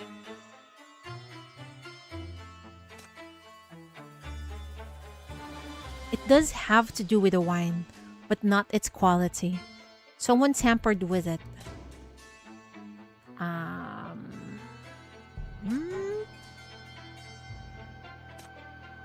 This one. Okay. The evidence shows that the broken wine glass at the crime scene in room 104 contained residue of a drug. According to our forensic pathologist analysis, it's most likely a common sedative. No, that can't be. Ma'am, I swear there's nothing wrong with the wine from our dining car. There must be some mistake. You've examined the half-empty bottle. There's indeed no sign of any sediment inside. Even so, you can't completely rule out Allison as a suspect. You soften your tone as you continue. I'm inclined to believe you.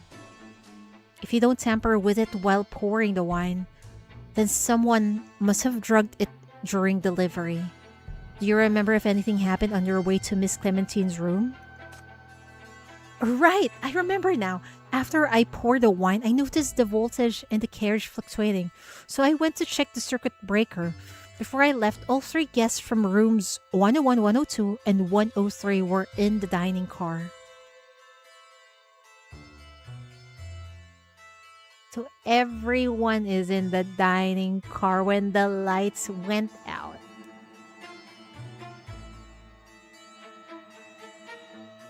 He seems to be putting the blame on Chief now. The situation grows more complicated. If Allison's testimony is accurate, you won't be able to identify a culprit by figuring out who drugged the wine. None of the three passengers can be ruled out now.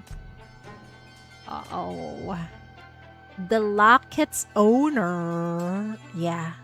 I also found this at the crime scene. It's a locket, and judging by the cold... is that cold? No. And judging by the color of the hair inside, I believe it might belong to you. I didn't see that because my phone is in the way. Okay, there. Here it is. Submit. Allison takes the locket and examines it closely. To your surprise, she denies that it belongs to her. Really? The hair color may look similar to mine, but this definitely is not mine. Really? That's such a quick denial.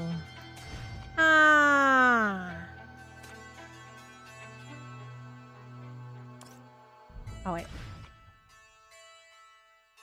Suspicious points regarding suspect. The train attendant is responsible for safeguarding the master key, giving her the opportunity to enter the room and kill Clementine.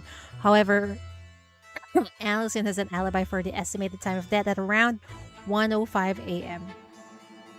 Allison's uniform is not missing any buttons, so who does the train uniform button found in room 103 belong to? And where is said uniform? The wine glass at the crime scene contains an excessive amount of sedatives. However, Allison claims the glass briefly left her sight after she poured the wine, giving the suspect an opportunity to spike Clementine's drink. Allison claims the locket does not belong to her.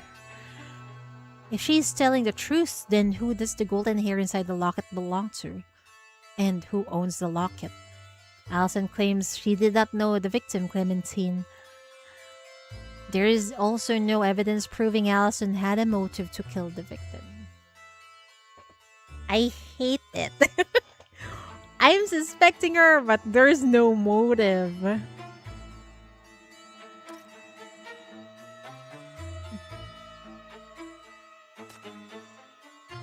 Oh, we can interrogate Carl now.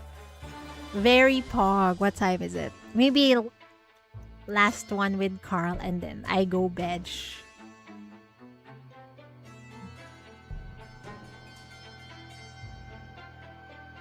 What's this?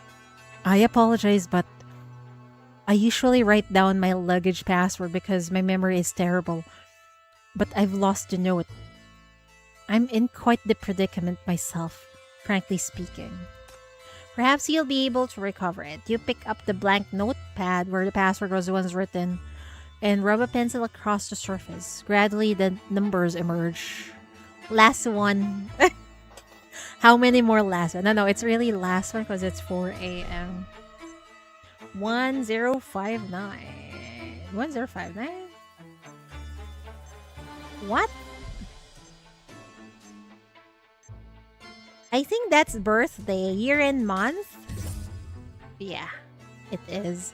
You open the suitcase and carefully examine its contents, taking out each and every item one by one.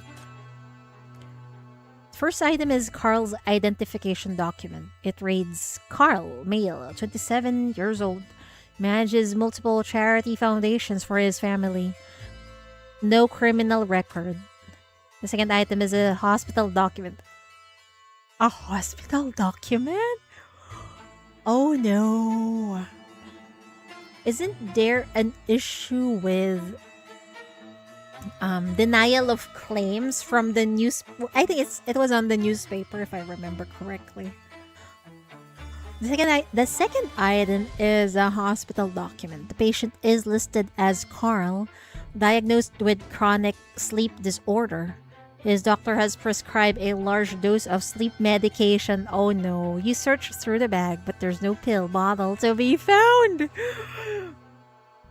I don't know.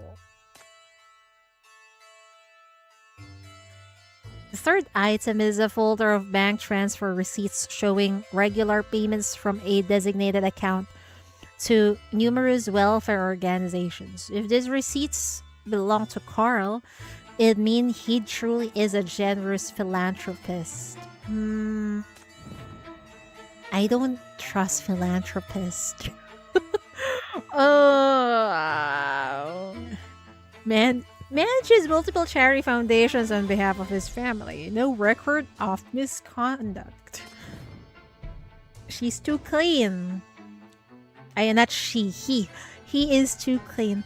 A prescription issued by a doctor. The patient is listed as Carl, who suffers from chronic sleep disorder. The doctor has prescribed a large dosage of sleep medication. Bank transfer receipts. The records show regular transfers from a designated account to numerous orphanages, with Carl listed as a sender.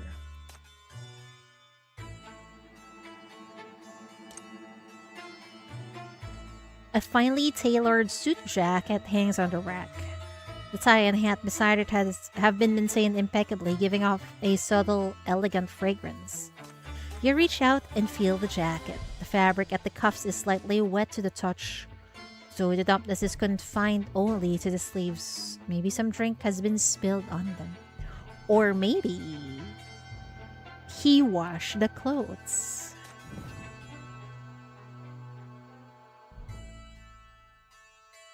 an expensive wool overcoat. The sleeves are soaked through and through. It gives off a faint smell of alcohol. Oh my good lord, a faint smell of alcohol. We are almost done with the investigation. Really? What is after this? Can I go veg after this? An empty wine glass. Unremarkable at first glance. It was likely ordered from the dining car, just like Clementine's. Perhaps the dining car's order records will reveal something about it.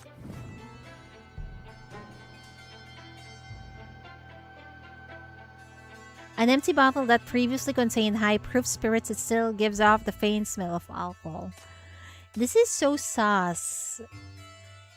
The sleeves of his coat is wet, smelled of alcohol. But he also drank alcohol that time. And his sedative pill bottle is missing. Still to do William. Oh, you're right. I forgot about William. I think I'll just finish this and go bed. Because my eyes are... it's almost closing. A ring sits on the table. Its surface gleaming gold. An intricate family crest is engraved on its surface. It appears to belong to some prominent family, exuding an air of prestige. The more you play, the more you want to keep going, especially when you're invested in the story. Yeah, I am. So even though it's already late, like 4 a.m. my time, I'm trying to fight off sleep because I love where the story is heading and I want to unravel who is the freaking culprit. What?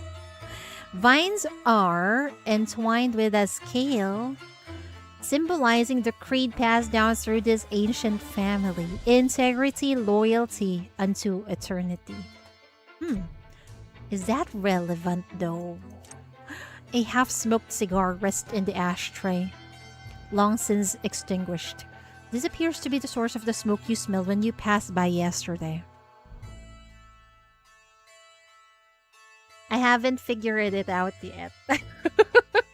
No, my mind is already feels like a soup right now.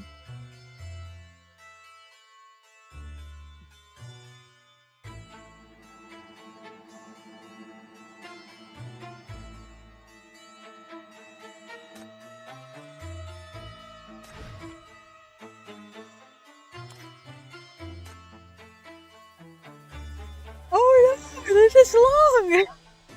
His identity and purpose of traveling.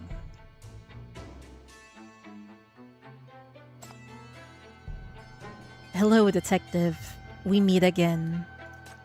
The man offers you a gentle smile. His manner courteous and humble.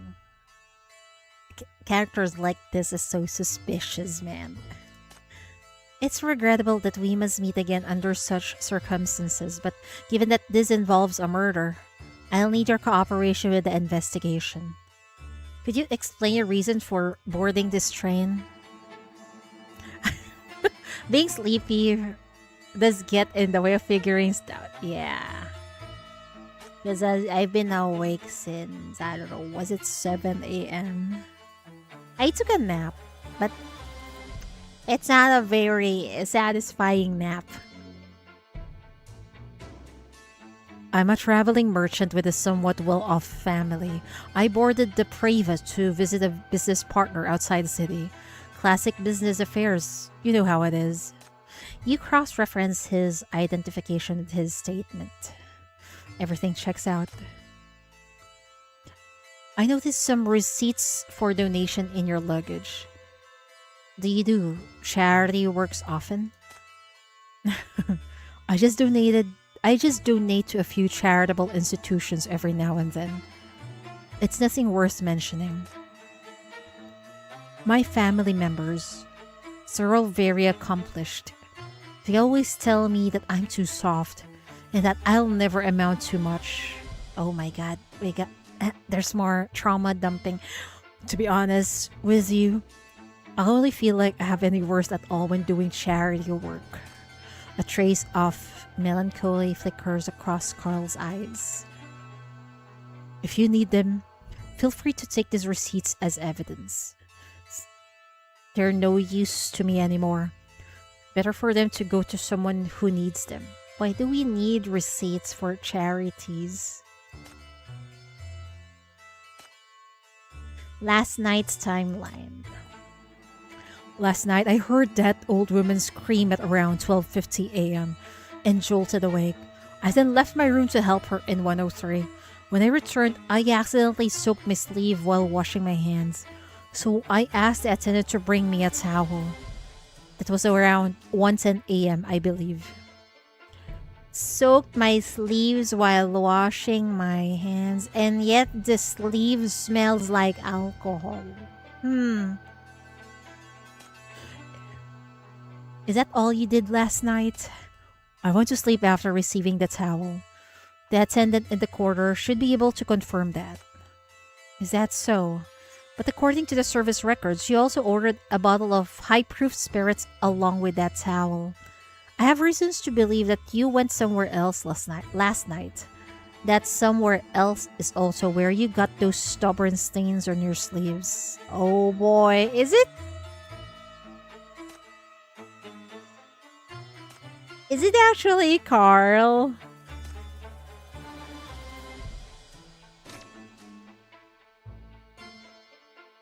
Your sleeves pick up the paint from near the circuit breaker, which is why you ordered that drink from the attendant. Oh. You wanted to use alcohol to dissolve the paint stains. Oh.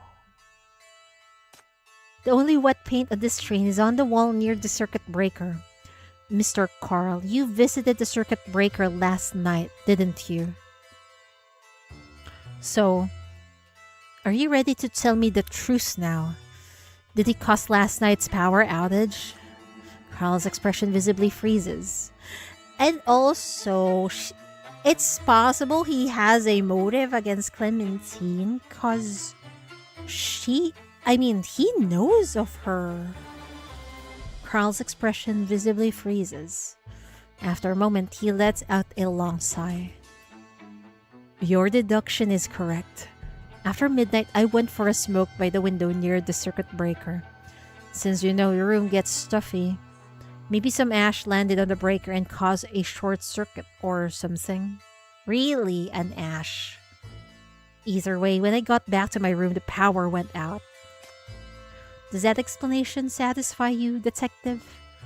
You might believe that I caused a blackout deliberately, but it really was just an accident. Plus, what does any of this have to do with Miss Clementine's death? You're not entirely convinced, but as Carl pointed out, even if he did tamper with the circuit breaker, that alone doesn't prove that he killed Clementine. You still lack crucial evidence. He's so suspicious. About Clementine and the burning redwood. The burning redwood? I've heard that redwood is actually quite fire resistant, which is why it's commonly used as a building material. I'm not quite sure what you're referring to, but I have heard some things about Clementine. Perhaps that might be of use to you. You lean in to listen carefully. What is this story about? It's a novel actually. We are inside the train. Someone got murdered. The train cannot stop. So we need to find the murderer before we arrive at the end point, the final, the station. You lean in to listen carefully. She has powerful people backing her, uses dirty tactics, and has a terrible reputation in our circles. She's done many despicable things and ruined countless lives. Her family covered it all up though, every single time. Once again, she failed to get a vacation. No, she's still working right now. Are you telling me Clementine has a terrible reputation? Despicable things and ruin countless lives. What is their family business, though? I wanted to tell you all this when we met yesterday, but I was afraid she'd retaliate. I didn't dare say anything. Carl gives a bitter smile. People who get close to her never end well. Stay away from this case, detective. What happened today is proof enough of that. Is that a threat? I appreciate the advice, but telling a detective not to investigate is like telling a merchant not to seek profit, wouldn't you say? Very well then. Good luck to you. Any strange sounds last night?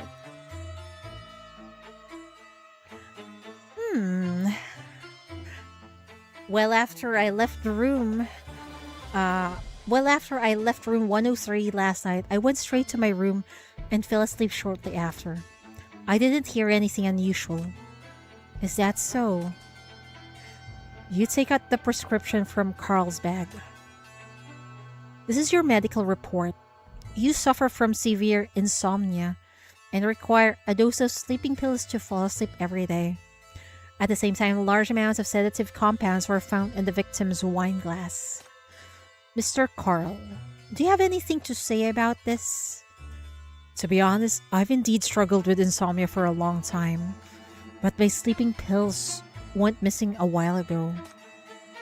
Around 8 o'clock last night, I got a glass in the dining car. I was about to take my sleeping pills before heading back to my room, but when I stepped out of the smoke and returned, the pill bottle had vanished. If he has insomnia, how did he fell asleep last night?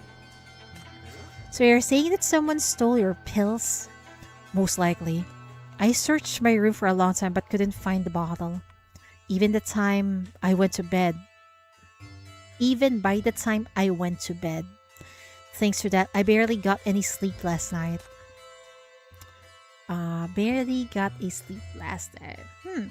Carl lets out a weary sigh. The dark circles under his eyes look even more pronounced now. Is he lying? Or did someone really steal his pills? You can't say for certain yet. But I can assure you, I've been completely honest about one thing. I genuinely didn't hear any sound in the corridor during the latter half of the night. I hope that helps with your investigation. I am here. Sounds familiar. Carl is a red flag, I think. And it seems like he has a motive to murder Clementine.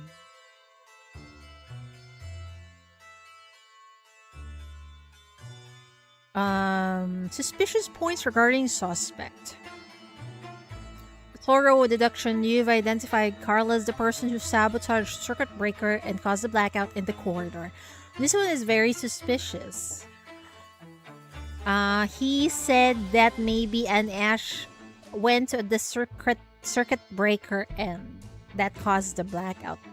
I don't think so.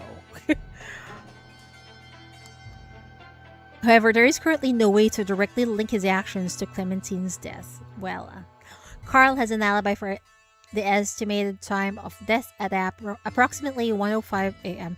as he was in the corridor. Carl had dealings with the victim, Clementine, previously, and has dissatisfied with her actions. However, this does not provide sufficient grounds for a murder motive. Really? Carl suffers from a sleep disorder and has a prescription for sleeping pills. However, he claims these were stolen from him in the dining car.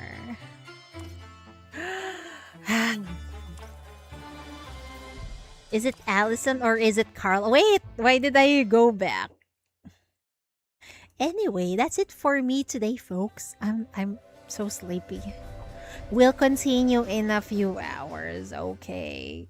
Oh my good lord. Is this a new... Is this a new investigation? Oh, wait. Whose room is this? Oh, we're done with Carl, so it's William. Oh, okay. We'll just do William in a few hours, okay? I'ma go bed. Good night, folk. I mean, good morning. Yeah. Forensica. Forensic pathologist. I'm so sleepy, man. The evening breeze is just Anyway. blowing through the window curtains. Good night, folks. And the other side of the river is lit up just I'll right. see you all in a You few always hours. manage to appear when my Wow. heart is at its softest. I had a lot of fun. Me too. Thank you for hanging out with me. With sleepy old me. Good night, folks. And Vader, please also saying good night. Bye-bye. Otsu Chidori. See you all in a few hours. Bye-bye.